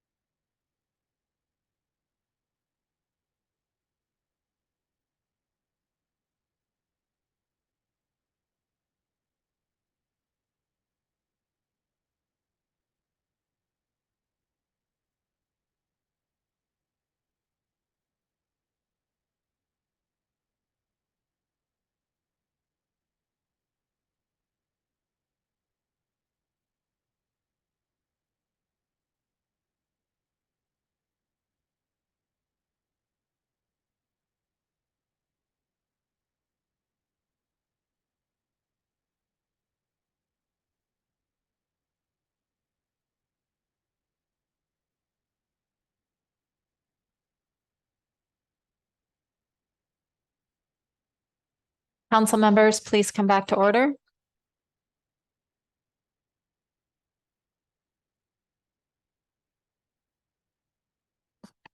We will be continuing our discussion on agenda item B2. So we're on the Gulf of Alaska NIMS in-season management report. Ms. Furness, thank you. Thank you, Madam Chair. Yes, again, I'm Mary Furness with the Gulf of Alaska Federal Groundfish Management Report for 2023. Again, the catch is through November 14th. Our first slide is reference slide for the Gulf of Alaska reporting areas. Western, Central, and Eastern. First, we'll look at the overall catch of groundfish by week and year and sector. This is pretty typical with, again, hook and line and pot gear starting out on January 1st, and then moving into the trawl pollock A-season fishery on January 20th. And then during the summer, we have some rockfish fishing going on, and then back to the B-season pollock fisheries and Pacific cod fisheries in the fall. And I was just going to point out overall we're at about 50% of the total TAC in the Gulf of Alaska for 2023. We have another slide that looks at the total groundfish catch compared to previous years. In 2023, the catch is a little bit lower than 2022.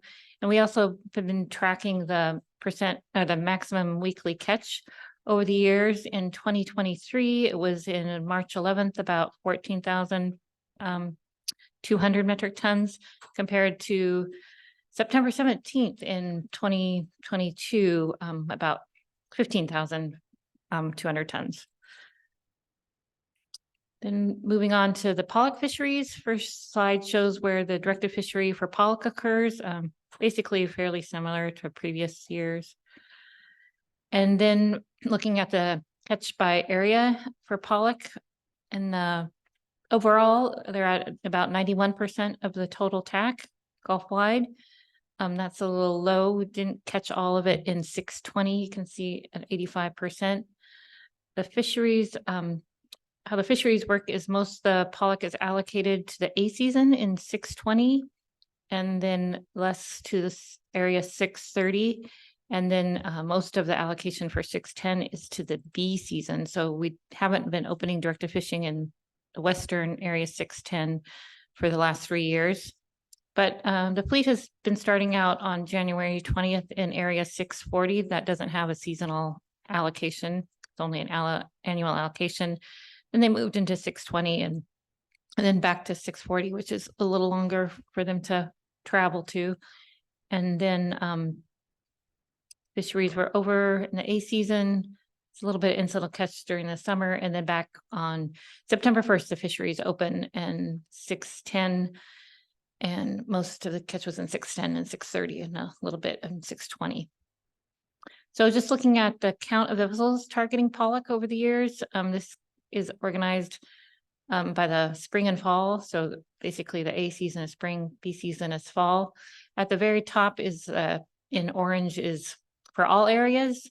And you can see that usually in the spring, it's lower and then it increases in the fall over the past few years. And then broken out by area, it's fairly consistent over the years, but we did have a big drop in area 620 in the B season this year, and also a little lower in area 630 in the B season. The pollock market decreased, and some vessels didn't even show up, and so then counts of vessels are down for those areas. And but we did have good effort in 610 for the D season. Then moving on to Pacific cod, first shows where the trawl sector catches Pacific cod in the Gulf, and next will be for the non-trawl fisheries, hook and line, pot, and jig. And then for the Western Gulf is the sector allocation slide. Overall, they're at about 73% when we produce this slide, but there's been some effort out in the Western Gulf since then, and so that amount has increased. You can see the fisheries started out in the A season. We did keep hook and line catcher vessels and trawl catcher processors closed for directing fishing all year. Their allocations just support their incidental catch and other fisheries. And the interesting we saw this year in both the Western and Central Gulf is the return of the jig gear sector. We had they haven't been catching their allocations for the last couple of years, and they came back and took their allocation. So in the Western Gulf, so they'll increase their allocation from 2.5% to 3.5% in 2024. And then for the counts of catch vessels, you can see that activity there also. The number of vessels for trawl gear and pot gear is down. We didn't have any effort by trawl or pot gear in the B season this year. And then the increased catch of increase of vessels by jig gear from 2 in 21 to 15. And then we just have a slide that looks at the percentage of Pacific cod catch by sector. And up at the top is the trawl catcher vessel sector, and then pot gear, and then hook and line CPs, but they've been fishing this fall, so that that downward trajectory might change a little bit. And then you can see the we did have some increased incidental catch by hook and line catcher vessels. They actually exceeded their allocation. And then just that little increase for jig gear, it's only 3% of the total catch in the Gulf, but we hadn't seen that in past years. Then we have a look at the amount of tender activity in the Western Gulf. Most of it is for Pacific cod in 2023, fairly similar to the previous couple of years. Tender activity is mostly in the pot fishery there. And then for the for pollock, we saw a decrease in tender activity. You know, they weren't only open in the B season, and this B season they spread out their effort. So the plant had put them on some slower rotation, so there was really no need to use tenders and deliver. And instead, the vessels just went back to the processors. Moving to the Central Gulf of Alaska Pacific cod sector allocations. Overall, they've almost taken the tack there, about 95%. I think that's a little higher now. Sectors that didn't open for directed fishing this year were the trawl catcher processors and trawl catcher vessels. And again, we had quite a bit of effort by the jig sector, and we actually ended up, they took all their allocation in the A season, and we ended up prohibiting directed fishing for them on June 10th. And the next slide shows the number of vessels, and you can see they For jig, they jumped from 2 the previous year to 42 vessels. And also a little decrease for trawl gear because trawl catcher vessels weren't open for directed fishing. So that was probably some of that targeting algorithm we were talking about before. When you see one vessel on the target, that's it wasn't open for directed fishing. Then moving on to just the percent of catch by sector, it's pretty stable except for in 2020 when it was closed for directed fishing. And you can see that little tick up for the jig sector also in the Central Gulf. And so they'll go from a 1% allocation to a 2% allocation in 2024. Then for the tender side for the Central Gulf of Alaska, overall, not much tendering done for Pacific cod in the Central Gulf. And then a little increase in the percentage of pollock taken by tenders, but overall it's a small amount of the total pollock catch. Then moving on to rockfish, first looking at the catch of rockfish in the Western Gulf of Alaska, they pretty much took the Pacific Ocean perch total Alba catch, but lower amounts for northerns and duskies. We had a little increase in effort by about 2 vessels from 4 to 6 in 2023 compared to 2022.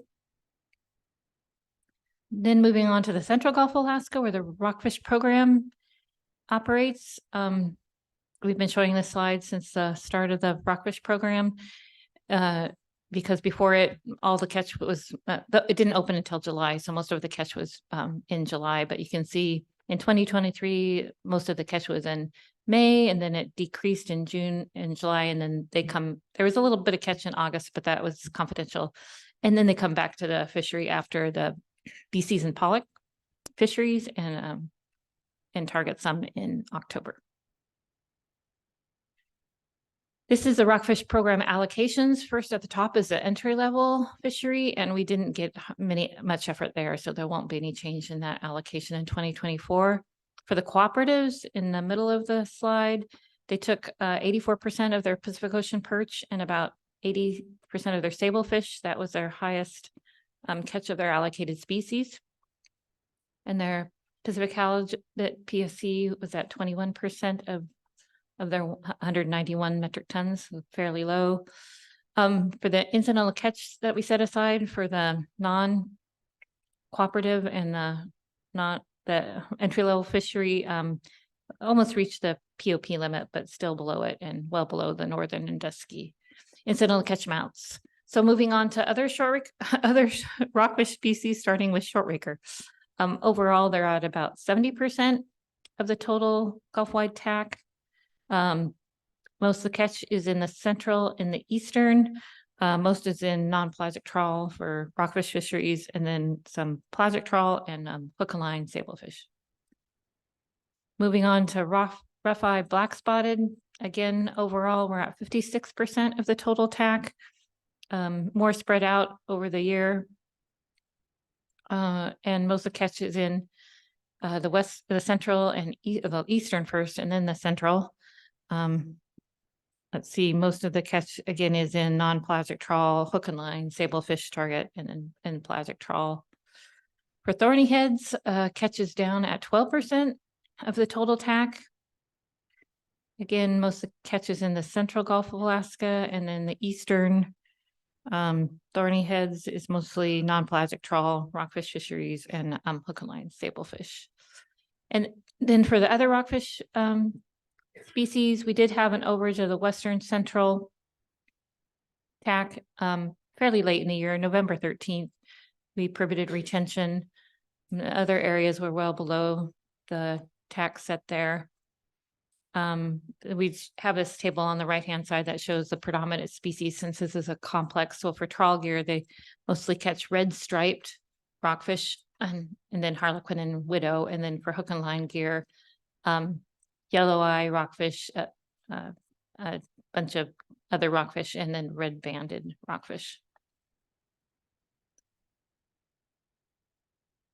So moving on to look at the catch by hook and line gear overall, their main target fisheries are Pacific cod, IFQ, halibut, and sablefish. So they start out the year in Pacific cod, you can see in purple. And other species besides those three target species are all incidental catch, and they start right away with IFQ fisheries for halibut and sablefish in through the summer, and then come back to targeting Pacific cod in the fall. And again, the IFQ fisheries closed today at noon. So moving on to sablefish in the Gulf of Alaska, overall total catches at 70%. Again, this was down a little bit from last year. No overages here. About 9% of the Gulf-wide catch is from trawl gear and 91% is from fixed gear. And we have a slide that looks at the difference between hook and line and pot later. The trawl gear doesn't really start showing up until May.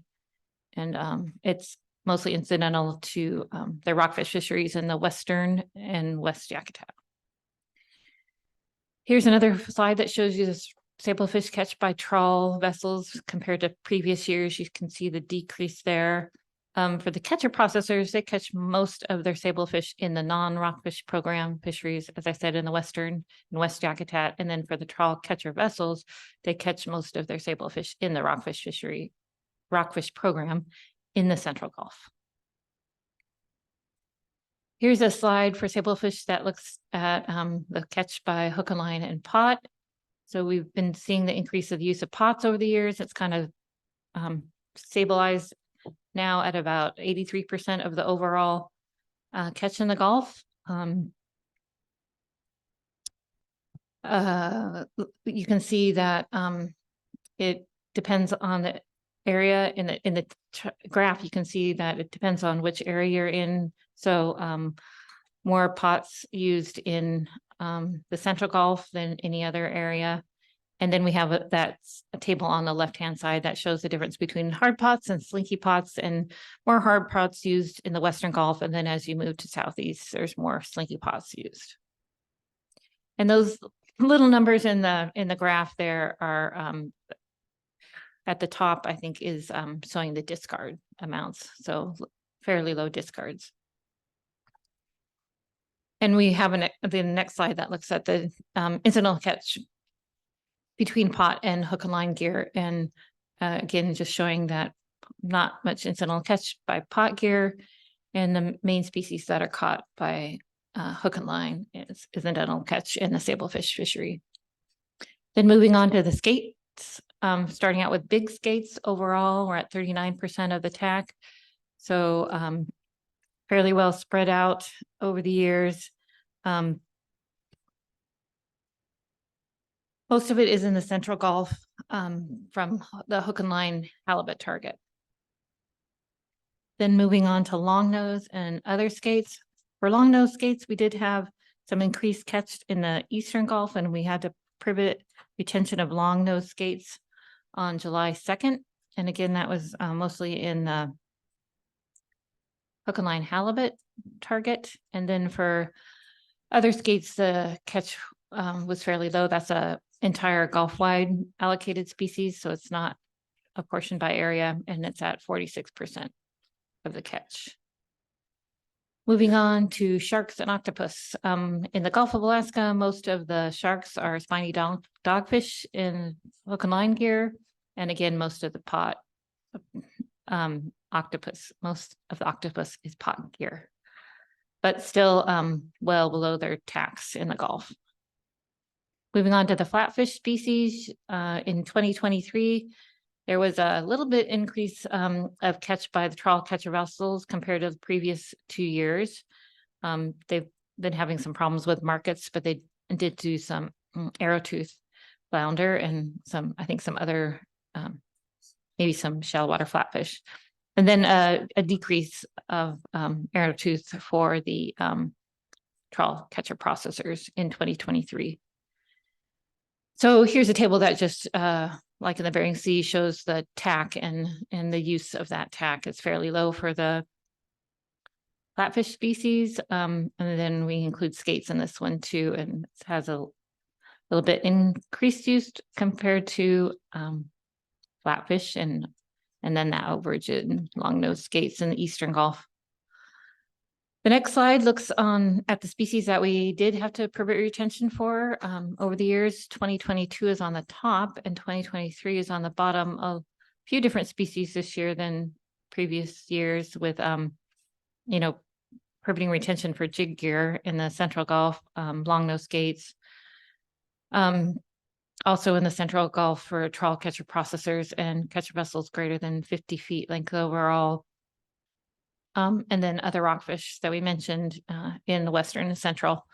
And usually in, the peak cod fisheries, we have enough Pacific cod to reallocate to kind of take care of those overages by sector, but we didn't really have that in 2023. So that's why you're seeing those species and sectors permitted for retention. So our next slide looks at retained and discarded. Again, it's sorted by the percent retained in 2023, the far right column for trawl gear. Overall, it's at 97% retained, which is similar to 2022. And then the total catch, total retain and discard is fairly similar. Again, most of their discards are for pollock and Pacific Ocean perch. Then moving on to the fixed gear slides, at the top is hook and line gear. Overall in 2023, they're at 52% retained compared to 57.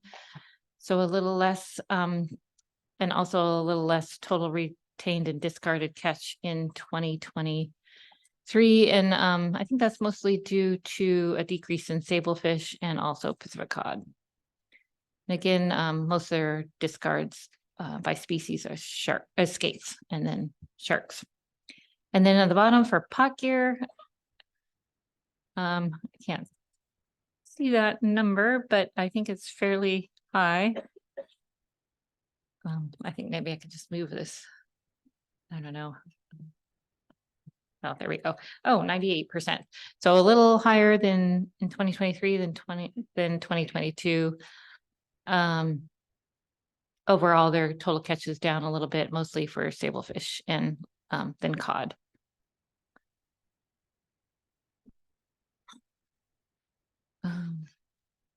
I think I did something to the. See. There we go. Maybe that will work. Oh, there we go. Okay, moving on to our PSC species. This is an overview side of all of our PSC, and most of these are broken out. So I'll move on to barred eye tanner crab. By target, we had that high catch in 2020, but it has decreased since then. Most of it is in the arrowtooth flounder fishery for trawl gear, and then the Pacific cod fixed gear fishery. And then moving on to our salmon PSC limits, first in the Western Gulf for the pollock fishery. Overall, we're at 30% of the Western Gulf pollock PSC limit.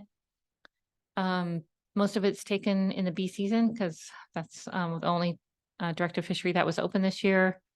And rates are down from the two previous years, similar to 2020. Moving on to the Chinook salmon limit in the Central Gulf pollock fishery, little increase from previous years. It's at 71% of the total limit, mostly in the B season. And then moving on to the trawl catcher vessel salmon PSC limit for non-pollock and not in the rockfish program, and that came in at 31%. So you can see that's fairly variable by year. We did that reallocation to cover some of the overage at the very end of the fishery in 2021. They do get a incentive buffer if they stay under a certain amount, and they'll get that again in 2024. So their limit will be 3,060 in 2024. And then for Chinook salmon by the rockfish program catcher vessels, they had an overage in 2021 also, so the limit was increased a little bit. And but they don't have an incentive buffer, so it will be 1,200 next year. And overall, they came in at 61% of their PSC limit. For Chinook salmon by the trawl catcher processors, they're at 25% of their limit, and they've stayed at their incentive buffer limit of 4,080 for the last back to 2019, and I think when we first the second year of the rockfish. I'm sorry, the second year of the catcher processor salmon PSC limit. Moving on to halibut, here's our total removal slide for first at the top fixed gear. Again, most of the catches in the IFQ halibut fishery, and the PSC limit applies for Pacific cod hook and line gear. After applying their discard mortality rates, we're at 32 metric tons of halibut mortality, or 13% of their limit.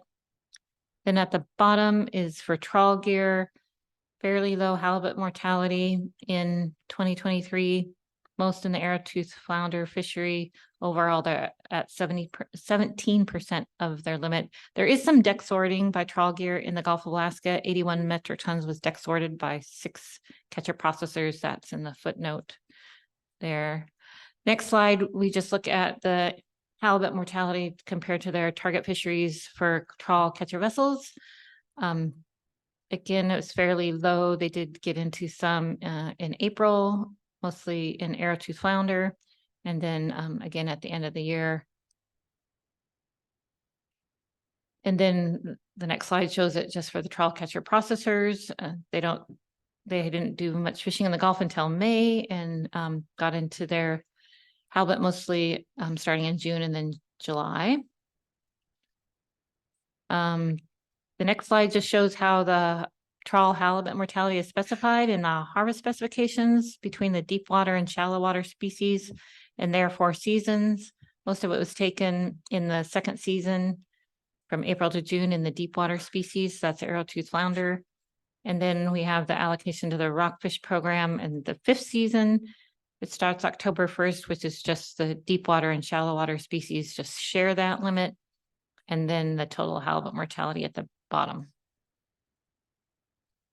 These are next is the comparison slide. First, the 5-year average compared to 2023. Overall, a minus 61% for the metric tons of halibut mortality and minus 61% for the rate. And I think they're all lower metric tonnage and rates, except for hook and line catcher processors had a little higher rate in 2023.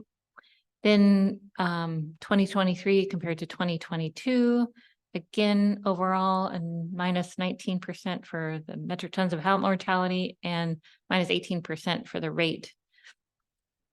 And again, we saw a little increase for trawl catcher vessels in the central and western Gulf for the rate. Again, they were targeting more arrowtooth than they had in the 2022. And the last slide is our acknowledgement slide for all the information that goes into collecting all this data. And this year we wanted to especially dedicate this presentation to Steve Lewis and for all the work that he did on spatial analysis of the groundfish fisheries and the catching areas database that it was used for all the maps in these presentations. With that, I'll take any questions. Thank you. Thank you very much for your presentation. See if there are any questions for you.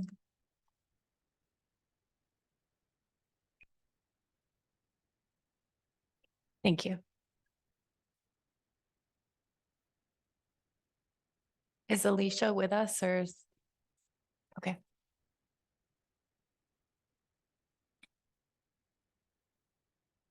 I think we'll move on to Gretchen. Do you want to come up and introduce the presentation?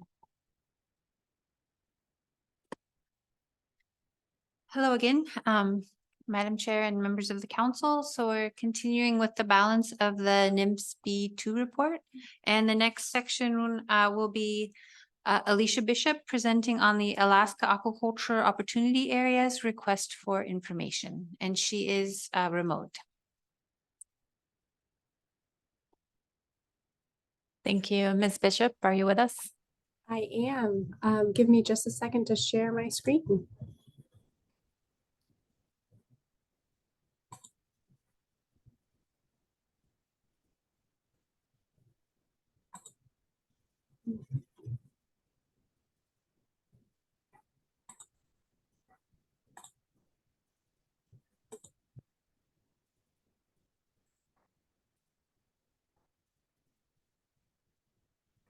Can you all see the presentation?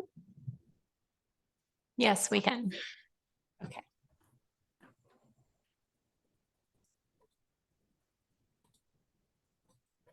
All right. So thank you, Madam Chair and members of the council for the opportunity to provide a brief presentation on aquaculture opportunity areas and the request for information that is currently open. So NOAA Fisheries and the National Centers of Coastal Ocean Science are working in partnership with the state of Alaska on this identification process. And you may be asking, what are aquaculture opportunity areas, or AOAs? And all that this term means is that we're looking for areas that show high potential for commercial aquaculture. And this is a science and community-based approach to identify these areas. And the intent is to help minimize user conflict with other ocean user groups, such as, fishing, shipping, subsistence activities, and military. And all of this is done through a multi-year process. So we're just at the beginning of this process in Alaska. And we are looking for you all to help provide input as part of this process. So all of this is done in Alaska, will be in state waters, meaning that we are focused on seaweed and invertebrate aquaculture, such as shellfish and sea cucumber. And this process, again, is going to combine a spatial analysis, scientific review, and public input with the intention of helping us find those appropriate locations for aquaculture development. But it's not just about looking for those spots that we want to avoid. It's also about looking for the places that optimize the growth of the species that farmers want to grow with the gear that they want to use. And all of this is done while maintaining our commitment to ocean stewardship. So one of the first things we had to do was look at, how do you take the huge state of Alaska and narrow that down to some reasonably sized study areas? So the National Centers of Coastal Ocean Science, who are leading the spatial analysis portion of this process, identified two constraints. So the first was using coastal community centers as a proxy for infrastructure. And the second was using maximum sea ice aggregate information. So you can do aquaculture outside of these areas, but based off of conversations with our stakeholders, once you've got beyond 25 miles from those population centers, it started to become more costly to do aquaculture. And then if you're trying to overlap with sea ice, obviously that can damage gear. So these seem like some reasonable constraints to help narrow down those study areas. And based off of those two constraints, you can see we've identified the study areas in orange across Southeast, South Central, and Southwest Alaska. So this highlights 16 potential study area communities. If you go to the link provided here, the NCOS website is going to provide in-depth maps on each of those 16 communities, so you can see where those study areas overlap. And then finally, sharing information about the request for information. So we just posted the FR we posted the request for information in the FR on October 19th, and that's going to be open for 60 days. So we'll be collecting public comment through December 18th. And as part of this, we're really looking to seek public comment not only on those draft study areas that I just shared and those parameters used to determine them, but also seeking data analysis and any other information that you all might have to help us identify AOAs in Alaska state waters. So this can, again, be an area where you can help us. If there's any information that your agency or organization has that can help us identify where those other ocean user groups are occurring within those study areas, that would be really helpful. again, such as fishing, military subsistence harvest, but also biological and oceanographic information. So if you have information on protected species or sensitive habitats, on temperature, salinity, again, all of that is going to help us determine, what areas we should potentially avoid, and also what areas potentially provide the optimal parameters for the species that farmers want to grow. So over the next couple of months, we are collecting information. We're going to be reviewing the data that we have to identify gaps, and hopefully you can help us fill in those data gaps. The two web pages that I linked here, one is our NOAA Fisheries page, and it identifies how to provide electronic, written, and oral comments. It also gives those overview maps of the study areas. And the NCOS website that I already mentioned provides information on all of the study areas, including at those community level maps. I also wanted to flag that we have held 2 listening sessions where people can provide oral comments, and the final one of those is being held December 11th from 2 to 4 p.m. and I've included a webinar registration link here. And with that, I can open it up for questions. Thank you for your presentation, Ms. Bishop. I'll see if there are any questions for you. Okay, Mr. Mesereau. Thank you, Madam Chair. Thank you, Ms. Bishop, for your presentation. I was just taking a look at the maps that you provided, and I went as you suggested and looked at one in particular, and it looks like some of the study areas are laid on top of like a national park and wildlife refuges, and I'm just wondering if you might let us know how those sorts of areas are compatible or not with mariculture and aquaculture in Alaska. That's a really good point. As I mentioned, these are just the first 2 constraints. So as we continue along with that spatial analysis, that's when we're going to be looking at all of the other considerations, such as those that you mentioned, like where are national parks located, critical habitat, fishing locations. So those will all be incorporated as part of more of that precision siting analysis. Thank you.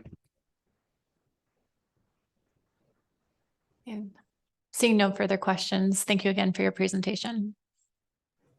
Ms. Harrington.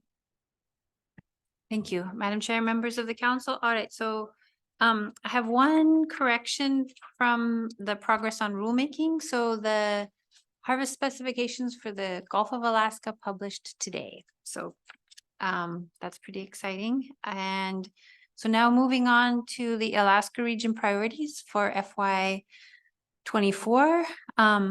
There's a link in the B report to the Alaska region's priorities document, and it's also available on our website. This is the 2nd annual compilation of our top priorities for the Alaska region, supporting our mission to provide science-based stewardship of Alaska's marine resources and their habitats in the Gulf of Alaska, Eastern Bering Sea, and Arctic Ocean. These priorities help us focus our work, and they're based on our Alaska region 2022 through 2027 strategic plan, which is also linked, that helps us accomplish all of our important tasks and choose what to prioritize and how to get our work done each year. And so I encourage everyone to read those documents. I think they represent a really great step in aligning our work with our resources and how we accomplish our mission. The next item is the 2024 annual deployment plan, and I'm going to invite Jennifer Ferdinand to come up and to briefly talk about the deployment plan. Thank you. Good afternoon, members of the council. So the council received an in-depth briefing of the draft 2024 annual deployment plan, or the ADP, and the cost efficiencies analysis in October. So in December, we routinely present the final ADP after refining the expected budget and our effort predictions for the upcoming year. The full ADP document is linked in the B2 agenda, and I'll briefly cover the highlights. The ADP mainly focuses on the partial coverage component of the program and specifies the scientific deployment design and selection rate, or the portion of trips that are going to be sampled by observers or EM, electronic monitoring. The expected budget for EM and observer deployment for partial coverage did not change from the draft ADP, and it was left at just over $5.8 million.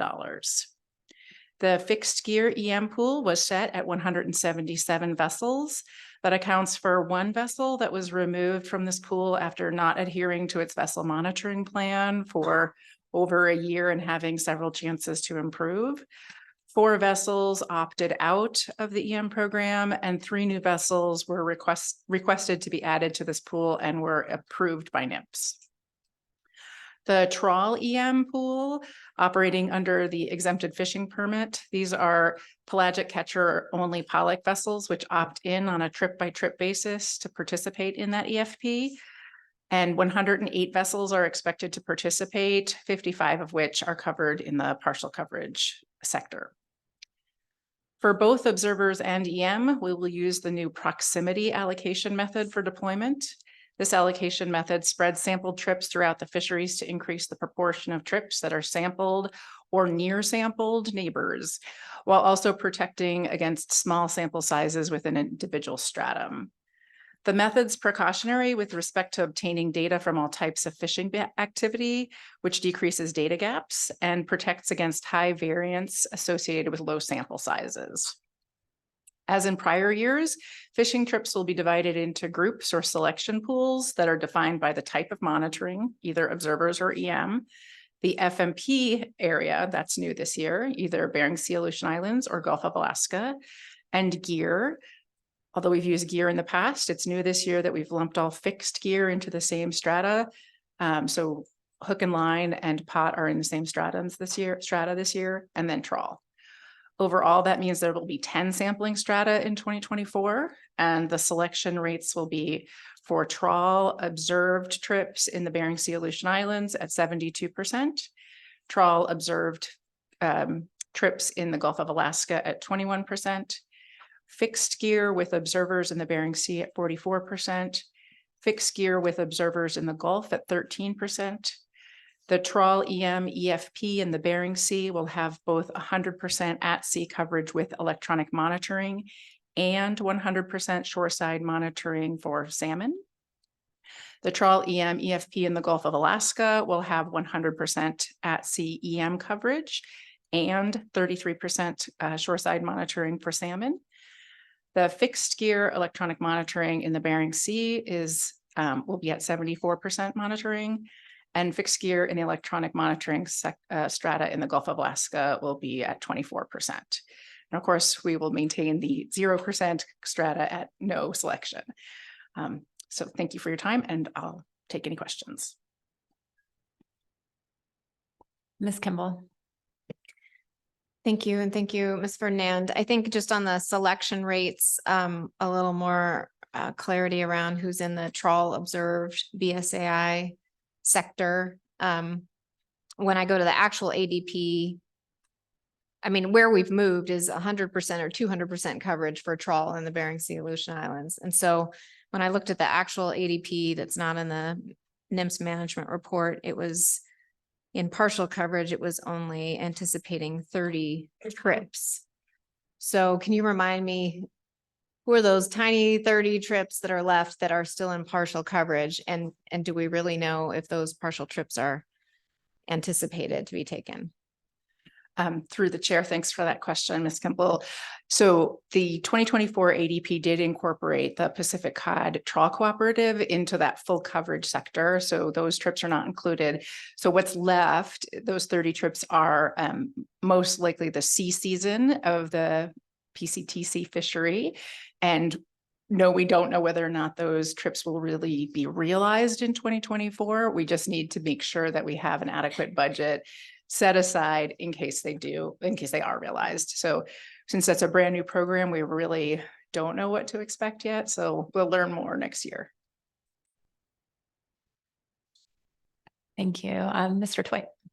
Thanks, Madam Chair. Ms. Ferdinand, I wondered if you wanted to just take a moment to give the council an overview of the cooperative research proposal that your group and Fishing Vessel Owners Association just submitted for funding. Maybe just a I think the council is sort of familiar with the concept, but I don't think the council knows that that's been turned into a cooperative research proposal, and maybe anything you know about the timing that we might, whether or not we might hear back on whether it got funded and what you're thinking about for timing of the overall proposal if it is developed. Thanks. Sure, through the chair. Thanks for that question, Mr. Twite. Yeah, I think the council heard about this proposal as part of the Partial Coverage Fishery Monitoring Advisory Committee report back in October. This is a proposal that was really created by Bob Alverson, looking at alternative ways to deploy observers under a different service delivery model. It would allow individual vessels to essentially contract with any of our observer providers and have the agency reimburse for that coverage, so that individual vessels would be able to compete on the open market for who would be their provider, but then everything else would remain the same. They would still be logging their trips in odds, still be randomly selected for that trip. So it'd really just be a price fluctuation could be changed. Mr. Alverson and I submitted that proposal this past week, and the schedule for that is to be evaluated. Cooperative research proposals are evaluated in January. I don't know what timing in January, I just know it's January. And then we would most likely hear back from that evaluation in early February, if that's the case. And of course, the big sticking point will be when we get our budget. So those are federal appropriated dollars, and that's yet to be determined as to when we get a final budget.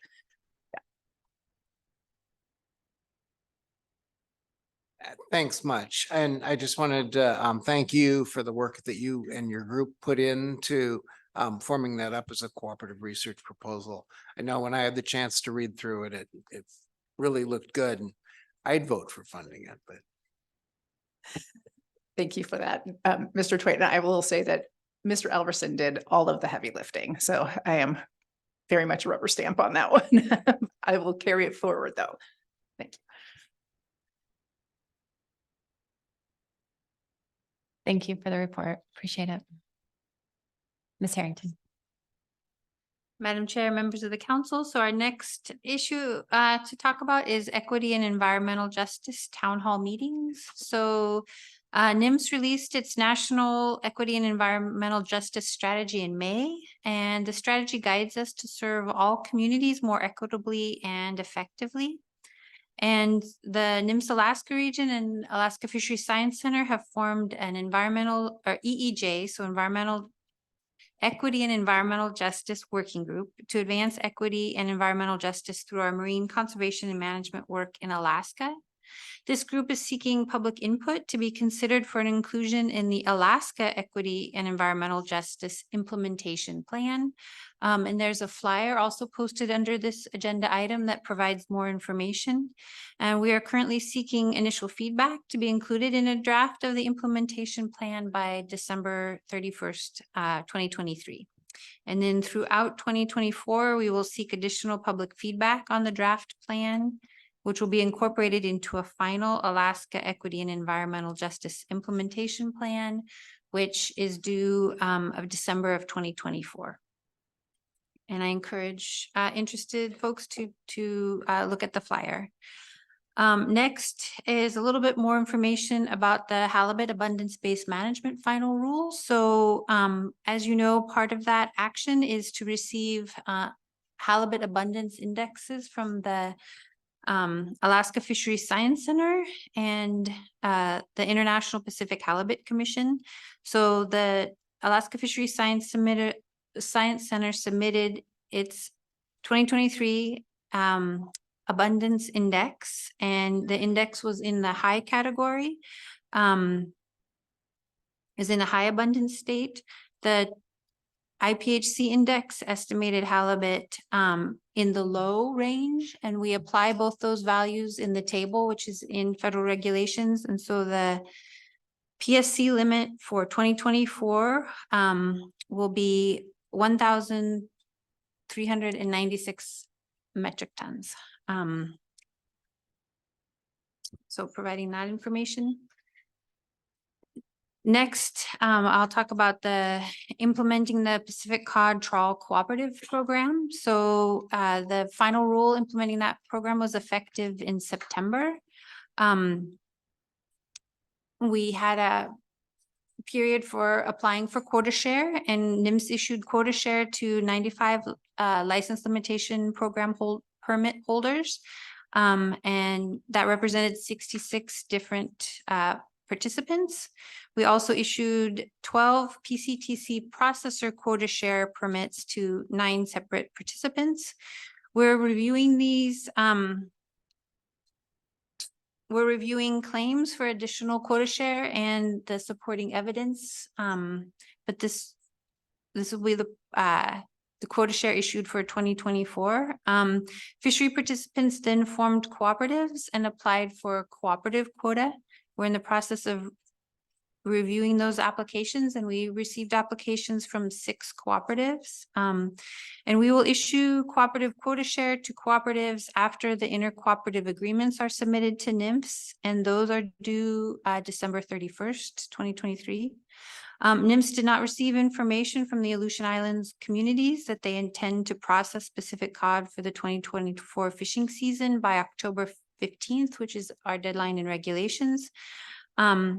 And so we announced that there was no intent to process in the proposed harvest specifications. We did receive 1 transfer request under the special 90-day transfer provision in regulations. And we will process that transfer request before issuing CQ for the 2024 fishery. And based on the timing of the initial quota share issuance, which was October 19th, the deadline for any additional quota share transfer requests under the 90-day transfer provision is January 16th, 2024. Additional information about the implementation of the PCTC program and upcoming deadlines is available on our website.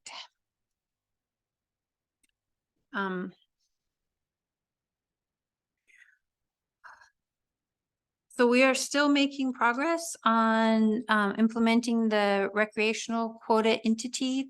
This is a complex process, and we're providing updates at each council meeting. But we are making progress on the key components of that program. I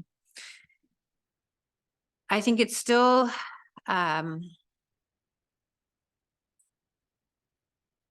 there's still a little bit to do before we can do the rulemaking. You know, we have to figure out all the nuts and bolts before we can do rulemaking.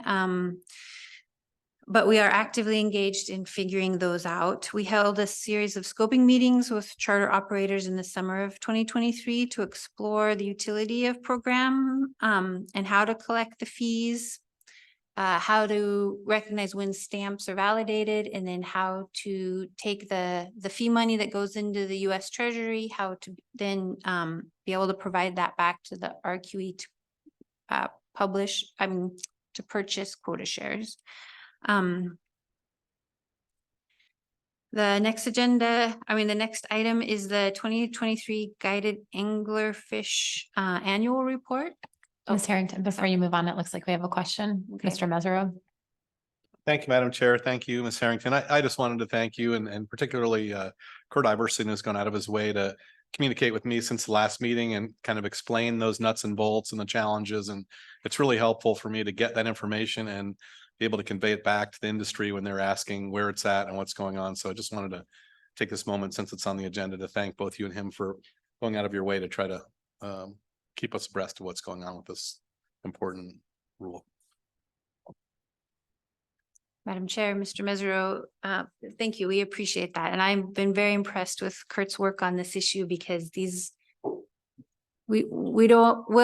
will be revealed when we put it in writing, but this is in the proposed rule, but these are very, very complicated pieces and ones that we're not used to doing. So yeah, I agree with you that it's very impressive work so far. So moving on to the guided anglerfish, the NIMS has finalized the 2023 annual report. And it is linked under this agenda item. We also have a link to where all the reports are available, so you can see past reports as well.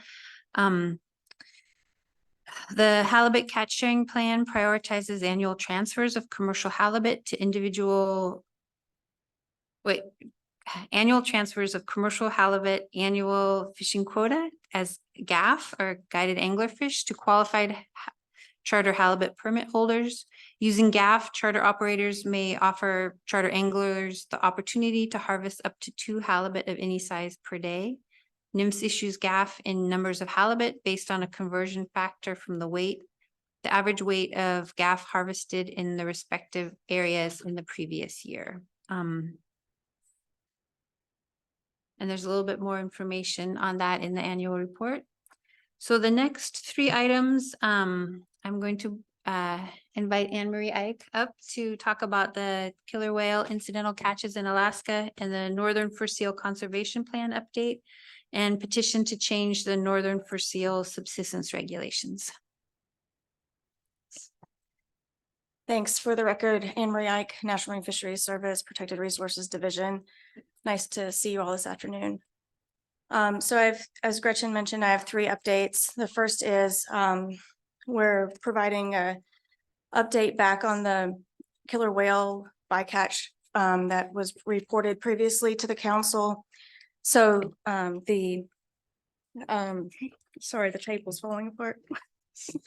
The genetics were expedited and so we're able to report now the genetics for the killer whales. They were all from the Eastern North Pacific Alaska resident killer whale stock. And this was for 8 of the 11 whales that we had samples for. The potential biological removal estimates for this stock and the potential biological or PBR is the maximum number of animals, not including natural mortalities, that can be removed from a marine mammal stock each year, while allowing the stock to reach or maintain its optimum sustainable population. The Eastern North Pacific Alaska resident killer whale stock has a PBR of 19 whales per year. So we've not reached that at this point with these takes. The National Marine Fisheries Service does not think that these instances of bycatch are usual. They're, of course, they've been unusual, and that's why the processing of these information was taken seriously and expedited. We're making sure that we're trying to look into why these things were happening and trying to work with industry in order to figure out solutions to figure out, again, why they're happening and then how to avoid future interactions.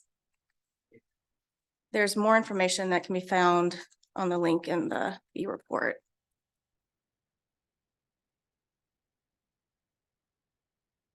The next item is Northern Fur Seal Conservation Plan update. So previously, the council has been made aware of and then also provided public comment on the notice of availability of a draft conservation plan for the Northern Fur Seal Conservation Plan. And so we are working on our response to comments to that, and we're going to let you know when we have provided those in the Federal Register. We'd also probably be providing a report back to the council on what we found and the changes that resulted from that. Next is the petitions to change the Northern Fur Seal subsistence regulations. So we were petitioned by the Aleut community of St. Paul Island, the Traditional Council of St. George Island, and the Aleut Marine Mammal Commission to revise our regulations on the subsistence take of northern fur seals. So there are 3 different requests. One is changing the current hunting season on St. Paul to begin on October 15th. Second is to create an annual hunting season on St. George to begin on October 15th and end May 31st. And the third is to create an annual hunting season in the Aleutian Islands to begin on November 1st through April 30th.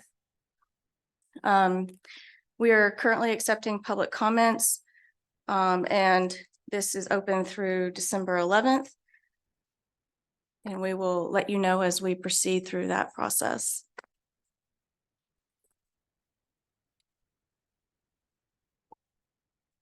Thank you. Any questions for Ms. Ike? Thank you for your report. Madam Chair, members of the council, so we have two more issues left to go for the B report.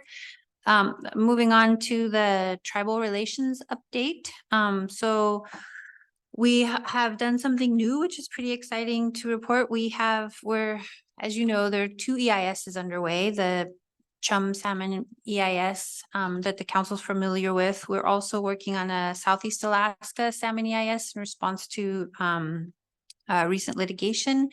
And we have tribal entities as cooperating agencies for those two EISs. So this is the first time for the Alaska region, and I think it's a pretty exciting development in our ability to improve the information in our NEPA documents.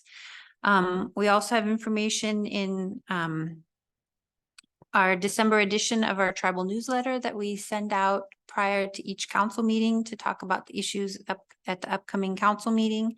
And there's a link there for that.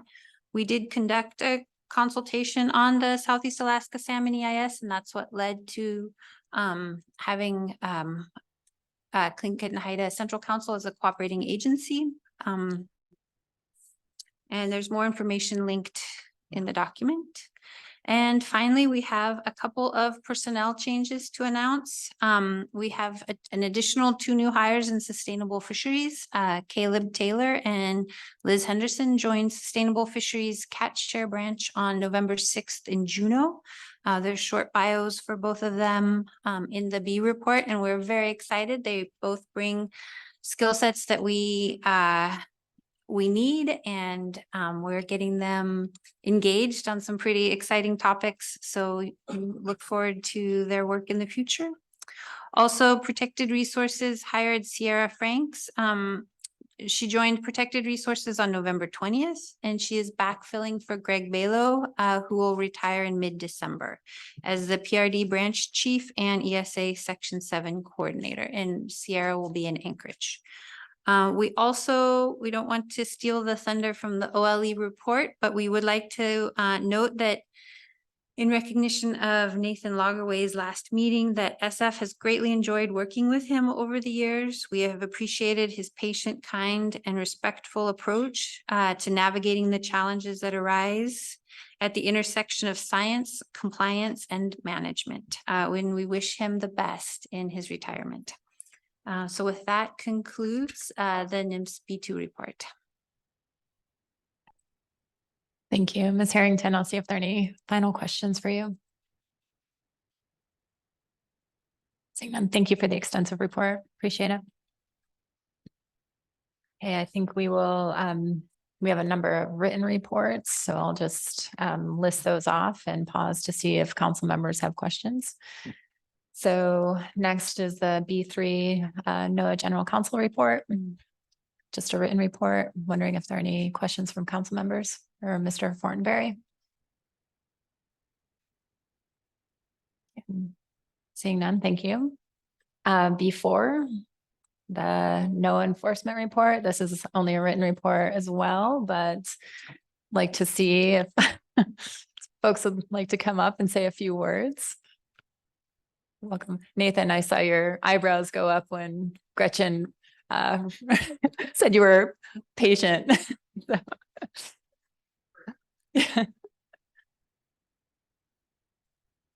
Welcome. Good afternoon, Madam Chair and members of the council. Sustainable Fish took our thunder there. So we do have something written out though, if you don't mind me putting it out here. Excuse me, can you say that again? We have a written report we'd like to read out. Yes, please. Okay. For the record, my name is Ben Cheeseman. I'm the Deputy Special Agent in charge here with NOAA Fisheries Enforcement in Alaska. Alex Perry, through the chair, members of council, compliance analyst and liaison. All right, so Nathan Lagaway, Assistant Director of NOAA's Office of Law Enforcement Alaska Division, retires at the end of this year. He has dedicated his 27-year career to safeguarding our nation's marine resources and habitat, as well as supporting the observers who collect fishery-dependent data, vital fisheries management. After graduating from Michigan State University in '96, Nathan dived into fisheries as an observer in Alaska. He transitioned to OLE in 2000 as an enforcement officer in Kodiak. In 2005, he was promoted to Special Agent Liaison to the North Pacific Observer Program. In this capacity, Nathan supported and trained observers, fostering stronger relationships between OLE observers and the observer program.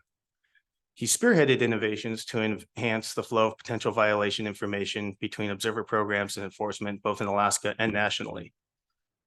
Recognizing his contributions and leadership, in 2015, Nathan was appointed as Alaska's OLE Deputy Special Agent in Charge, a role he fulfilled for 7 years. And in 2022, Nathan accepted the Assistant Director of Alaska's Enforcement Division, ensuring a seamless transition for the division in his final years before retirement. Nathan looks forward to devoting his time to his family, hobbies, one of which is his growing dog sled team. We look forward to your public comments, testimony, and engagement on future management actions that come before the council, and perhaps we'll even see you in the Iditarod one day. Nathan, thank you for your dedication and your illustrious career to public service for our country. We wish you the best in the future pursuits of your passions. So, thank you.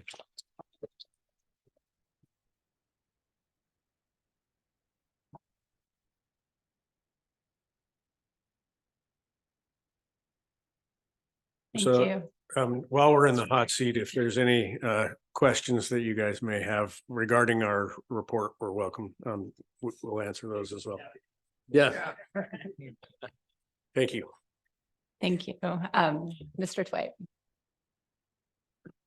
Thanks, Madam Chair. Just a comment first.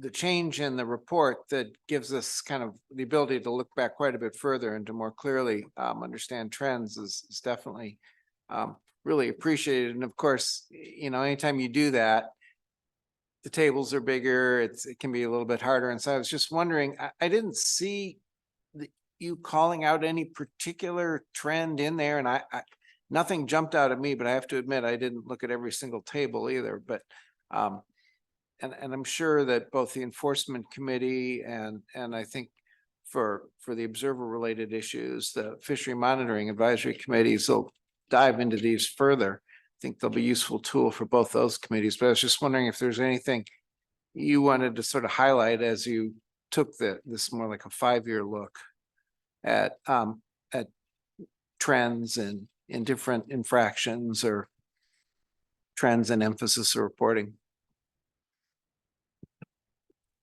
Thank you through the chair and Mr. Twite for the question. So you're correct. We did not point to any particular trends. The sort of the goal and design of this was to use this requested analysis based on case statuses in sort of conjunction with and in support of the Observer Program annual report, which of course goes through and looks at that rate of occurrences per 1,000 sea days. So this is additional information which gets more specific to what council had indicated you all might be interested to see.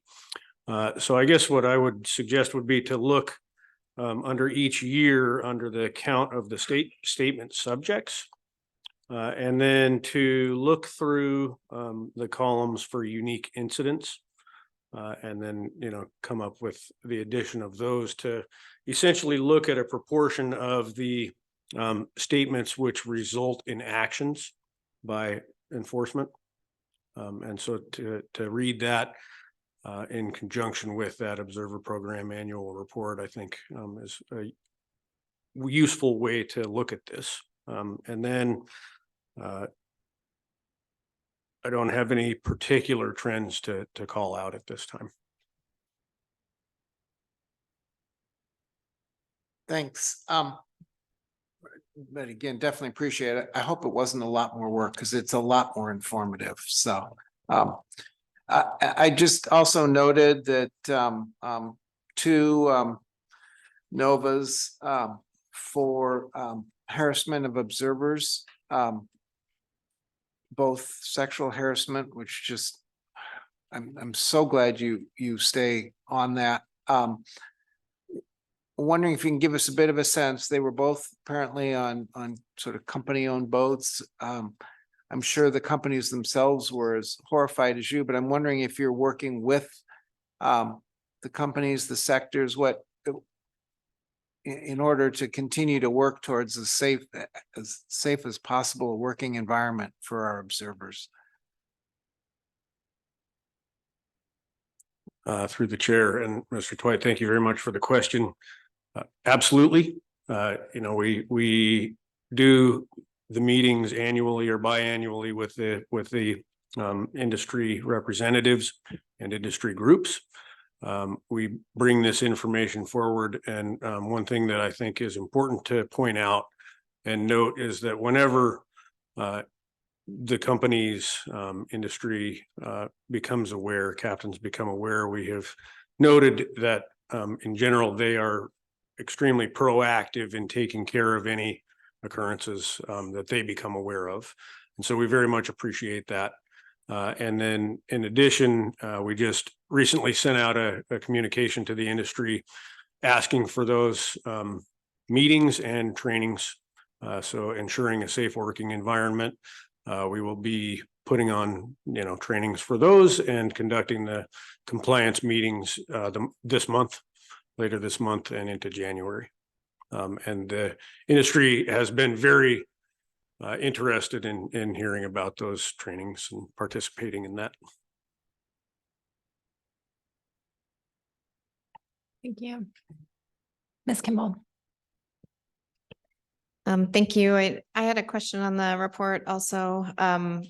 In the section on, and I won't phrase this right because I'm not familiar with it, but on the Operation Aleutian Arrival, the portion that you did it jointly with the Coast Guard, is that a regular part of what the enforcement group does?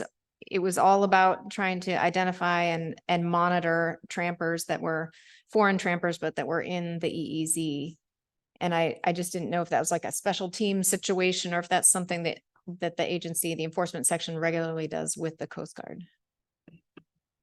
Thank you for the question and through the chair. It's something we haven't done in the past frequently, but something that we're working on now more frequently with our counterparts with the Coast Guard and cross-pollination there and having the abilities to get out in that area, which we haven't necessarily looked at in the past. Thank you. Appreciate that very much. And then since it's my only other question or comment, just to recognize Nathan's work with this council and the industry, and in particular with the monitoring programs, the observer programs that I've been helping chair those committees. And I just everyone in that committee process really appreciates truly your patience with all the questions and with the fishing industry and trying to work toward education and compliance and problem solving as opposed to our first look at just penalties. So I think people are really grateful to you, and I'm particularly grateful to you for your work in those committees. And thank you. Okay. Any other questions? Mr. Williams. Thank you, Madam Chair. Thank you for your presentation here. I note in your report, your number 2 there, the joint enforcement agreement, and I'm familiar with JEA programs from some work down south, but I know how we used to coordinate with our local officers. Given the expanse here in Alaska, how do you coordinate the activities? It looks as though from the report that it has been a very successful and meaningful actions that have come out of the JEA program. But how do you coordinate with the Alaska Wildlife Troopers to make that all work, given the expansion or the area that's here? Thank you for the question and through the chair. Every year we meet annually with our JE partners and kind of go through lessons learned, what we can do better, what we've done well the year prior. And we look at hotspots and different areas where we can work together and look at different topics that have, so to say, come up that we didn't see the year before. And so this year we good example was some of the stuff in the Copper River. We looked over there with our JEA partners, which wasn't necessarily a hotspot years prior.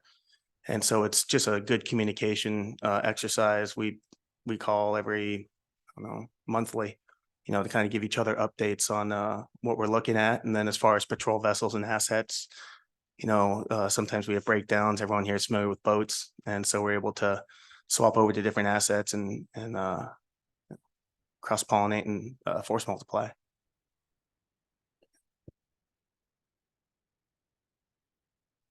I'm not seeing any additional questions. Thank you, Mr. Cheeseman and Mr. Perry. Mr. Lagerwey, any final words of wisdom?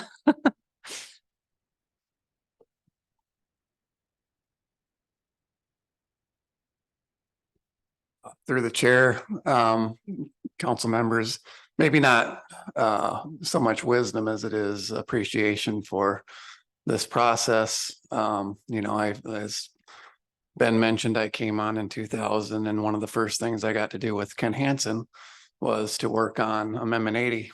And coming from observing, directly from observing into law enforcement, I gave some good insight that I saw actually work its way into regulation. And then, you know, through the years, just working with folks like Bill Twite, Nicole, Ann, looking around the table, Kenny Down, and I'm going to be missing a lot of people here because there's a lot of them behind me that I've also worked on committees with. But just really appreciate the collaborative process, the proactive process, and kind of the results that come from, you know, the putting heads together, cross-pollinating between the various parts of industry and data collection and management. I feel like we've got a really good balance in Alaska fisheries between, and we've got strong relationships between both the industry, the council, and the agency. And you know, looking around the country in the position that I'm in now, I don't see that as strongly as I do in Alaska. And so I really appreciate that. I really appreciate you all and the work that you do, and look forward to possibly engaging in the future. Mr. Twite. Mr. Lagerwey, Ken Hansen says hello and sends his best wishes for a good retirement. Just came in on my phone a moment ago. Thank you. Thank you for your service and congratulations on your retirement.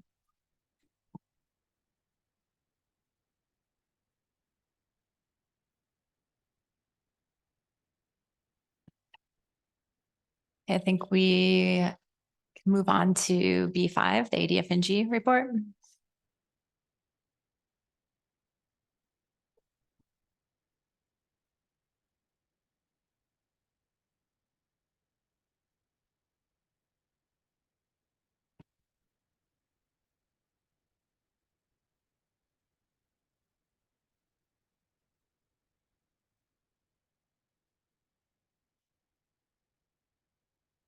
Good afternoon, Madam Chair and members of the council. For the record, my name is Kendall Henry, and I'm a fisheries biologist for the extended jurisdiction section of the Alaska Department of Fish and Game, and I'm here to give the state fisheries report. Fisheries managed by the state of Alaska in 2023 include those for salmon, crab, scallop, and groundfish.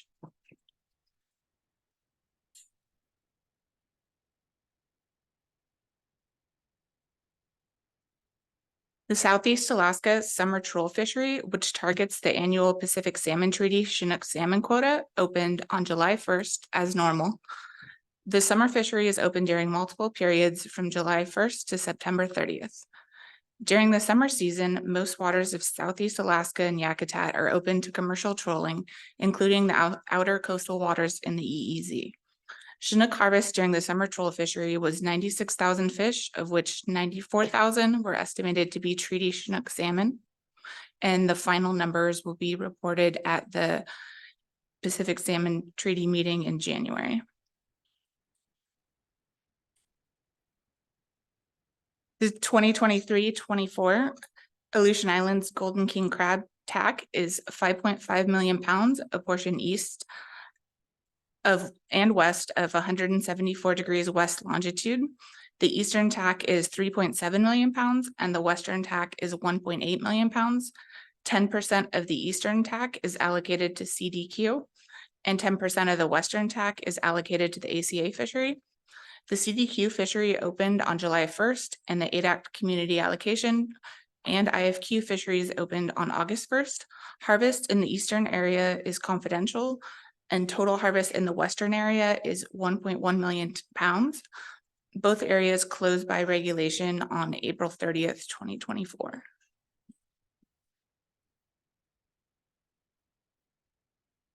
The 2023-24 Bristol Bay Red King Crab Fishery opened on October 15th after being closed for the previous 2 seasons with a TAC of 2.15 million pounds.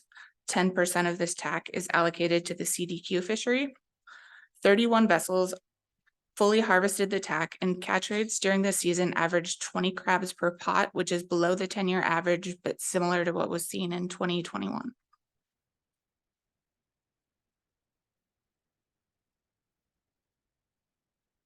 The Bering Sea District Tanner Crab Fishery opened in both the western and eastern areas on October 15th.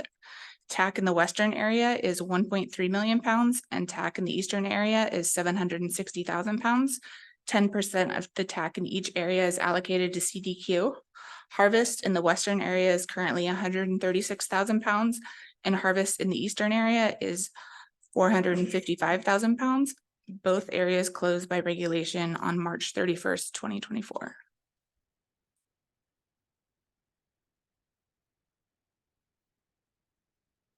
The Norton Sound Red King Crab GHL or guideline harvest level for 2023 is 393,000 pounds with 92% allocated to the summer season and 8% allocated to the winter season. 7.5% of the GHL is allocated to the CDQ fishery and can be harvested during either the winter or summer season. The 2023 winter commercial fishery closed on April 30th and harvested 11,000 pounds. The summer fishery opened on June 21st and closed on July 19th, harvesting 386,000 pounds.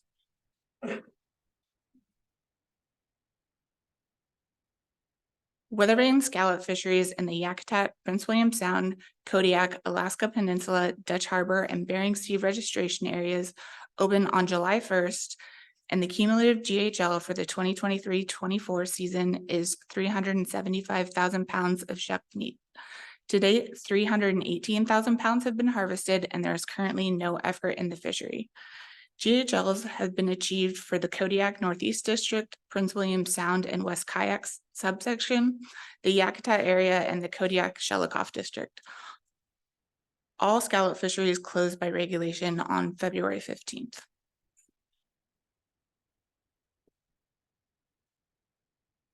The State Waters Directed Pollock Fishery occurs in Prince William Sound and opened on January 20th with a GHL of 7.3 million pounds. The inside district is divided into 3 sections: Hitchinbrook, Night Island, and Bainbridge, with harvest from any section restricted to 60% of the GHL. Overall bycatch is limited to 5% of the directed pollock weight annually.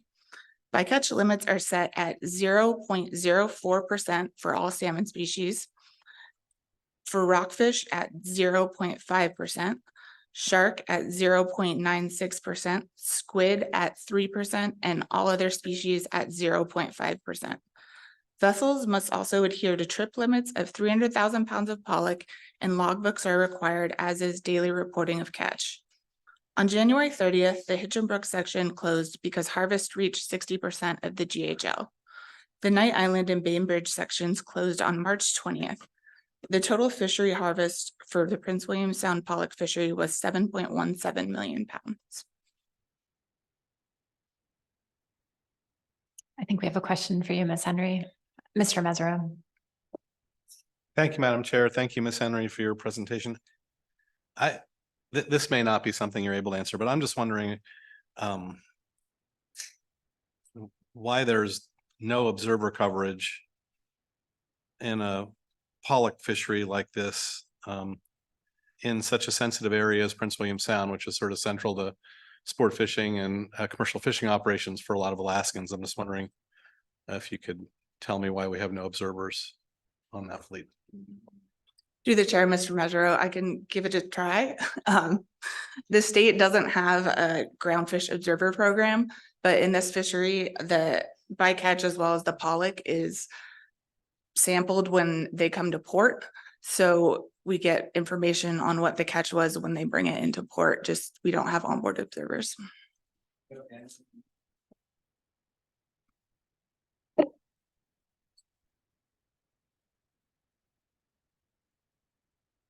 Thank you. Ms. Henry. State water Pacific cod fisheries are established in Prince William Sound, Cook Inlet, Kodiak, Chignik, South Alaska Peninsula, and the Bering Sea and Aleutian Islands. GHLs are calculated as a percentage of the area's ABC. In 2023, the GHL for Prince William Sound is 1.3 million pounds and is allocated 85% to longline gear and 15% to pot and jig gear. State waters opened to vessels fishing with pot gear on February 27th and closed on April 3rd. State waters opened for vessels fishing with longline gear on March 10th and closed on March 23rd. Vessels using longline gear harvested 1 million pounds and vessels using pot gear harvested 262,000 pounds. The 2023 GHL for the Chignik area is 2.9 million pounds and is allocated 90% to pot gear and 10% to jig gear. Harvest is confidential, but the GHL has not been achieved, and the state water season will remain open until the GHL is achieved, or it'll close by regulation December 31st.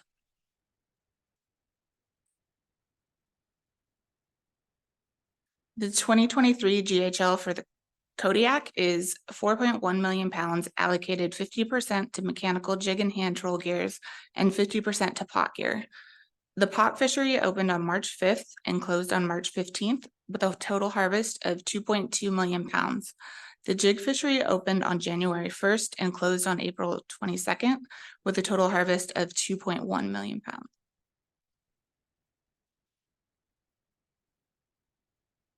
The 2023 GHL for Cook Inlet is 1.2 million pounds, with 1 million pounds allocated to pot gear and 184,000 pounds allocated to jig gear. The pot fishery opened on February 27th and closed to vessels greater than 58 feet in length on March 5th, and harvest in this fishery is confidential. The fishery closed to vessels less than or equal to 58 feet in length on April 9th and harvested 788,000 pounds. The jig fishery opened on April 29th, following the closure of the federal sector, and remains open. Jig vessels have harvested 25,000 pounds.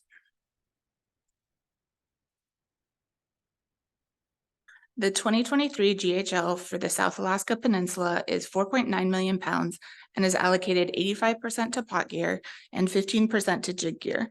The pot fishery opened on March 7th and closed on March 12th, harvesting 4 million pounds. The jig fishery opened on March 14th and closed on June 28th, harvesting 964,000 pounds.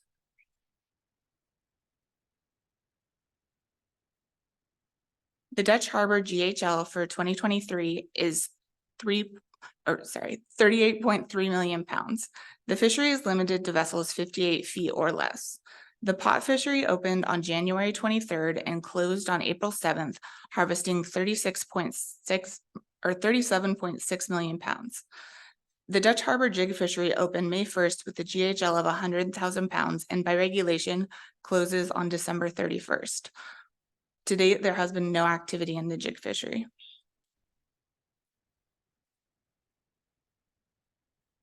The 2023 Aleutian Islands Subdistrict, or AIS, GHL is 11.9 million pounds, which represents 39% of the Aleutian Islands Pacific cod ABC. The ADAC section opened January 1st to vessels 60 feet or less, except for vessels fishing with longline gear, which are limited to 58 feet. The entire AIS opened on January 16th to vessels 100 feet or less using pot gear, vessels 60 feet or less using non-pelagic trawl gear or mechanical jig gear, and vessels 58 feet or less using long line gear. On March 15th, the AIS opened to vessels 125 feet or less using pot gear and vessels 100 feet or less using non-pelagic trawl gear. On March 25th, the AIS fishery was designated as a non-exclusive registration area. By regulation, the fishery closes December 31st or when the GHL is achieved, and to date, 9.9 million pounds have been harvested, which represents 84% of the GHL. Ms. Henry, it looks like we have a question for you. Mr. Down. Thank you, Madam Chair. Thank you, Ms. Henry. On the on this particular slide on the Aleutian Islands, how that was prosecuted this year. It looked to me like, reading your report, that there were 9 vessels that were participated in 2023, which is a pretty good number of vessels for that fishery. And about 9 million pounds, I think, is that right? And then, Yeah, so about 1 million pounds per vessel. But in 2022, I see an asterisk there. I'm assuming that's because it was confidential data. Yes, in all those years that there aren't bars on there, there was fishing, but data was confidential either because there weren't enough buyers to give out the data or not enough boats. Okay, that answers my question. It could be that there wasn't enough buyers, and that's why. So in 2023, there was, can you tell me what the number of buyers was? Or I'm just wondering how that, with no place to deliver in the Aleutian Islands, I don't this know. was a tender operation or something like that. I'm just curious. Through the chair, Mr. Down, I don't know the specifics of that, but I can check with regional staff and get back to you. And then, thank you. I'm going to back up, if it's okay, Madam Chair, just to the crab section, just because I had a question here. But on the crab section, I was just looking through here and I was thinking about the crab, and I don't see anything on Kodiak Island Tanner crab. So I don't know if that was left out, or if there was no fishery for the Kodiak Island Tanner this year, or if there was some reason it was left out of the report. Thank you. Through the chair, Mr. Down, we just typically don't report that in the state report since it's not a state federal fishery, but that is, if you want information on that, that is something that we can provide. Thank you. That answers my question. Appreciate that. Thank you. Ms. Vanderhoven. Thank you, Madam Chair. Thank you, Ms. Kendall. I didn't see anything on the Bering Sea Aleutian Islands sablefish state water set aside fishery. Do you have any information on how that performed this year or in the past? Through the chair, Ms. Vanderhoven, I don't have that information with me, but I can get that for you.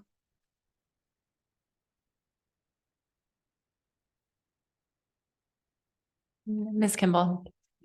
Thank you. And on the Aleutian Islands cod fishery, I can't remember if that's a management plan that includes a step down provision if the GHL isn't taken. Can you remind me of the management plan for AI state water cod? Through the chair, Ms. Kimball, I don't know the exact answer to that question, but I do know there were a bunch of changes to the management of that fishery this year, but I don't recall if it's a step down provision with that one or not.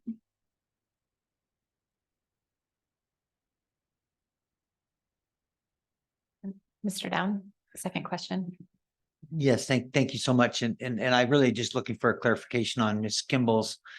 She didn't note that she would, but that I was curious as to the answer to that question myself, the 39%, and if it's intended to go down again and for the next this 2024. Thank you. I know you said you didn't have the answer to that, but I'm just saying if there was somebody who did have the answer to that, I'd be interested in the answer to that question on the state report. Thank you. And through the chair, Mr. Down, we can get that. Thank you, Ms. Henry.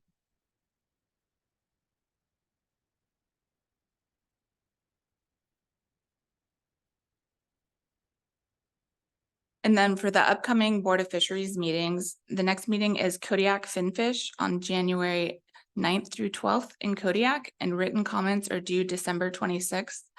And proposals of interest to the council include Proposal 52, establishing a new Kodiak area commercial sablefish fishery, and Proposal 53, allowing longline slinky pots for Pacific cod during the state water fishery.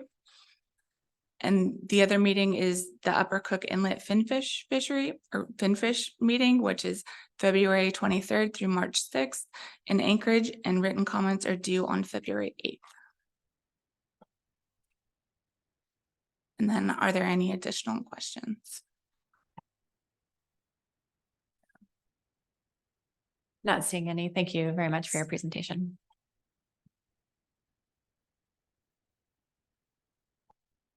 Okay, our Coast Guard report is up next, and that is in written form. So Captain Brunel is here if anyone has any questions.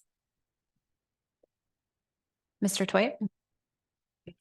Thanks, Madam Chair. Sorry, I'm trying to bring, Captain Brunel, I noted that your HC 130 hours for the whole year kind of were same as last year, well below the year before that. And that was, I was sort of thinking about that as I was looking at the information on the maritime boundary line. Seems to have been surprisingly active this year, which I guess isn't a surprise at all in a way. And I'm just having trouble putting those two pieces together.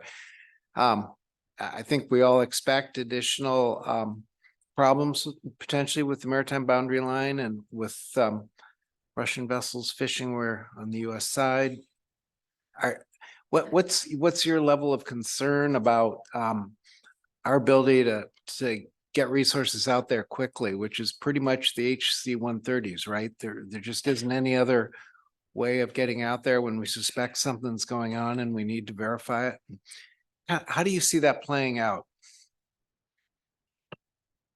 To the chair, Mr. Dwight, thanks for the question. I think I can address a couple things that you brought up. One is the C-130 hour, general drop this past year. And I think we've seen that for a few years. I think that has a lot to do with our electronic surveillance capabilities, our ability to get a lot of information from NIMS VMS, AIS, and then other sources. So that drives down our need for actually putting up an aircraft as much to gain that maritime domain awareness. Now, that being said, with the maritime boundary line, that C-130 is an excellent asset to push out there and patrol that boundary line. As we see electronic information come up that makes us concerned about things that might be happening out there, we can launch that and have it out there in several hours. In terms of providing constant coverage out there, we don't have the ability to do that. That's one of the reasons why it is so important for the U.S. Coast Guard at a regional level to maintain a relationship with the Russian border guard. That relationship, and it's tricky right now, right? That relationship allows us to communicate, and that communication allows them to receive information from us and vice versa. And that tamps down some of the fisheries concerns that we would have. The military concerns are a different story, and we've got to work with DOD on those things to tamp those down. The C-130 may not be the best response militarily to something that's happening out there. Does that answer your question, sir? Very well, thanks. And I'm really relieved to hear that continue to have a line of communication with the border guard. As I've learned certainly from you all in the past, just how critical that partnership is to combating IUU more broadly, and as well as to maintaining the effectiveness of the MBL for us. You brought up something right at the beginning that I hadn't really thought of before, and I think is really worth flagging. So I just want to make sure I heard it correctly. The suggestion that the more that we rely on some of these other electronic means for monitoring activity, that really frees up the 130s in a way to do things like the MBL that no other asset can really do. So So I think what I heard from you was that in a way I was misinterpreting the news there, that just because use is dropped, that may actually mean that availability then is up for these kinds of incursions. And to me, that's a really promising thought. And so I just wanted to make sure I'd heard it correctly. And I think it's worth all council, if I did, council members should be thinking about the value that we can bring there as we implement these programs to allow you, the Coast Guard, to track domestic fishing activity using other means to keep the 130s free for the big stuff. Through the chair, Mr. Dwight, that's exactly right. You heard me correct. In fact, we've done a lot of thinking over the past 3 or 4 years about reallocating C-130 resource hours away from domestic missions other than search and rescue, but domestic enforcement missions and looking more at the international aspect of things. We use those C-130s heavily for our Operation North Pacific Guard, our counter IUU missions, so pushing them out all the way to Japan, IUU along the maritime boundary line, and then certainly it provides us a lot more hours to utilize up in the Arctic too.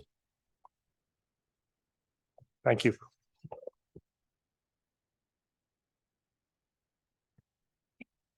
Thank you very much. So I think we're ready to move on to B7, U.S. Fish and Wildlife report. I don't know if you have any updates since. Thank you, Mr. Fassbender. Okay. So looks like we're moving right along here. I think we're ready to begin industry reports on B8. Before we do, I think we'll probably have time for 1 or 2, and then we'll take our mid-afternoon break. And a reminder to the public, any public wishing to testify on any B items, please sign up before the end of our industry reports. So, Mr. Cunningham. Good afternoon, Madam Chair, Sam Cunningham, council staff.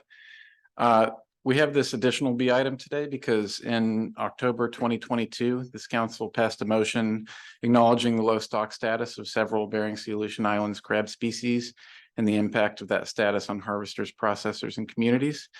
And the council highlighted the need for conservation efforts within commercial groundfish and crab fisheries. To that end, the council has publicly encouraged participants from groundfish and crab sectors to voluntarily report to the council on measures that they've taken in 2023 to avoid crab, to reduce crab mortality, and for the crab fishery to reduce discard mortality. The council publicized this request and opportunity through its channels, previous meeting materials and announcements. And as a result, 7 individuals have notified staff that they wish to speak today. The chair has been given a list in order, and I believe that all are present. The first person we'll hear from, Mr. Craig Lowenberg, will be remote, and the rest are here in person.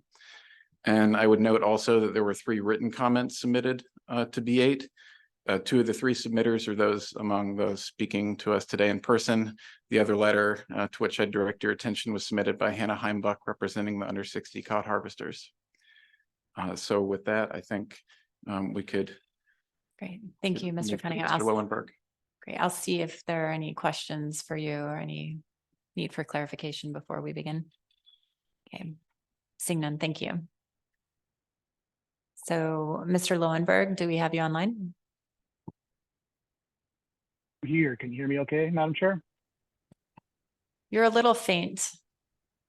You could get a little closer to your mic. That would be great. Okay.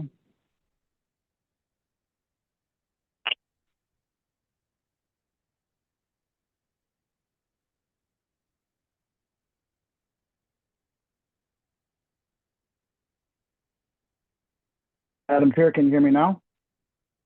Yes, we can. Okay. Well, good afternoon, Madam Chair, members of the council. For the record, my name is Craig Lowenberg. I'm the Executive Director of the Bering Sea Pot Cod Cooperative. The BSPCC is a trade organization that represents stakeholders in the BSAI greater than or equal to 60-foot Pacific pot cod catcher vessel sector. I'm here today to provide an update on agenda item B8, industry reports on 2023 crab avoidance.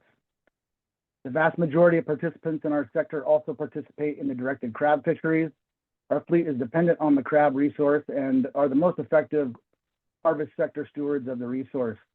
Since its inception, the Bering Sea Pot Cod Co-op has worked diligently with stakeholders and industry partners to reduce our impact on the red king crab stock. For example, we have implemented and used voluntary hotspot reporting program open to all participants in the fishery for several years now. Over the past year, we, along with the under 60 Pacific cod pot catcher vessel sector, have been exploring a more robust hotspot reporting system administered by a third party. That looks promising, and hopefully we can implement that in the near future. Along with hotspot reporting, our sector has implemented a voluntary stand down in the red king crab savings area.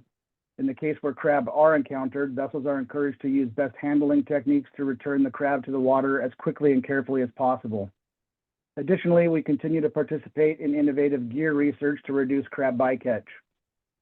Bering Sea Pot Cod Co-op members have worked collaboratively with Alaska Bering Sea Crabbers and the Bering Sea Fisheries Research Foundation to test new gear designs aimed at crab bycatch reduction. Although that research project has concluded and the council has been briefed on the results, our members continue to develop and test new gear designs, some of which are quite promising and very effective at keeping crab out of Pacific cod pots. Although I cannot speak for the entire sector, I do believe that virtually all the vessels that choose to fish in Area 512 are using some form of crab excluder device or modified pot designs.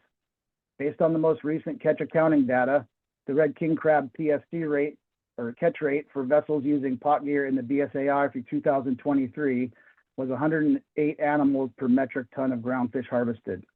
This is well below the 20-year average. Removing predators from the crab grounds is critically important to the recovery of the red king crab stock. BSPCC contends that our sector is extremely effective and efficient at removing Pacific cod, a major crab predator, with minimal impact on crab habitat. Our fishery has a footprint of approximately 1/4 square mile per season. And Madam Chair, that concludes my testimony. I'm happy to take any questions if there are any. Thank you. Thank you very much, Mr. Lowenberg. I'll see if there are any questions for you. Seeing none, thank you for providing a report. Thank you. And I think next up we have Corey Lesher.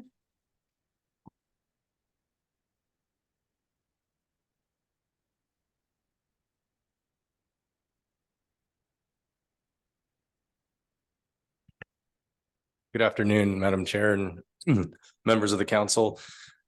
Really appreciate the council continuing to take the time to hear from all sectors and talk about crab avoidance and industry's efforts to reduce discards and mortality.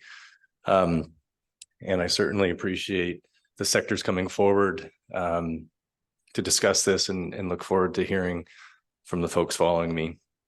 For the record, my name is Corey Lesher with Alaska Bering Sea Crabbers. We represent the majority of crab harvesters in the crab rationalization program using pot gear to fish for king, tanner, and snow crab.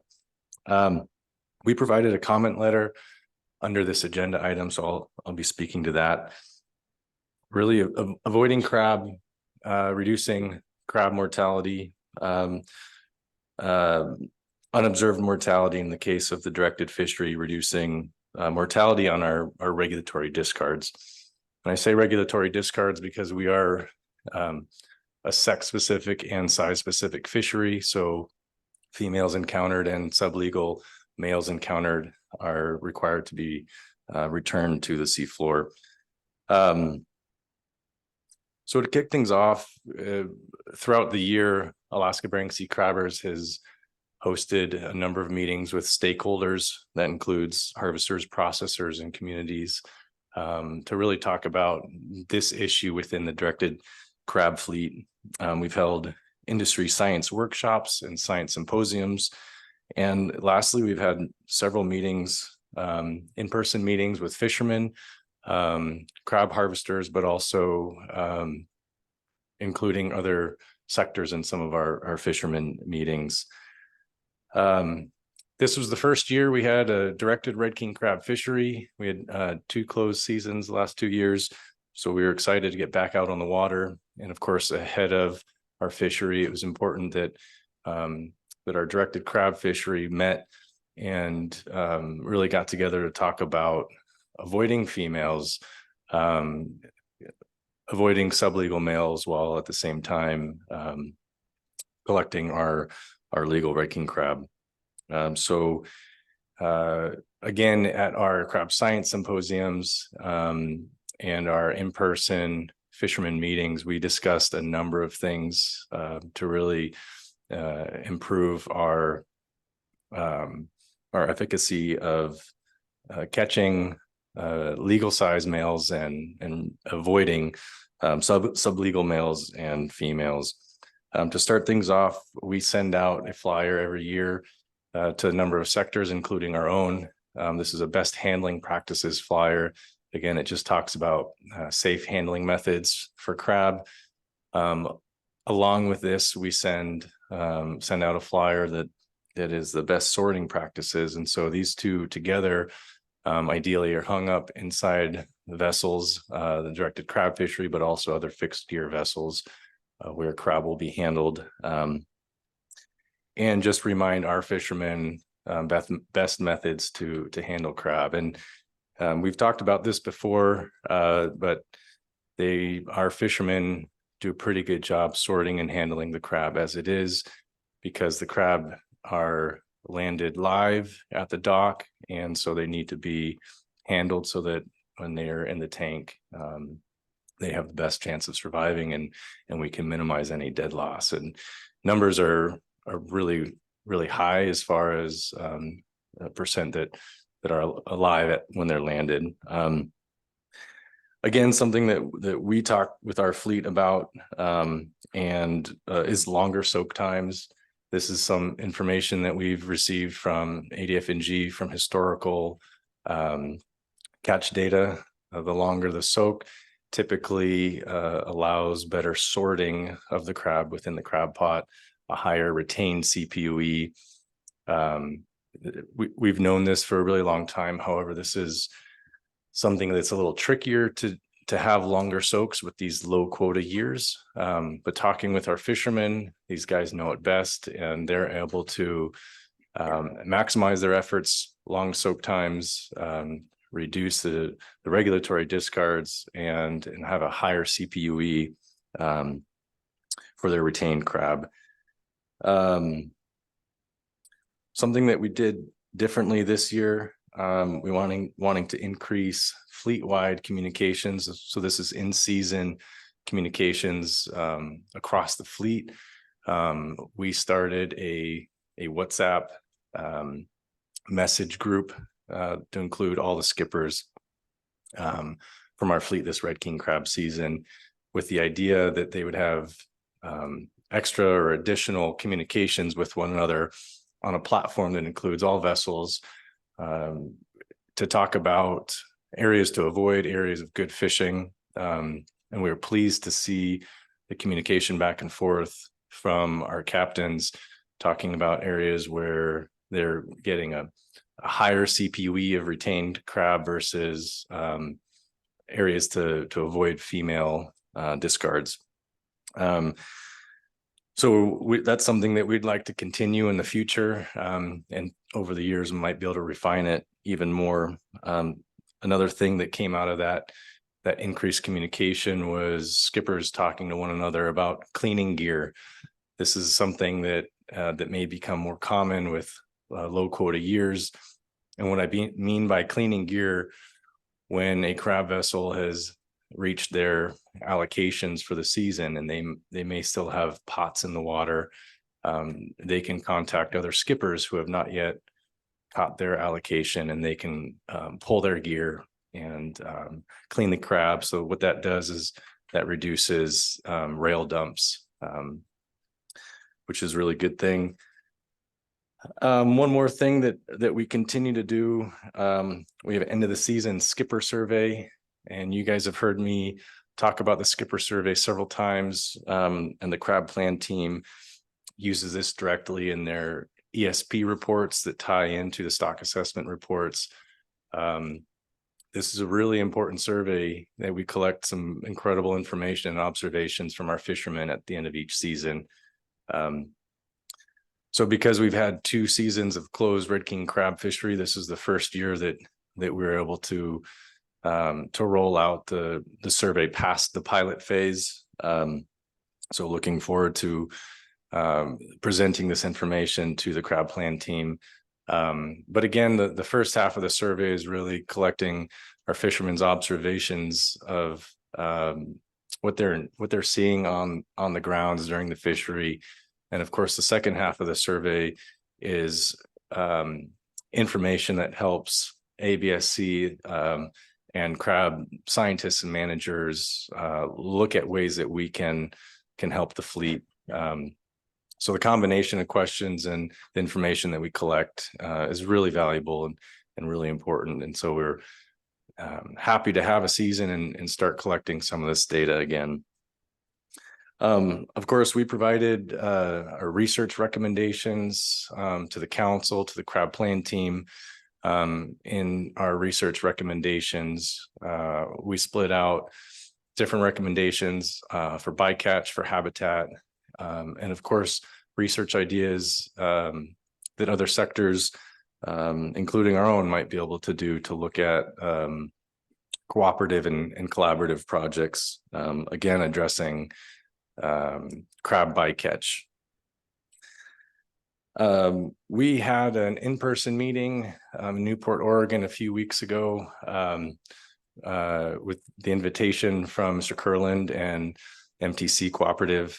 I think this was I was not there myself, but this was an opportunity where crab fishermen and trawl fishermen were able to get together and have some really productive conversations. And I like having our hallway conversations here at the council, where I get to be a part of it. But I think different meetings with fishermen and fishermen are also really important and constructive. So I was happy to hear that meeting went as well as it did, and appreciate folks' time there. So again, I just want to reiterate our appreciation for you guys taking the time, and the folks that will follow up after me as well to take the time to talk about this. It's something that we feel is really important, and again, all sectors coming to the table, sharing the burden of conservation here. So thank you, Madam Chair, members of the council, and I'm happy to take any questions. Thank you, Mr. Lesher. Ms. Vanderhoven and then Ms. Kimball. Thank you, Madam Chair. Thank you, Mr. Lesher, for your report. When you were speaking to longer soak times, I heard you say that it was harder to do that under these low tax situations, and that's not intuitive to me. Can you explain a little bit what you meant by that, why it's harder under a low tax situation?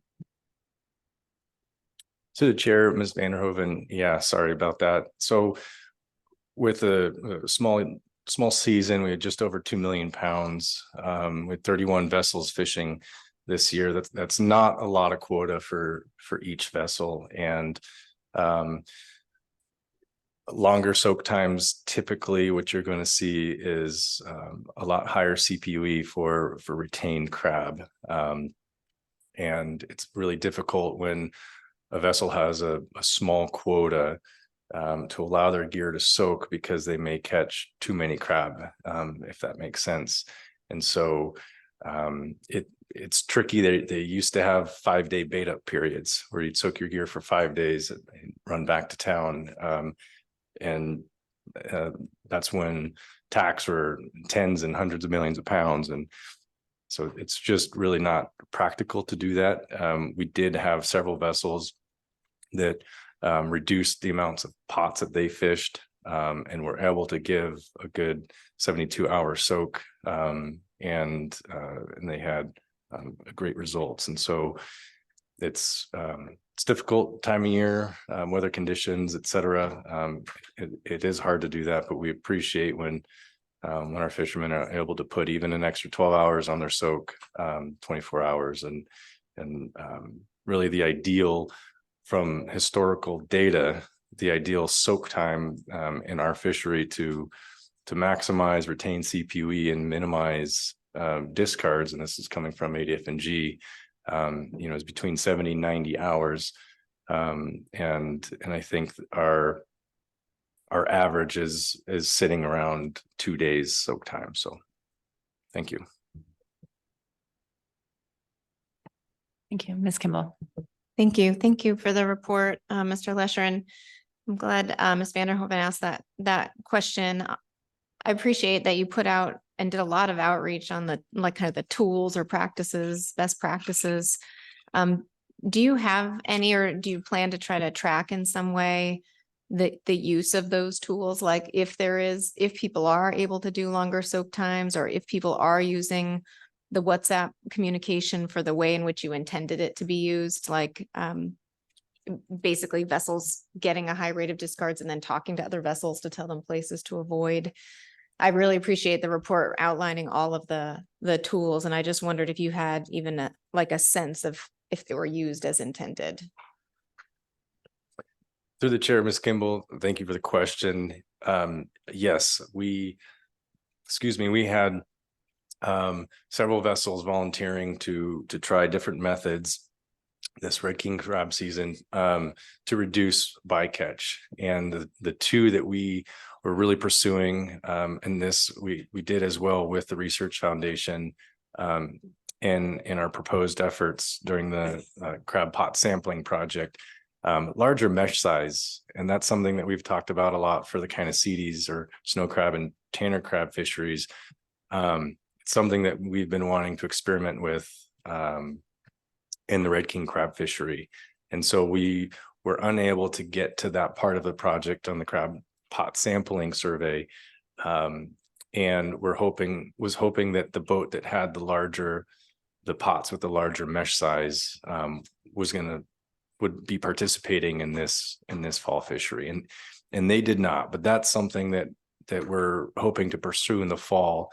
And why I'm mentioning that is because we have spreadsheets to collect catch data, retained and discarded crab from both longer soak pots, but also pots with larger mesh size, because it's important to collect that data side by side. And so we did send out spreadsheets for some of our vessels that were this fall fishery did a longer soak, and we have not gotten those back, but that's all data that we're hoping to track and keep track of. So to answer your question, yes, I don't have that information in front of me, but these are all things that we are keeping track of. Thank you, Mr. Williams. Thank you, Madam Chair. Thank you, Mr. Lesher, for your report. You used a term, I think I heard you right, my poor hearing, but you used a term, was it cleaning crab? Can you expand on that a little bit so I understand? I think I understood what the concept was, but how prevalent is that I realize given these short allowable quotas, it may be more prevalent now, but how prevalent is that actually occurring? Through the chair, Mr. Williams, thank you for the opportunity to clarify. So this is something that has been going on in crab fisheries for years.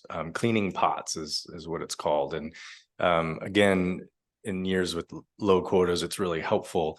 And increased communication is an opportunity for one vessel if they start fishing on the opening day and they catch their allocation. Maybe they only have 200,000 pounds to catch, and they catch it, and they have 20 pots that are still in the water. There's likely going to be crab in those pots. And so they're able to communicate with other vessels who maybe started a few days later or have more quota and have not reached their quota for the season. And by reaching out to them, that other boat can come and pick their gear and collect the crab that's in. So they empty those pots and then they tie the doors open and throw the pots back in the water, and then vessel A goes and picks their pots and they're empty.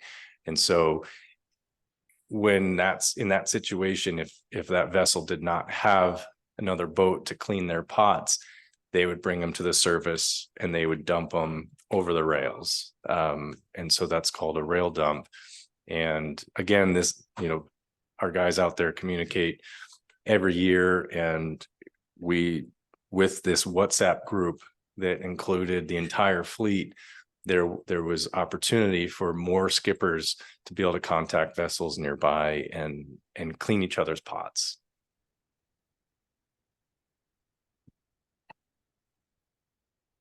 Not seeing any other questions. Thank you, Mr. Lesher.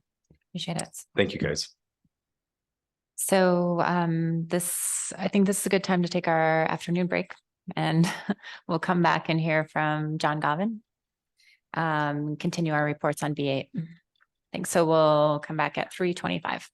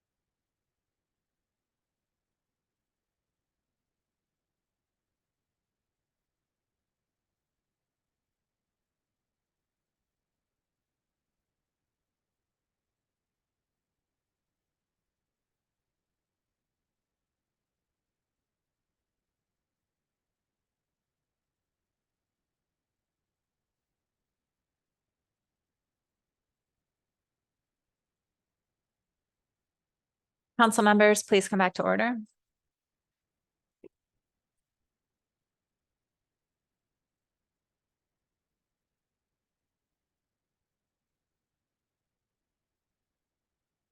Welcome back, everyone. We will reconvene with our B8 reports, beginning with John Govan. And just a reminder to the public, any public members wishing to testify on B items, please sign up on the list before the end of the industry reports. Thank you.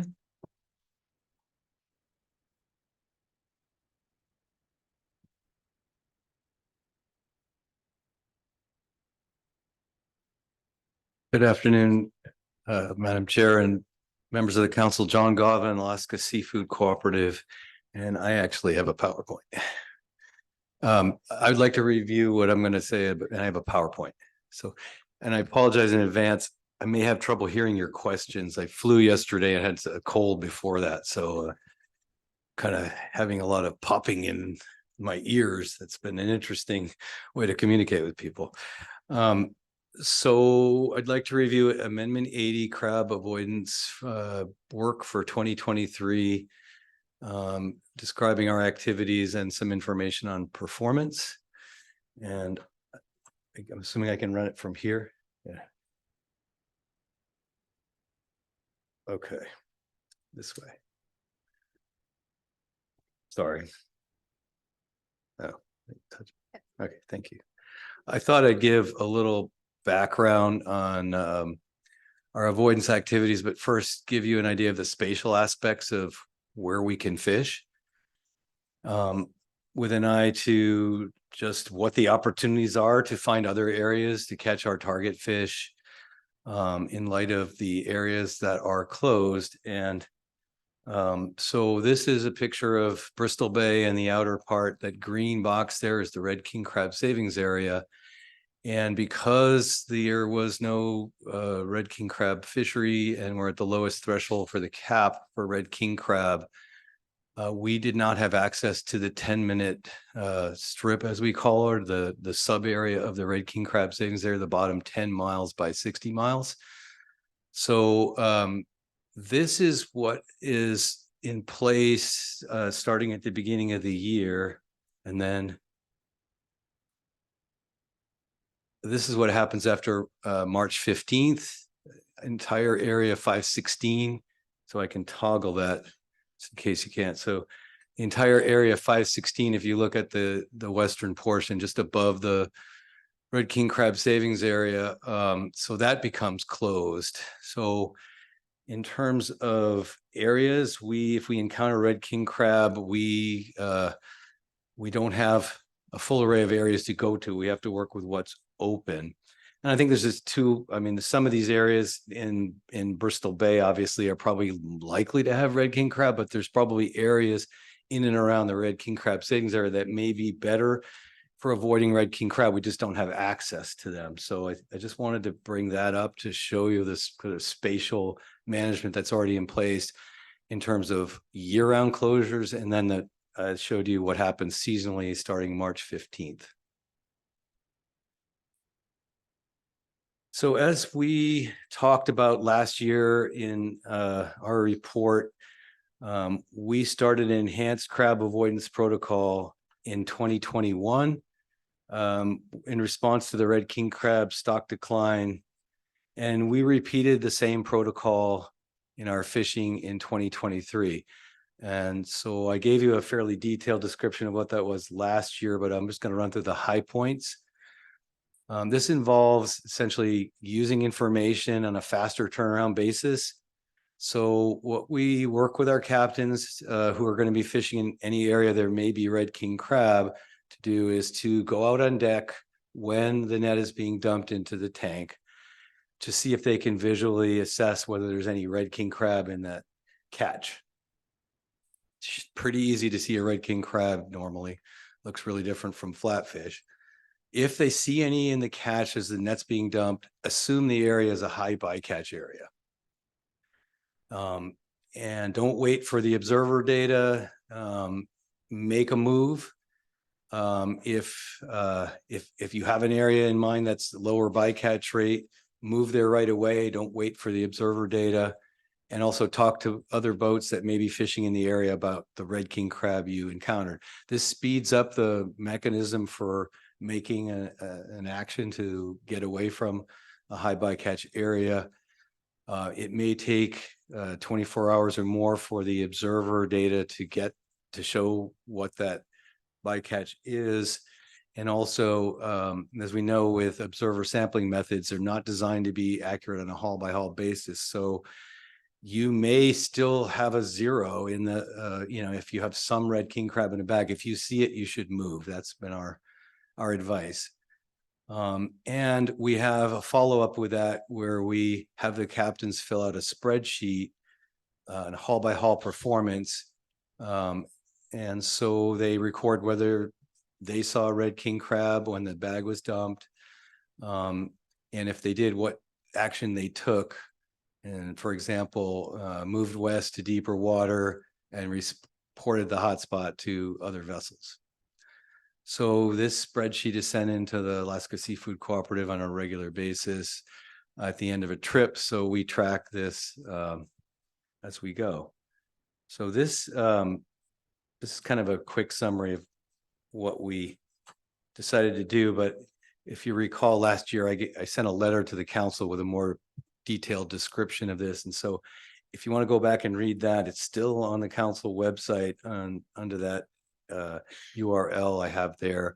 We're a lot more detail. And we did a little bit of analysis of 2022 last year compared to other years and why we thought there was evidence that this protocol helped to reduce our red king crab bycatch. And so what did happen in 2022 and 2023 relative to before?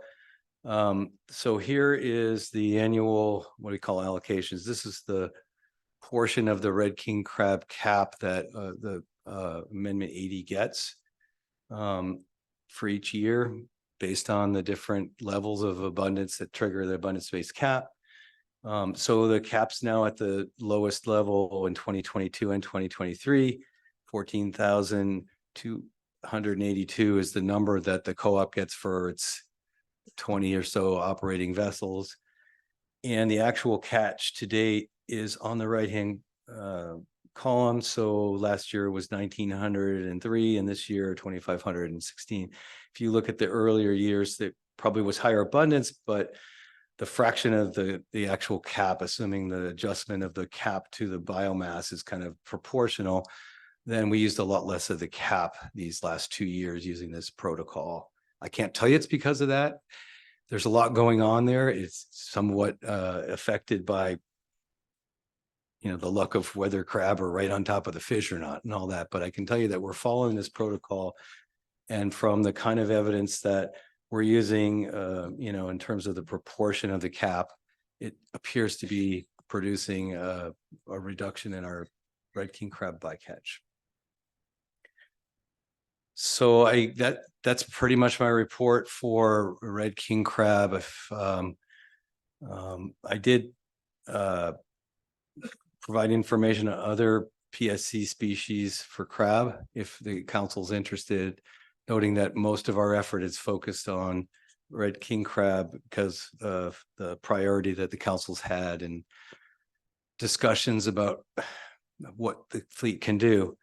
But for C. opilio, it's the same table as before, where you have the Alaska Seafood Cooperative or the Amendment 80 allocation, and you can look at the last year, 640,000 opilio crab, which is about a little bit less than a third of our cap,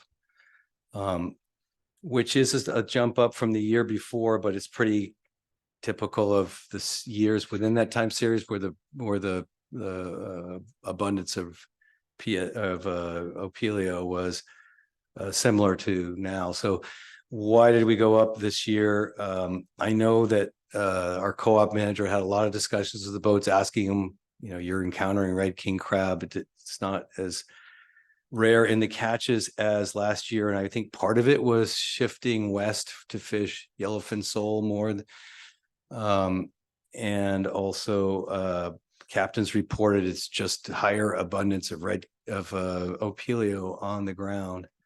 Everywhere they went, they just seemed to find some. So I think that explains, but we still stayed well under our cap, used about a third of our cap, and the 2023 outcome was similar to years with about the same abundance of C. opilio.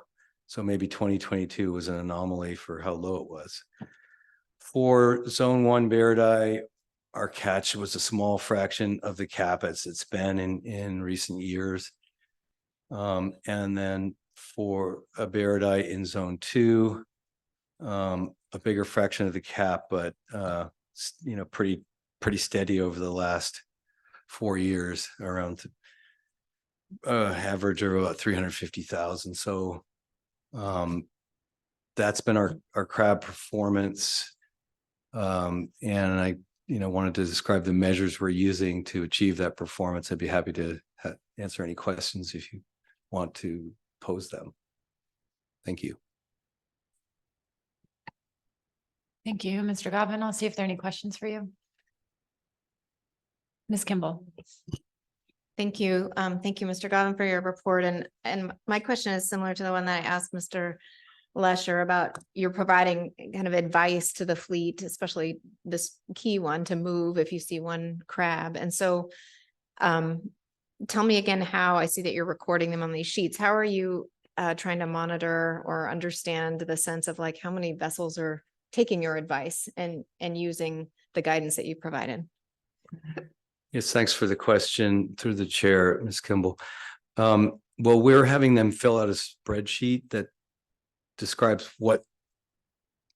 how many crab they caught, what they did, and we're reading that spreadsheet and asking them questions if we're not understand what they did. But generally, what we're seeing is they're filling out the spreadsheet. When they encountered red king crab, they moved. So we really do have a direct evidence that they're doing what we asked them to do. Ms. Kimball. And then maybe, take this in the spirit of how it's intended that in the future we can, I think words really matter. And it's certainly not an allocation of PSC, since PSC is intended to be avoided at all times. So maybe in future presentations, the way you spoke to it was a proportion of a bycatch limit. Yeah. I appreciate that. And thank you. Thank you. Mr. Jensen. Thank you, Madam Chair. Thank you, Mr. Govan. Is everybody cooperating with this plan? Everybody you deal with, they're all doing this. There's no exceptions. Yep. Through the chair, Mr. Jensen, yes. We have a fleet that divides between fishing in the Aleutians and fishing for flatfish. And so for some companies that really fished very little flatfish this year, their participation in this was pretty minimal, and it might have only been in the fall when they got back into fishing flatfish.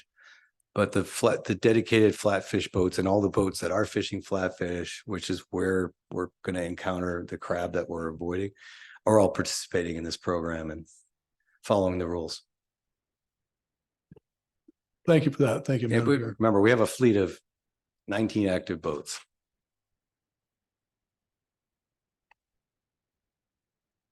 Yeah. Mr. Down. Thank you, Madam Chair. Thank you, Mr. Govan. I'm interested in when you're looking at these reports that come in from your vessels, and I think that's a great program that you have, by the way, at the end of every trip. Over a period of time, it would seem like you would be able to identify some areas that are some areas outside the king crab savings area where you're fishing that consistently have areas that boats consistently see king crab, for instance, and are having to move. So is there any efforts at voluntarily identifying those spots and voluntarily staying out of those areas where you know that king crab exists, but you're fishing and regularly having to move and seeing your bycatch? I'm seeing that you noted in your report that you had that if you see any crab that you move and you clearly saw 2,500 crab during the season this year. So when you see that, is there specific areas that you've identified that you think you could stay out of? Thanks for the question, Mr. Down through the chair.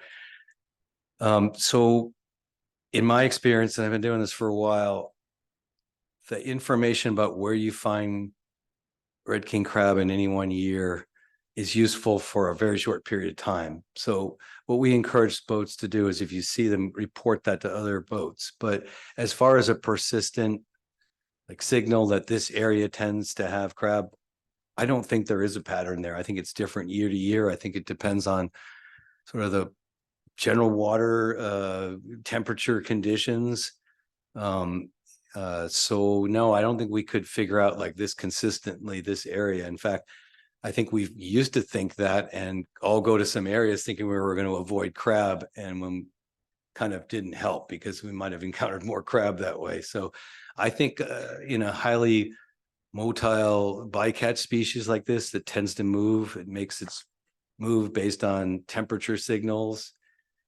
Our captains think that there's sort of a pattern in the sense that the flatfish move through the box at certain times, but where the crab are going to be when we can fish on the outside of those boxes and kind of can really be different during a year and year to year. So we definitely have looked for those patterns. We don't see them, but we do think that the information you get from a boat will be good for a few days, and that's why we're using that information.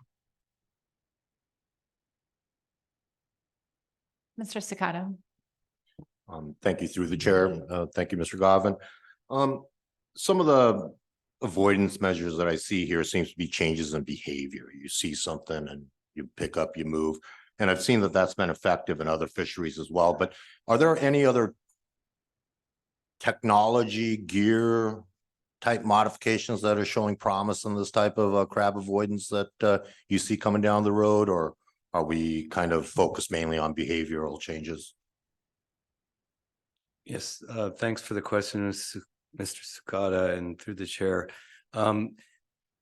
We have worked on gear modification for halibut, which is a fish that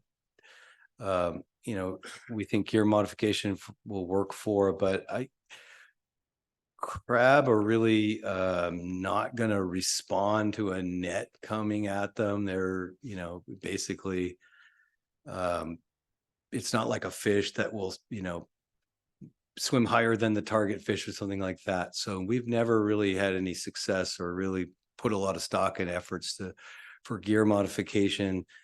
That said, when we went to the net designs that we use, and everybody uses for flatfish now, they have very long sweeps. So the net itself is probably 10% of the area swept. I think that in and of itself reduces our bycatch rate, but it's not like a gear modification to the net. That's just we've learned that flatfish are herded by those long sweeps and they'll come into the middle of the net and crab aren't. So I think that ultimately reduced our crab catch rate, but we're not doing something like a halibut excluder type of thing. There's really hasn't been any thoughts on how to make that work.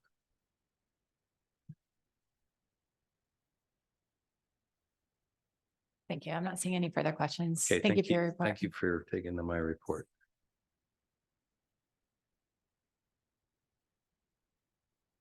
So next up, we have Stephanie Madsen.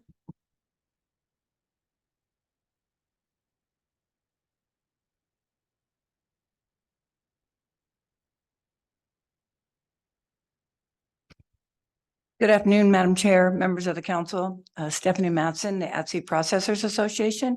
And with me, I have Austin Estabrooks.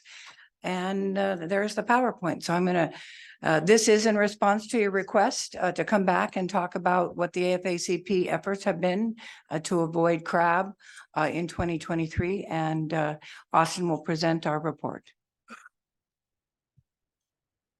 Yeah, good afternoon, members of the council. I'll just jump right in, and I think everybody knows why we're here at the table. So again, this is was the request last year. I think that.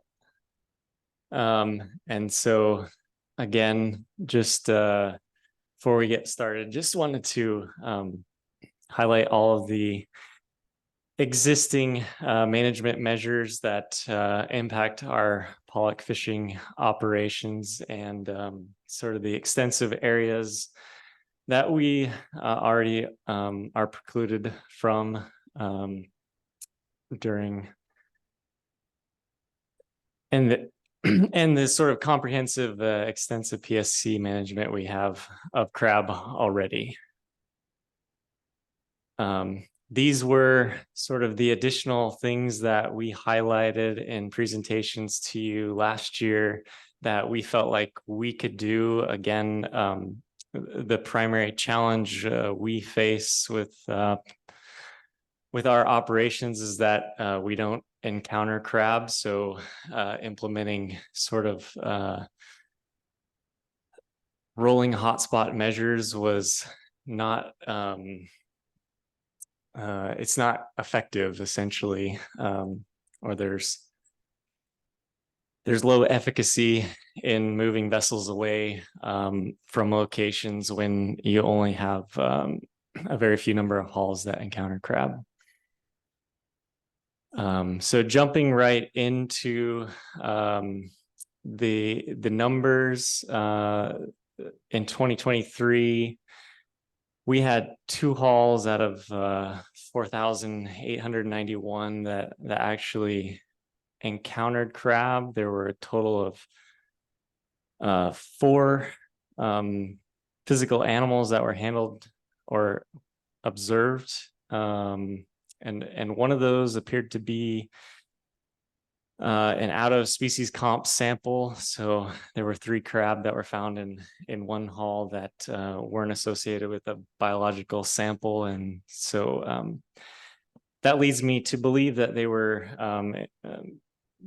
essentially recorded by the observer outside of their normal species composition sampling duties. So again, the encounter rate is less than 1%, less than 0.5%. And that was extrapolated to 6 total in terms of mortality.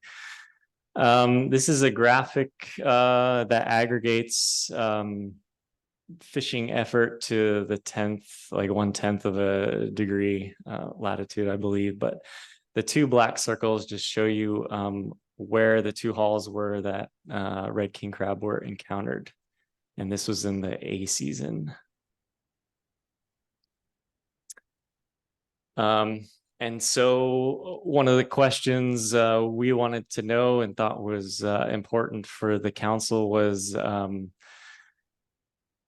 where did we fish relative to known king crab distributions? And again, the problem we face here is that we have one primary data source of crab distribution, and that is the Eastern Bering Sea bottom trawl survey. This year we were lucky to have a pot survey that sampled in the wintertime, and it mostly occurred after our operations were already concluded. So after the crab had already primarily started moving towards spawning locations, but just wanted to highlight where we caught crab relative to where the survey found crab. And so this is the results of that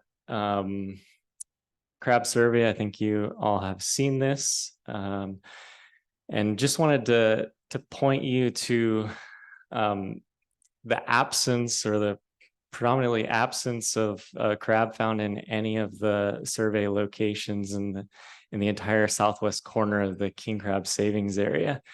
And that is primarily where pollock fishing activities take place, and where we've encountered the largest distribution or abundances of pollock in recent years. They've really occupied primarily that southwest corner of the box.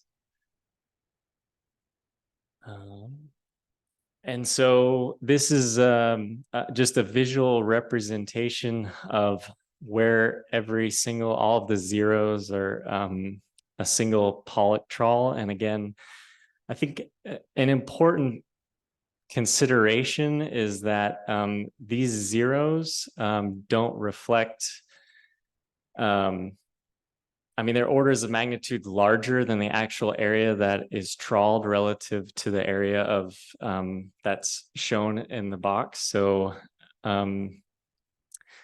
it looks like, for example, that 50% of the king crab savings area incurred trawling effort, but the reality is when you calculate the total area swept, it's roughly 6 to 7% of the area was actually swept by pelagic trawl gear from our fleet. And so again, I pulled the summer survey data for red king crab. The distributions were similar to what were found in the winter survey. And so the thicker, larger bars are red king crab in the survey.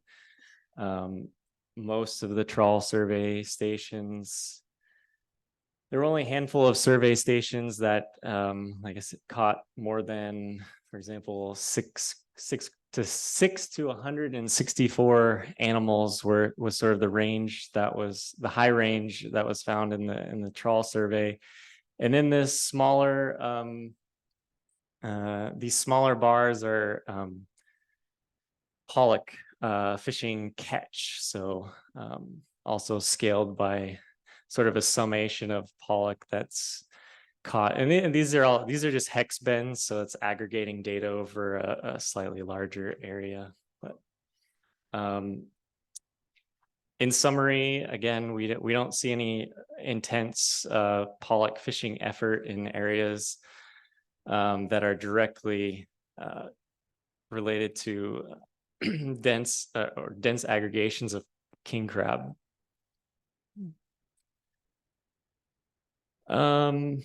In looking at the Opilio, I took sort of the same approach. We had just 8 hauls that encountered Opilio crab. There were 14 physical crab that were observed and handled by observers.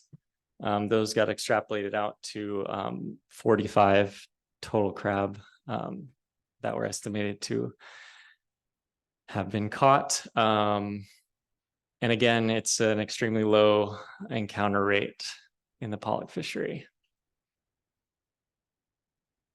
I was surprised to see this. These are the locations of where our entire, this is A and B season fishing effort, but where we encountered Opilio crab, it was quite diverse in terms of the locations.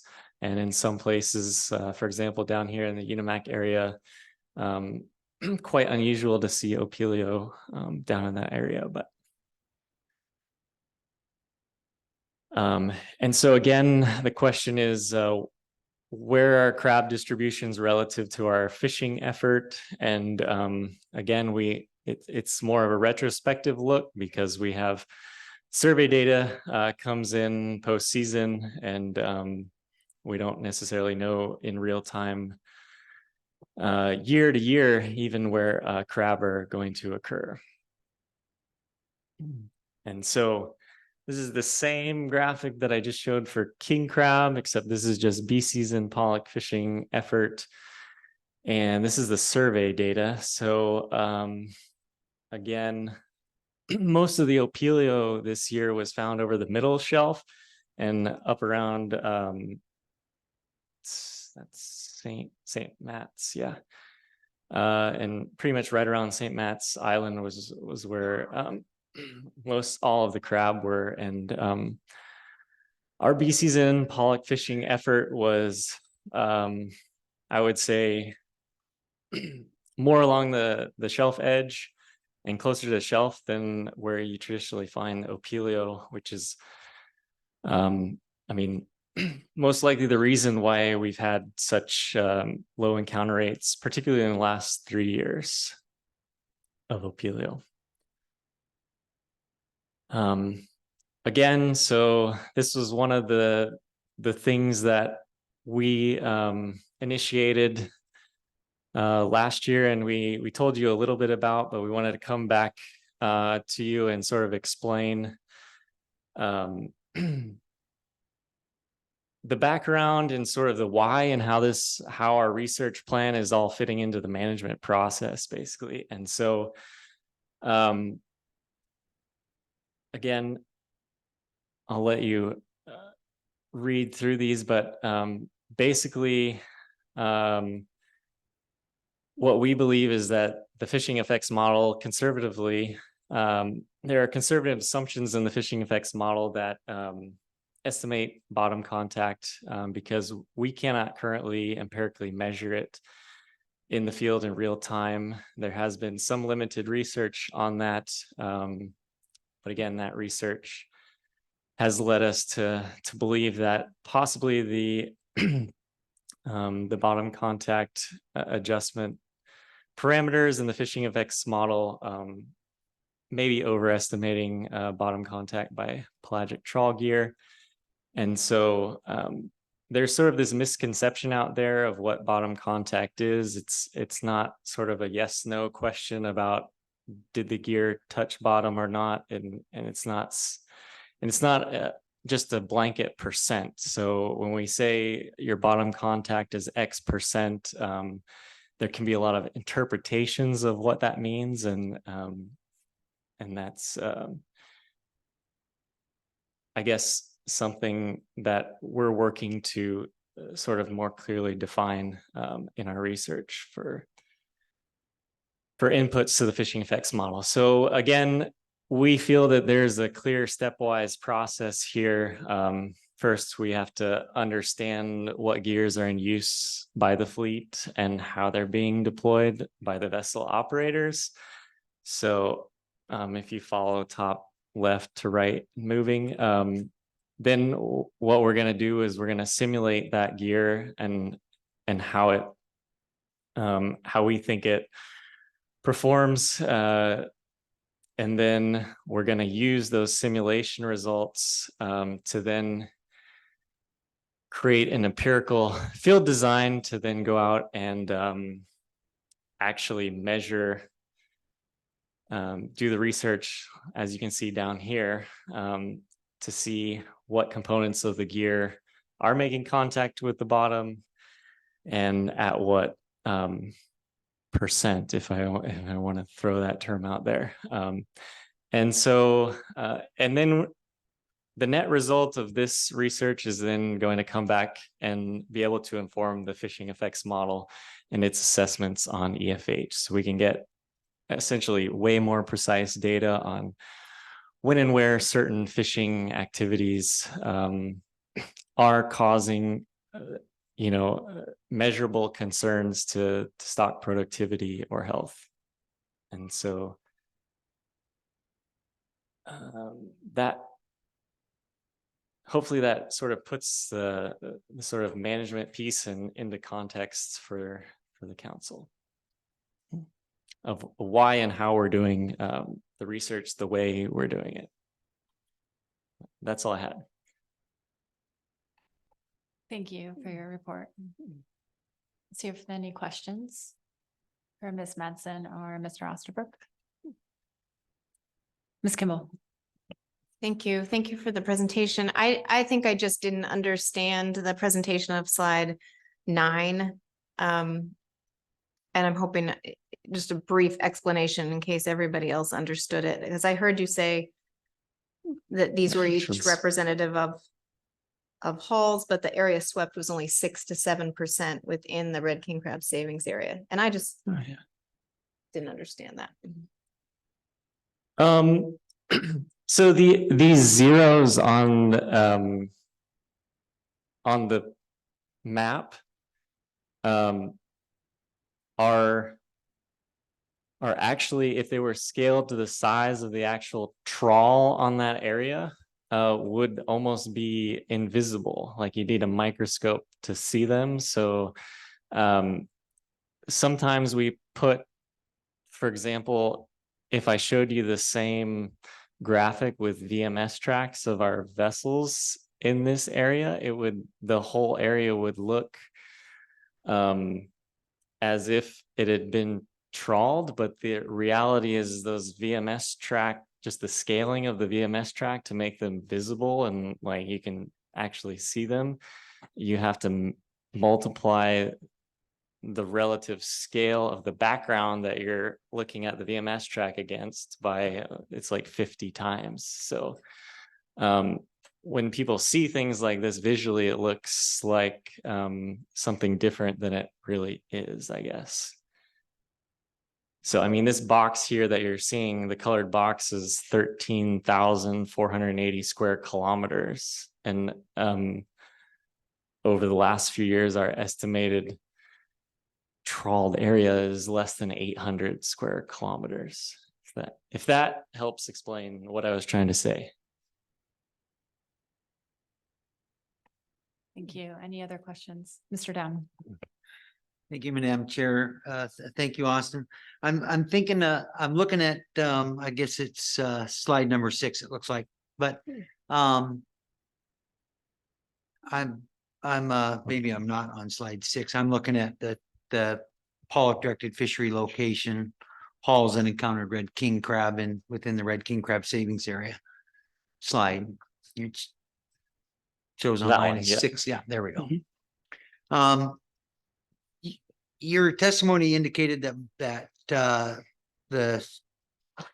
bottom trawl survey only indicated didn't find any king crab in the southwest corner of that box, but that's where a majority of your fishing occurred. But when I look at this, it looks like you have fishing pretty widespread through that, with the exception of the northern area in that little box northeast. So I'm just curious as to how I'm supposed to look at this. It looks to me like you're fishing almost everywhere in the red king crab savings area, not just the area that you mentioned that you were fishing where there was no crab.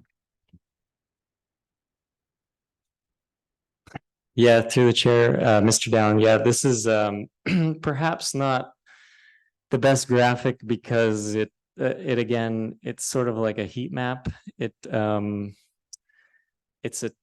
It's essentially aggregating fishing effort over a larger area.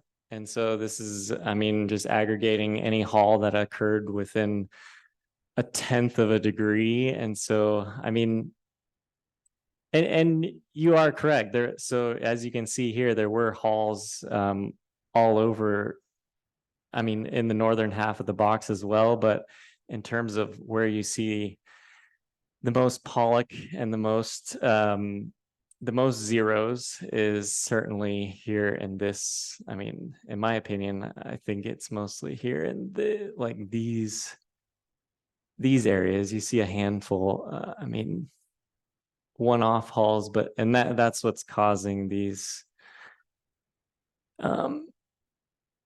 stars in places that it's not reflective of actual effort, and it's masking that a little bit. But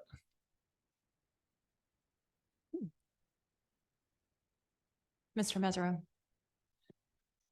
Thank you, Madam Chair, and thank you, Mr. Estabrook, for your presentation. I was hoping we could just talk a little bit about the gear simulation and what the goal would be. Would the goal be to find the net that contacts the bottom the least and is still productive for using it? Or are you trying to just reach results that would inform the fishing effects model as to the performance of existing gear that you're using? To the chair, Mr. Mesereau, I mean, I would say that is the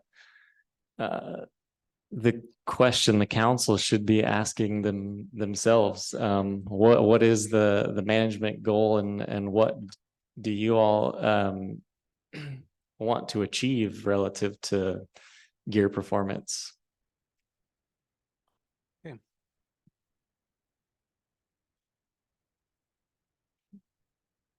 Any other, Mr. Down? Yeah, second question, thank you. I'm gonna ask this question of either one of you that would like to answer. Ms. Mattson so your testimony, Austin, was that your presentation here, I should say, is that you don't encounter crab, and I think that's true. You don't encounter many crab. That's obvious. But you're the gear to the effect that whatever time it is on the bottom, the only way that I think you could avoid crab then is to avoid areas where you know there's crab, because crab have a difficult time, I think, making it into the cod end. So how do you prioritize that? You can't prioritize crab bycatch because you just don't see crab bycatch. So how are you going to prioritize that with these other species, salmon and halibut? And I know you don't catch many halibut, but herring and those kind of things. Like, how do you prioritize that over these requests that your group has seen to just stay out of these areas where we know that there's crab? How would you ever prioritize your ability to stay away from crab when your crab just don't end up in the cod end part of your net where they can be observed? So assume that there's crab there because we see them there and we know that you're fishing in that area where crab exists. So how would you prioritize that? Madam Chair, Mr. Johns, first of all, the council prioritizes for us first. I mean, the first and foremost in our minds is Chinook and chum salmon. Relative to the red king crab, that would be an A season issue for us because of the area that we fish. And so certainly foremost in our mind is Chinook. We did not include some of the Chinook rates and how we're moving around and why this area is important for us. You've seen that before in the Bristol Bay red king crab. So I think that in some respects, it's the council that prioritizes how we're going to move through these PSC. And right now it's in A season, it's Chinook. Closely behind that is herring because of the potential to close down important areas to both the inshore and the offshore area sectors. But I guess the way that you presented the question is kind of sounds like that we understand that we're impacting crab. And I know that you have an unobserved mortality work group going on, and that you're going to get that report to them. And so I'm very anxious to understand what they think any potential unobserved mortality for all of the gears types. So I think it'll be interesting to get that. Thank you, Ms. Madsen. I think that's about as good an answer as I could have expected. So I thank you very much. Thank you. Not seeing any further questions. Appreciate your time. And next up is Chad C.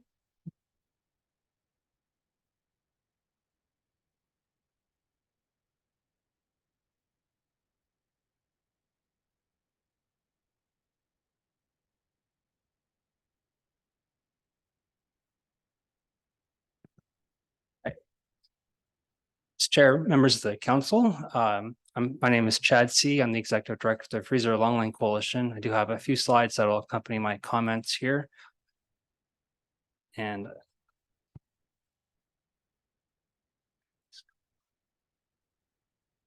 all right. So we appreciate the opportunity to provide a report on crab avoidance and mortality reduction on crab fisheries for our fleet. For the record, the Freezer Online Coalition represents the owners of 19 active hook and line catcher processor vessels that participate in the Freezer Online sector of the federal Pacific cod fishery in the Bering Sea and Aleutian Islands in the Gulf of Alaska. The Freezer Longline fleet is 100% observed fleet, meaning that a federally contracted observer must be on board for every trip taken by a Freezer Longliner to monitor our harvest. FLC members include 9 Alaska and Washington-based operators, comprised of CDQ organizations, Alaska Native Corporation, and family-owned businesses. FLC member fishermen are almost entirely dependent on the annual harvest of Pacific cod, predominantly in the Bering Sea. FLC recognizes the importance of the long history of snow crab and red king crab fisheries off Alaska. Many of our members are crab fishermen and have been directly affected by the simultaneous downturns in these fisheries. FLC supports the examination of measures to rebuild overfished crab stocks and to curtail crab bycatch where it is constraining stock recovery. The data produced on crab encounters and mortality makes it clear that our fleet's operations really has a very minimal impact on the health of crab stocks. We also firmly believe in the importance of cod removals by our fleet on crab grounds and supporting healthy crab fisheries and the overall positive impacts of our operations on recovery efforts. We are committed to being a part of the solution to the recovery of these crab stocks. In October of 2022, FLC provided comments to council detailing, amongst other input, actions that it would take in the next year to work toward avoiding snow crab and red king crab bycatch and to minimize mortality. At the time, we spoke to measures we were implementing within our fleet. These measures have carried over into 2023. Additionally, FLC is engaged with the Science Center on efforts to use our vessels as a platform to perform research on cod predation of crab. A specific measure we reported as having implemented was to add crab bycatch rates as a regular feature of our weekly operational reports distributed to members via C-State. This includes fleet-wide bycatch encounter rates by individual crab species and overall crab bycatch rates by individual vessels. All participants in our sector have also have access to these rates at any time through C-State directly. The intent of these measures has been to ensure captains are aware of areas and times during the season when crab bycatch may be higher so they can make more informed decisions about their fishing activity. Identifying vessels individually also puts more pressure on those with higher rates to optimize their rates going forward. These are practices that have proven to be effective tools within our fleet in successfully addressing encounters with other species, including halibut and seabirds. We've also communicated with our vessel captains, including at our annual symposium with our crew, about relocating fishing effort should there be an increased occurrence of crab bycatch consistent with the hotspot. With that said, we've found that captains have long applied this practice in our fleet. Captains, as a matter of practice, look to avoid fishing grounds and where they incur higher bycatch, as it competes with cod for hooks and reduces CPUE. In the event they run into a higher occurrence of crab, captains will routinely pick up their lines and search for cleaner fishing grounds. At the request of the crab sector, FLC has also communicated with our fleet about proper handling of crab on our lines to minimize mortality of the animal. Such handling practices are also a standard part of training for crew working on the rail on freezer online vessels.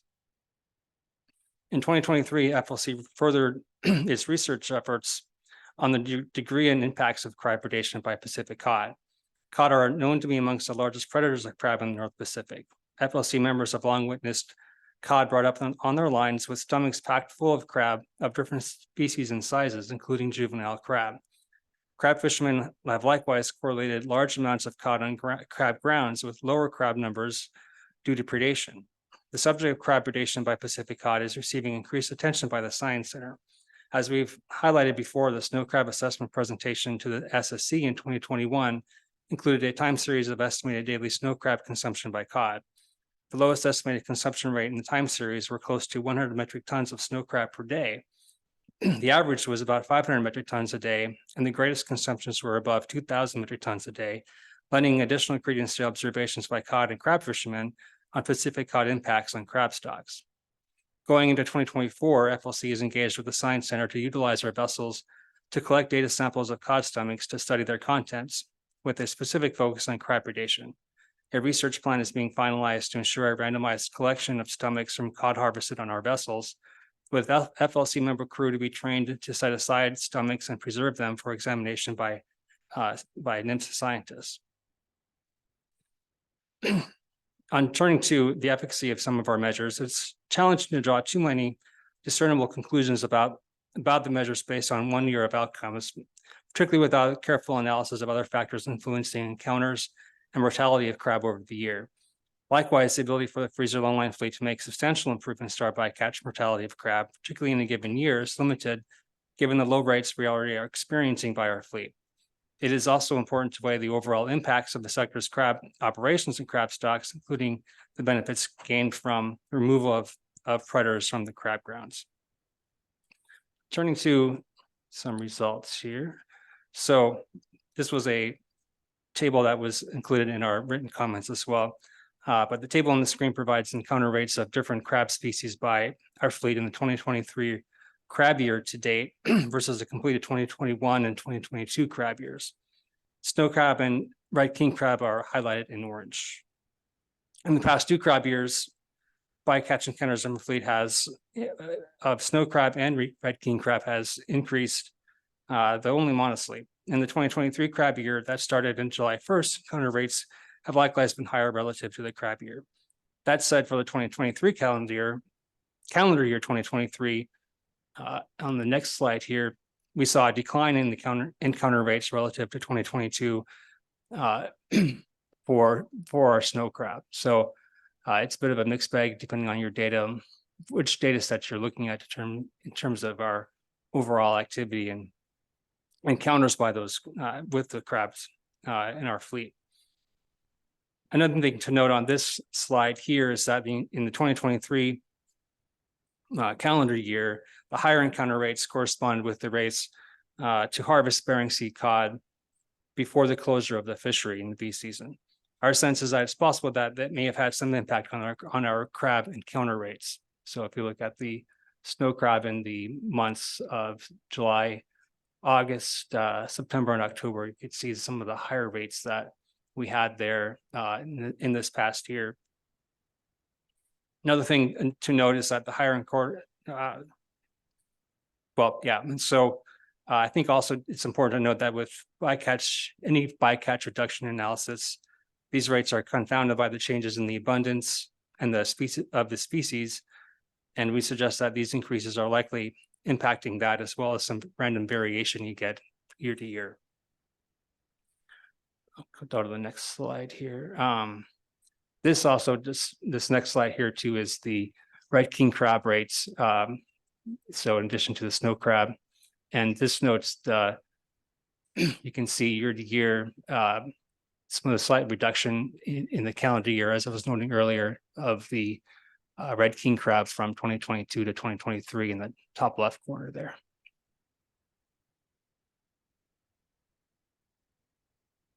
I'll go to the next slide here. So ahead of the report, this report here too, we also examined the encounters by area in the calendar year 2023 to understand the overlap with the Bristol Bay red king crab savings area into snow crab grounds in the Bering Sea.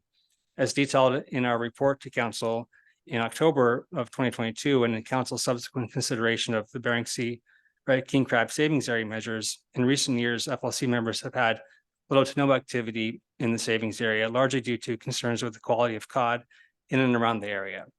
In examining our fishing activity in 2023, FLC once again had just limited operations in areas 509 and 516 that contain the Bering Sea red king crab savings area. So that if you're looking on the top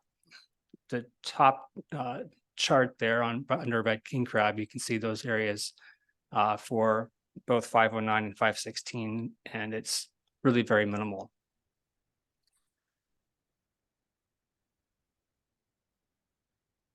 On crab mortality, so moving from encounters to mortality resulting from the freezer longline fleet remained very low in 2023, particularly relative to that of other gear sectors, including the directed crab fishery. In 2022, the crab plan team addressed the range of fishing mortality for snow and red king crab by different gear sectors. This work reinforced that some gear, including hook and line, really have a truly insignificant effect on crab biomass. This was detailed very well in the Bristol Bay red king crab expanded discussion paper reviewed by Council in October last year.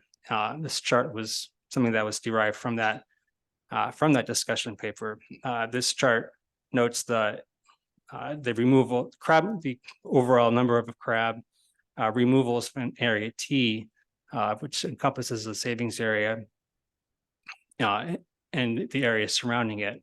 And so looking at that, you can see the numbers here and the hook and line numbers, which are in the light green, which is very difficult to see because of just how insignificant that number is relative to some of those other gear types. And this has been, again, looking at the numbers from the previous slide, these numbers are consistent still with what we've seen for our operations in that area in the last, even through this year. We'll also just restate our concern about the disconnect on the crab mortality rate assigned to our vessels and all fixed gear vessels, and that the actual in the mortality of the crab that is encountered by our fleet. From our sector's perspective, the 50% crab mortality rate is a unrealistically high rate when compared to rates associated with gear that would necessitate handling crab in order to return them to the water. We'd encourage, again, some research into establishing a more accurate mortality rate for our fleet so managers can better prioritize non-target impacts on the mortality of snow and red king crab. So with that, I will take any questions. Thank you, Mr. C. See if there are any questions for you. Ms. Kimball. I have a very simple question. Thank you, Madam Chair, and I'm going back and forth between your presentation and then your letter, but the highlighted for Opelio and red king crab, those rates, especially for Opelio, seem to increase a lot in the past years, but you're not showing the number of crab that equates to. So I assume kind of the lack of concern with that was based on the number of crab is still very low, but I couldn't find how to translate those rates into estimated number of crab discards. Thanks, Nicole, through the chart. That's probably something we could have added in terms of highlighting that number, but it is a very low number of actual crab.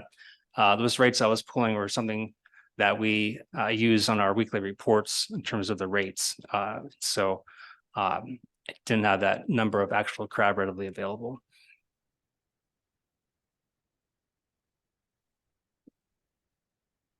Seeing any further questions? Thank you very much. Thanks. And next up is Heather Mann.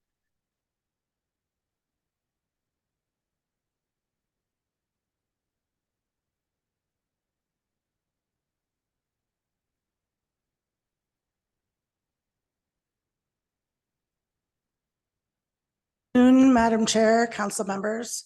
I thought I was after Brent, so I apologize. My name's Heather Mann. I'm the director of the Midwater Trawlers Cooperative. MTC represents 33 trawl vessels. We have 15 vessels that fish A season pollock and 6 that fish B season pollock. Between the 2 seasons, we had 150 million pounds of pollock and 2 red king crab the entire time, and we are 100% observed. So we met last week with all the groups that interact or were asked to provide information about their interaction with crab and ability to voluntarily avoid it on the phone. And at that time, I explained to the rest of the group and the crabbers that from the MTC perspective, I remind our captains and crew how important it is to minimize any interaction with crab. And as you can see, based on our observer coverage, it's extremely low. And we generally don't even fish in the red king crab savings area. For people that don't know the MTC vessels, we are basically pretty small trawl vessels in the North Pacific compared to many others. And so we're not generally fishing too far away from where we're delivering fish. But I still felt it was important to explain that we do get the sea state reports and we do share information, but we're just not encountering a whole bunch of crab. So I have a couple pictures to show. I'm going to be a lot shorter than the people before me, but we did have a really great day-long visit that Corey mentioned earlier. And I want to thank Mr. Kurland for coming to Newport to meet with vessels and vessel owners that participate in Alaskan fisheries that live down in Oregon. Originally, I had planned on a meeting with the trawlers all day, and then he asked if we could also include Oregon crabbers. And I reluctantly agreed, and then which actually worked out really, really well. So we had some Oregon trawl vessel owner or Oregon crab vessel owners that attended, as well as Jamie Goen, the director of the Alaska Bering Sea Crabbers, and we spent all day talking about gear and how it works. And you can move on, I think, to the next photograph. I just wanted to show some of the things that we did during that day. We spent quite a bit of time in the foul weather trawl gear shed, looking at excluders and touching excluders and figuring out how those work. We talked a lot about work that's being done right now. This is more for the live feed cameras is more for avoiding Chinook and salmon and working on an active excluder, but I think it was really valuable for the crabbers as well to get an understanding of what the gear looks like and how it interacts. Next photograph, please. This is on the Miss Birdie, and here we're talking about how the gear works. We talked about bottom contact and bottom contact sensors and the challenges with that. We talked about literally what happens, and you can see Kurt Cochran there in the wheelhouse. He is here in the audience as well, describing exactly how the gear works, and that if and when you do touch the bottom, it's not hard on bottom, it's not plowing the bottom. And so helping people understand and ask questions. The crabbers that were there asked really good questions.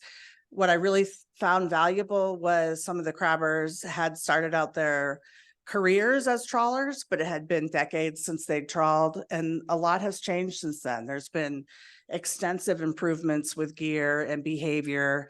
And so having captain to captain, boat owner to boat owner, you know, talk about this, I think was super valuable. And I think I may have maybe one more. Yeah, so that's all of us.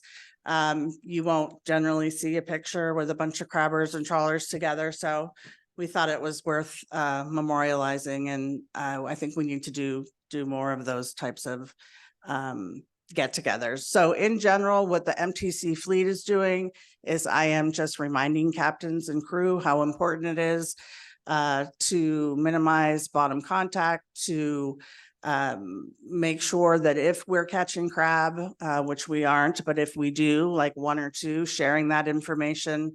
And we're in constant contact about all kinds of fishing, you know, issues. And so it's easy enough to send something out to the whole fleet.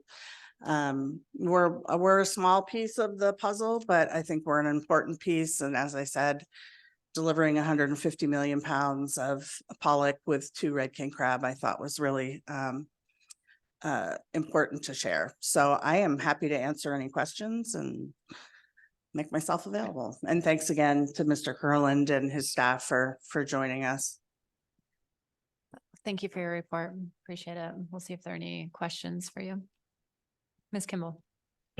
Thank you. Thank you for the report, Ms. Mann. And you had mentioned as part of the discussions during that day, you talked about, I guess, the capability of using bottom contact sensors to tell you something about bottom contact and whether that works operationally. And I would really like to know what the nature of that discussion was. We hear a lot about why don't they just do this? And I actually don't know the answer about whether that's feasible for your boat's operations. Yeah, Madam Chair, Ms. Kimball. So several of the crabbers said, well, why can't you just put a bottom sensor on your net so we know how much time you're on the bottom, if at all? And the discussion then became, well, where would you put the sensor? Would you have to have it in multiple places on the net? How many sensors would you need? Is it something that you would have to take on and off? Is there, you know, how would that even work? And that then led to a discussion about, well, what is it exactly that you want to know, to the crab people that were there? And what is it that we can provide you that you will actually believe? And so that started another discussion around, well, we're not exactly sure. And so I know that people have gotten up and testified and said, well, you just do a Google search and there's bottom sensors out there. That is not exactly, that's not exactly what is available. And so if you wanted to do something like that, we would really need to be talking with gear manufacturers, figuring out how many sensors you would need and exactly what it is, the information that people are looking for to share.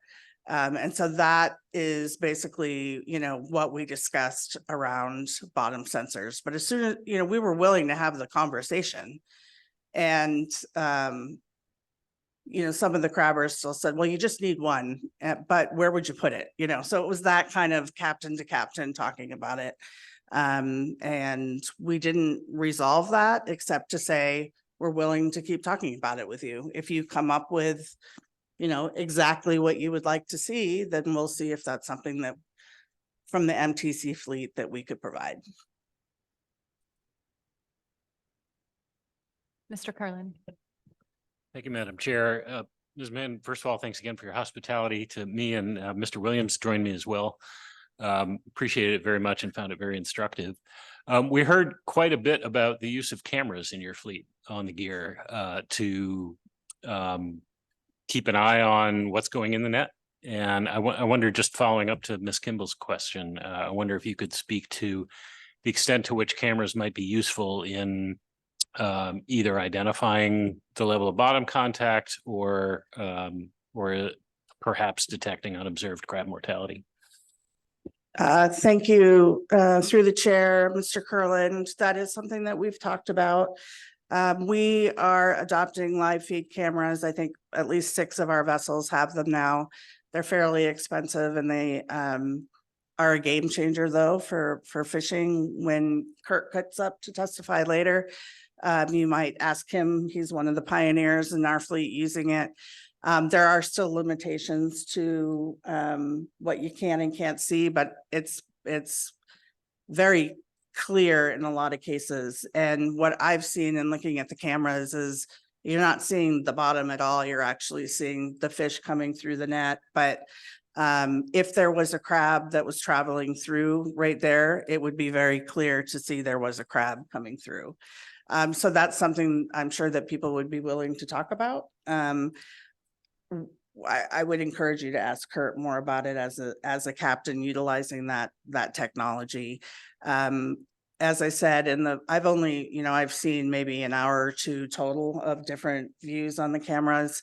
I've never seen the bottom, but again, I'm looking at the fish coming in and watching then salmon go out through the excluders when I'm looking at that. So sorry, that's not a great answer, but I think the expert will be better than I am at that one.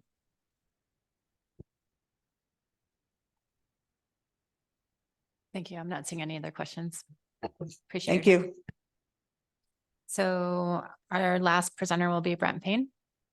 And then following Brent, we will begin public testimony. I think we'll try to go a little bit over today, maybe 5:15. Might not get through all of testimony, but that'll be our intentions.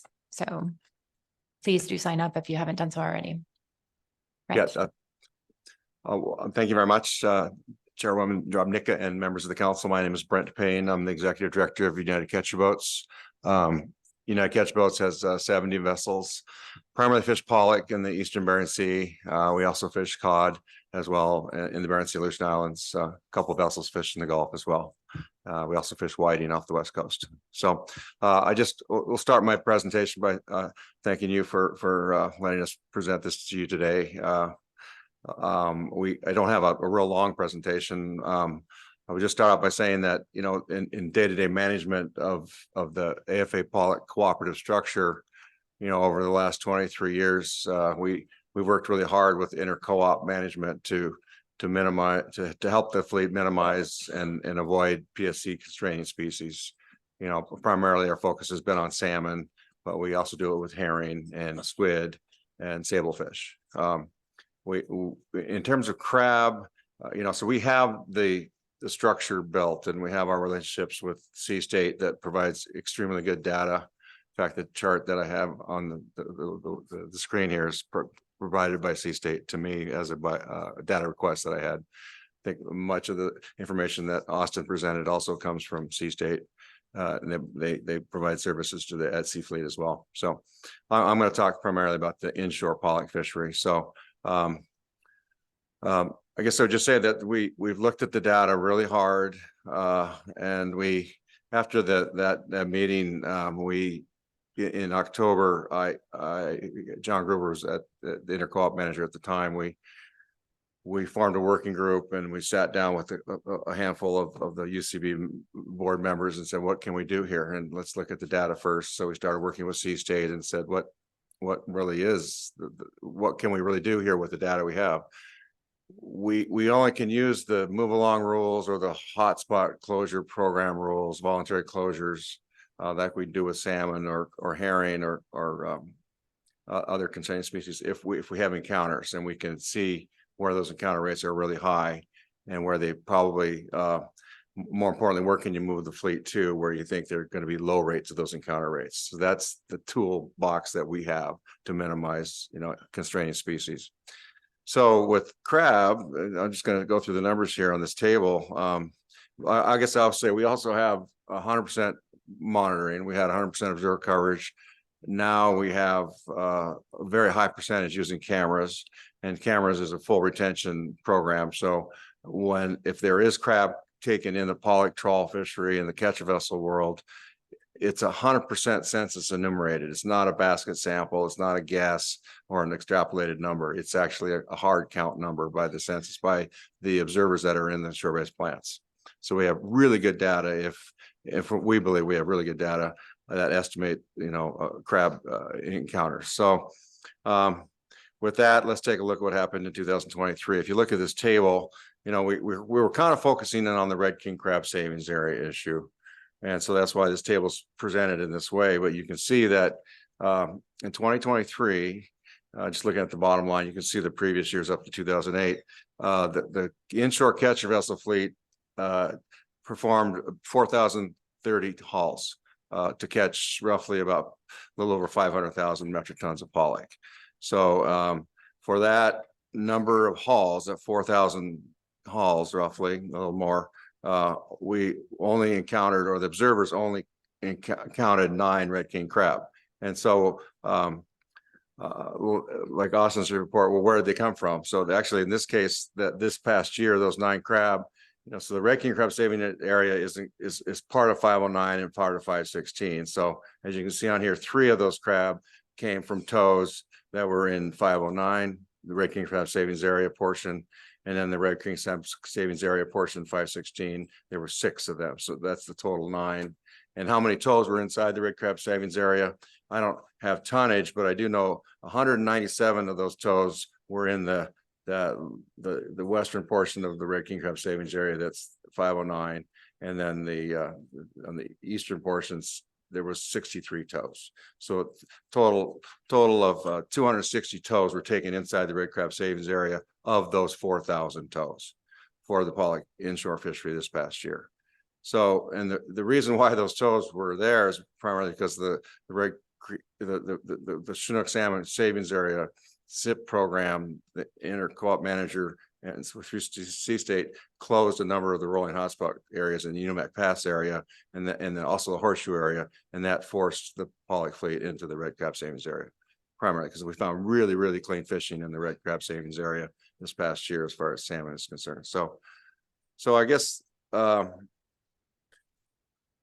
other thing is that's pollock. So for cod, there is a PSC limit on cod in the TLAS category. So for last year, there were 0 red king crab taken in the directed cod catcher vessel pea cod fishery. That's primarily that Unimac Pass cod fishery, close to Dutch Harbor and Aquitaine. So for this year, it's going to be interesting because we're going to move into the catch share program. And if you see, when you get into the Bering Sea specs, you're going to see on that table 16, I think it is, or 15, that the pea cod catch vessel trawl catch vessel cooperative will be assigned about 1,600 crab for zone 1. And that's going to get a portion down to 6 individual cod cooperatives that are going to be newly formed in 2024. So right now I'm part of the negotiations with the vessel owners to develop an inter-co-op agreement. And part of that inter-co-op agreement is a couple sections on halibut and crab. And there will be measures in there for protocols to minimize halibut primarily, but also crab by catch. So you'll see some updates in that agreement about what the catch vessels are going to do that are fishing cod in terms of the protocols for minimizing PSC, because we are hard capped. Lastly, I would say that my members are interested in looking at the data that the Bering Sea Fishery Research Foundation has come up with, both from their winter trawl survey efforts with pot gear, and secondly, their program with the tagging of red crab to determine the migration routes during the time we are fishing pollock in the Eastern Bering Sea. Because that's, I think we have to know where they are. And Mr. Don, you're exactly right with your questions. One of the previous testifiers is we have the tools to move the fleet around, and the captains will move based on the direction that our co-op managers give them. But when we don't see them encountered at all, we can't use that tool.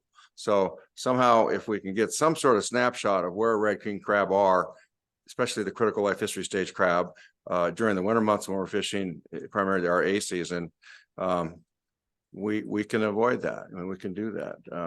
We took a hard look at the red crab savings area where we fish in there, where we think crab might be, but we just aren't catching any crabs, so we didn't feel like it was necessary to create rolling hotspot closures in that area to move us away from something we don't know that's there. So if we knew it was there, we could avoid it. So I think that's all the points I wanted to make. I think, yeah, thank you very much. Any questions, I'd be happy to answer. Thank you, Mr. Payne. See if there are any questions. Mr. Down. Thank you. Thank you, Madam Chair. Thank you, Mr. Payne. So your presentation here shows that looks like you've doubled the number of hauls inside the red king crab savings area from not just the previous year, but for most any year that you're showing there. And the reason is that you had these rolling hotspot closures, including the horseshoe area, and forced your fleet into the red king crab savings area. So knowing that that's very sensitive when it comes to the directed crab fishery groups, that there's trawling going on in the area where they suspect that there's crab and that they want to try to preserve. Was that an anomaly for this year, that you don't usually see these hotspot closures that early? Was it a timing issue? I mean, what's different about the number of hotspot closures this year than previous years that would have forced you into that this year, but not last? I mean, have you been able to draw any conclusions as to what was different, why there's so many more sets inside the area necessary this year than previous years? Through the chair.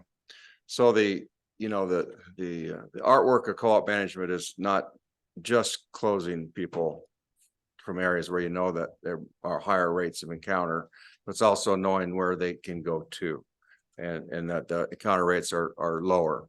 And we're talking salmon here now. I mean, that's like Ms. Mattson said, our number Amendment 91 is your guys' direction to us. It says Chinook salmon is your most important species to avoid.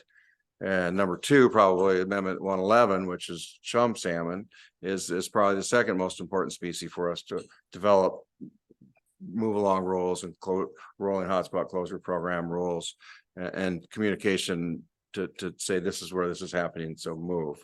So we do that really well with salmon, I think, as we've done and shown over the years, So in terms of this past year, we knew that the area inside the red crab savings area was very, very clean in terms of Chinook salmon rates for the A season. And we knew that the closure zones that we established in the more traditional areas where we fish pollock were both a function of Chinook salmon in the A season, and in the B season was a combination of chum salmon and herring. And we had a couple of major closures for herring in the horseshoe area that also moved us out of our traditional horseshoe area fishing grounds in the B season. So I'd have to go back and look at the data about the number of closures that were established on a weekly basis for both Chinook and chum and answer that directly. But I don't have that with me right now, but I can get back to you about that.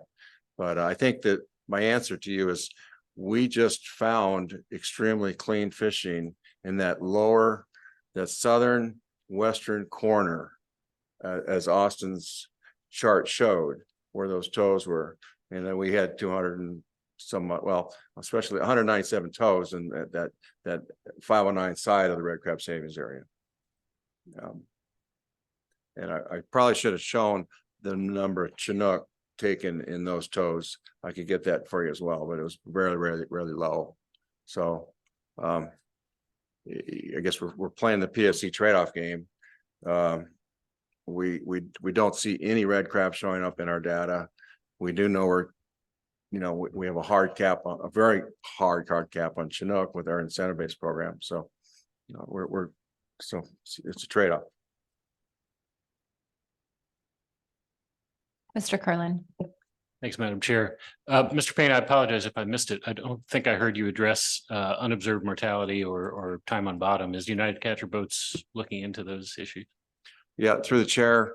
On the first question on unobserved crab mortality, we are very looking forward to seeing the working group's results in February. I believe that through the SSC, you have that unobserved crab mortality working group. Doesn't involve industry, I guess. We haven't been asked to be involved in that, but we haven't done any direct applied research through our research foundation on unobserved crab mortality. I would say that what was your second question? Excuse me. Just a combination of time on bottom and unobserved mortality, whether you're looking at those two issues. Yeah, so time on bottom, yes, we have, just like APA has done with their research organization, contracted with APU's Fast Lab, Dr. Brad Harris, to also do a real hard look at our characteristics of a midwater pollock trawl. And we will be looking real hard at the design of those nets. And then secondly, using the Memorial University's simulation software to simulate performance of the nets as they are configured by our net manufacturers. And then thirdly, like Austin mentioned, what can we do to kind of see how that information can make the impact model of EFH a little bit better, more robust. And then secondly, is there ways we can change the nets to have a lighter footprint on the bottom if we are coming in contact with the bottom. So that's what we're doing right now, and that will be ongoing research. I guess I would say that, like Heather Ann mentioned, this isn't so much with contact with the bottom, but a number of the vessels I work for also are purchasing the Simrad camera system. And they're as was testified to at the last council meeting by a couple captains, it's a new tool. It's being explored both to try and as a tool to help with minimizing bycatch, but also a way to be more efficient in your direct to harvest as well. But it's just something new. If we can, it's difficult though, in terms of a pollock net, it's the area is so large, and the field of the amount you can actually see on a screen with this camera. You can't see the whole opening of a net, for example. You got to choose where you're going to put it. You can put it right by the excluder. You can see how the excluder is working. So you can use a camera to test if your excluder is actually performing well or not. But in terms of trying to see if you can see the bottom, or if you can see where the foot rope is on a pollock net, the length of that foot rope is quite lengthy, and the focal plane of that camera lens can't capture the entire front end of that net. So you've got to try and choose where you're going to mount that camera to see what you want to be able to see.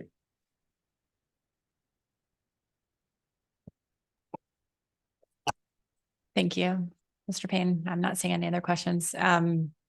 Appreciate your report. So we are running a little behind. I would like to start public testimony, see if we can get through one or two testifiers before we break for the evening, and we'll shoot for about 5:15. Don't want to push people too hard on the first day here. So we have 7 people signed up to testify on our B agenda item. Just a reminder, individuals and companies will have 3 minutes, associations and organizations 6 minutes. Looks like everyone is here in person. See, we will begin with Kurt Cochran and see if we can get to Todd Hoppy.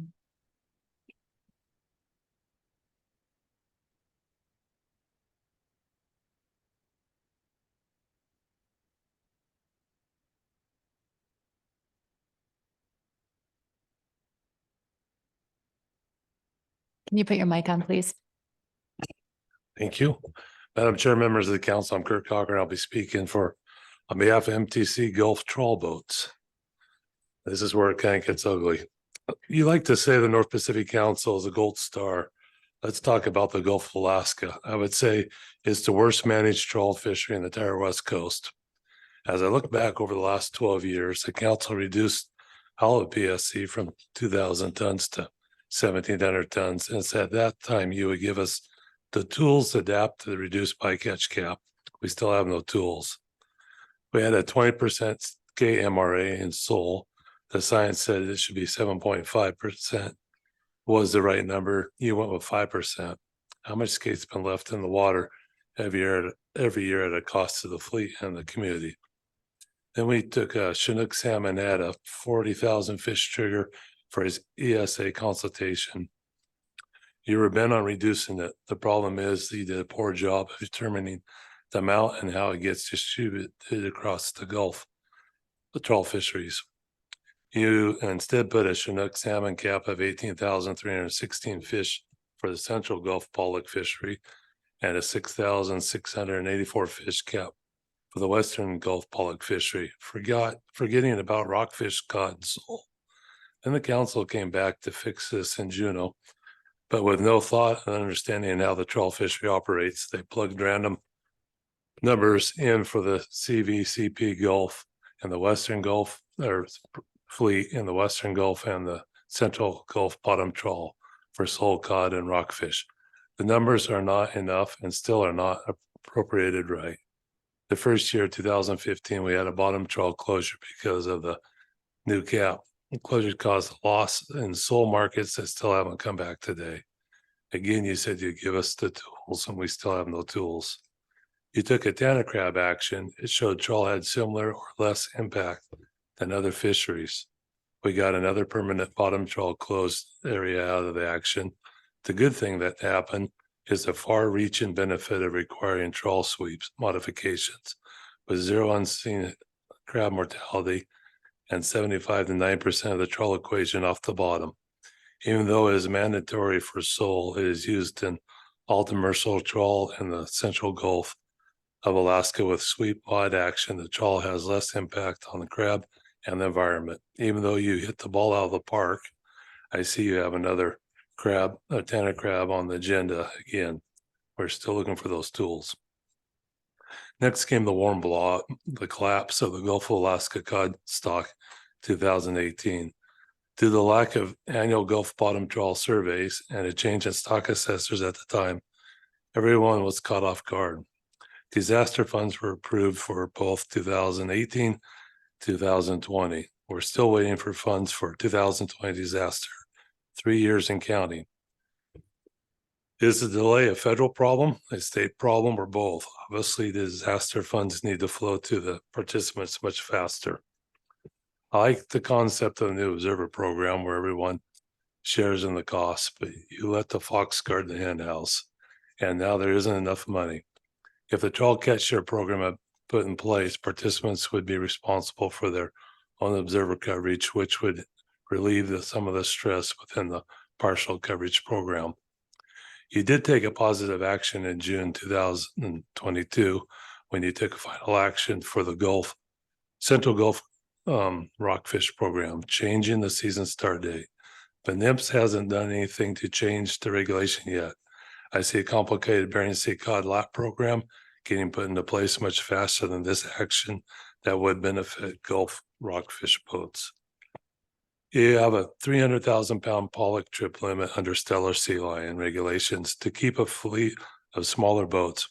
However, multiple actions by the council and the Board of Fish have forced vessels to fish farther offshore. The Coast Guard is making stability a higher priority, but we can't change the boats because of the length restrictions associated with the LOPs. Both of these issues could be resolved with a rationalization plan, allowing vessels to rebuild, pack more, and become safer and more profitable. Both MM80 and AFA fleets can rebuild without constraints associated with their LOPs, and they have no trip limits either. maybe now you're getting the point. Let's talk about catchers in the Gulf and providing the promised tools to help us rationalize the trawl fisheries, or at least rationalize pollock. I should point out that we're getting a minimum of 5 cents less for pollock in the Gulf than the Bering Sea. I believe this is because you haven't provided a stable trawl fishery for boats, processors, and community of Kodiak. If I haven't got your attention yet, let's look at Kodiak and the number of people leaving the island because of no work, the cost of living. The cost of living. 1,200 people as the last count. This year, some of the fish plants have shut down early, not buying the pollock in the fall. And basically, it's time to stop tearing down the Gulf and start improving it. I'm sorry that kind of such a heavy heart and do that, but I've watched and watched and watched and tried to be involved in this process, and it hasn't worked out very well. We got promised we'll take care of you, and it hasn't happened. We bring up ideas. Well, rationalization will take care of that. It hasn't happened. I talked to probably the biggest and the nicest boat in Kodiak here the other day, just asking them over 40% reduction this year over last year. Last year was below the year before and below the year before. The guy's other boat, we didn't want to talk about it. It's so poor. We used to have a vibrant sole fishery with that loss of some markets that we talked about. And then when COVID hit, you got to supply product to the markets or you lose them. They don't come back. A big Mr. fish plant Cochran, off. I'm sorry to interrupt, but if you have a concluding statement, please. Nope. They'll just take care of us or just turn it into a place that has been. So. Thank you for your Sometime we might come with more points, but Okay, sorry. I'll see if there are any questions for you. Yeah, Ms. Kimball. Thank you. And thank you for your testimony. I just wonder, you went through a whole list of really effects of open access management for Gulf trawl. And so I wanted to hear just really clearly, like, what are the top couple problems you think get solved by either a rockfish style program or some other kind of cooperative program in the Gulf from your experience?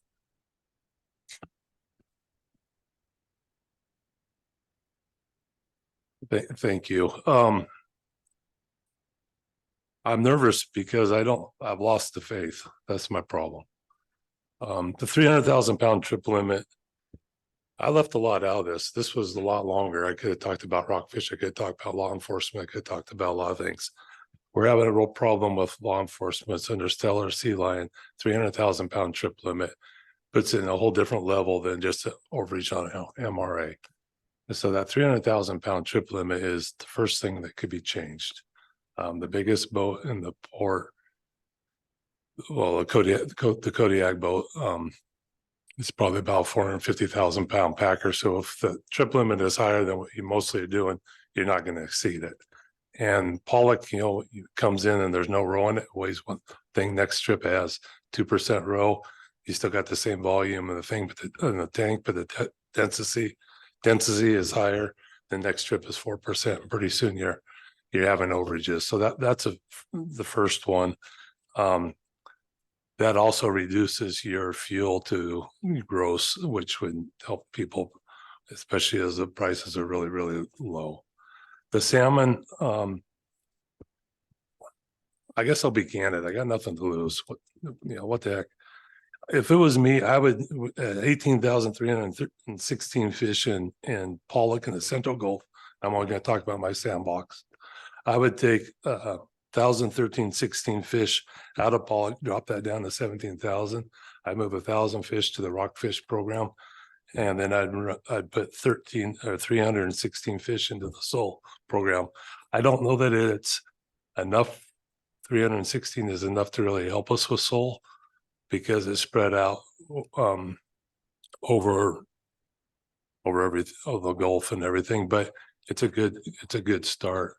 I listened to the Bering Sea and the co-ops. Trust me, I'm not that big of a favor of rationalization as anybody else. I know the downsides. I know the leasing and the problems with it. But it's the one place where you can manage to a higher level instead of a lower level. Under your federal fisheries, we're managing to the lowest level all the time. You guys are breaking some of these guys over the coal over a crab, and they're showing you how many toes they have, how few are crab, and what's going on. I would love to have those tools. I would love to be able to make the rules in a co-op like we do in rockfish. You know, that's the only way we've survived with that 1,200 fish. We really need that rockfish season to get implemented, not split it with the processors. That's what I keep hearing. We'll split it. We'll do the processor fish part first, and then the boats. Those are just some really easy things to grab. The rest of it can get harder, and I can go up to that. But everything I went down to is that. But those would be easy, and to that Kodiak fleet would make a big impact and difference where we are today and what's going on. So thank you. And I want to get, if I can take him just a minute, Angel. Oh, sorry. And Andy asked a question about Prince William Sound. I'll tell you a story about the observer program. That Marathon had an observer on it when we left Newport this year. 7 days to Alaska. We had a camera on running too. We had both of them. We ended up going to Prince William Sound. It fished set in that January 20th of this year in Prince William Sound. It fished as pollock, took the trip back to Kodiak. The observer did nothing. The camera did nothing because it was state water fishery. I have had observers from the state over there, but very few because they don't have the money. We've gone into port and put them on the boat. But in the last 30 years, that's what happened twice to me, maybe. But we do have the resources. There's no reason why we shouldn't. That is, in my opinion, that's the biggest waste of money that I've seen. Having an observer ride for 7 days, having a camera on and not using them. And yeah, anyway. So I could go on about a lot of things I've been hearing today. I'm a little outdated, I guess. So thank you. Well, we'll be sure to grab you on the side. Thank you very much. Mr. Hoppy, I see that you're in the queue here. I was hoping to break, but just wanted to see, are you going to be here tomorrow?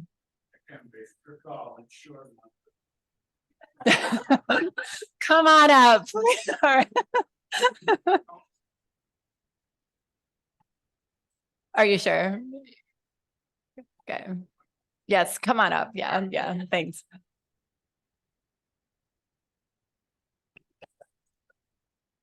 Thank you, Madam Chair, members of the council. Got a jittery all day, so I'm glad you're taking me so I can.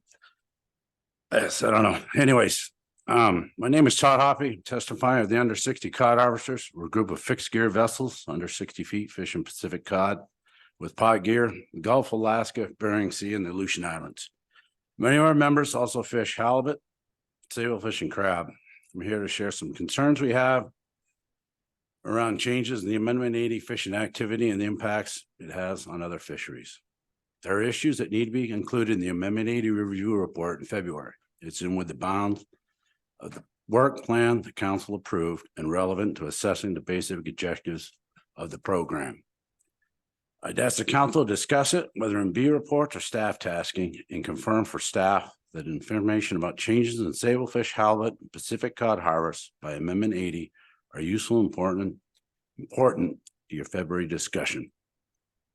The Amendment 80 harvest of sablefish in the Bering Sea and Aleutian Islands has increased exponentially in the last several years. Before 2019, total trawl harvest was maybe a few hundred metric ton a year, sometimes under 100. Right now, it's more than 4,000 metric ton and counting. Most of that Amendment 80 catch. National Marine Fisheries opened a directory tall sablefish fishery this summer, which I don't think has happened before, or if it has, it's not typical to this scale. This is a big change. There's a direct correlation between a massive increase in small trawl called sablefish on the market and the near total collapse of the fixed gear sablefish market. While there are multiple market factors at play, as there always are, this is a huge part of it. And it's not just a big increase in abundance, it's about a fleet fully rationalized in other groundfish, expanding their harvest. Meanwhile, fixed gear sable prices are down at least 40% from the previous year, with about 65% of the Bering Sea, Aleutian Island fixed gear sable quota harvested. CPU is down and slowing, and many markets are refusing to buy sablefish from the fixed gear fleet, which has invested heavily in access rights provided through council-driven management programs. Maximizing MM&A's use of sablefish resource by increasing harvest of small fish is not a goal of the directed sablefish fishery. It's not part of Amendment 80's rationalized fishery profile and intent.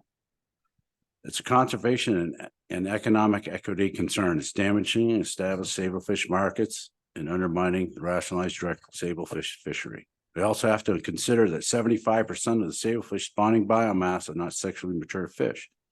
Increased harvest of juveniles creates a conservation and stability concern for future years. And with that, I'm gonna call it there. I had more, but it's getting late. So again, we asked the staff to include information about changes in Amendment 80's fishing behavior, harvest of non-rationalized species, and reallocated quota within the February program review, please. And thank you very much for giving me the time to speak. Thank you. I'll see if there are any questions for you. Yep, Ms. Kimball. Thank you. I have a quick question, Mr. Hobby, on your testimony.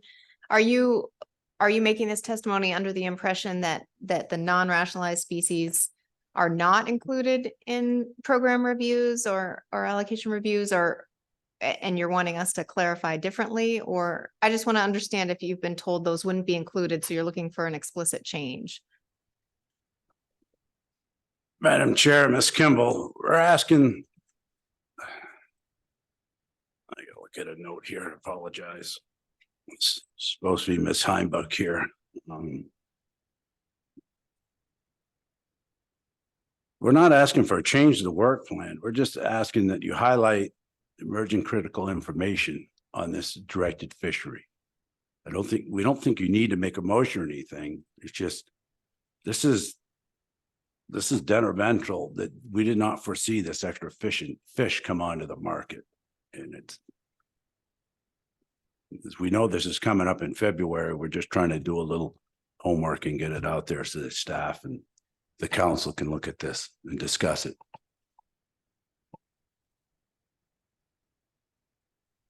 Any other questions for Mr. Hoppy? Appreciate your time. Okay, thank you very much. Thanks. You all have a good evening. You too. So with that, we will break for the day. We will come back at 8 a.m. and continue public testimony on the items. And we will begin with Corey Lesher. Have a good evening.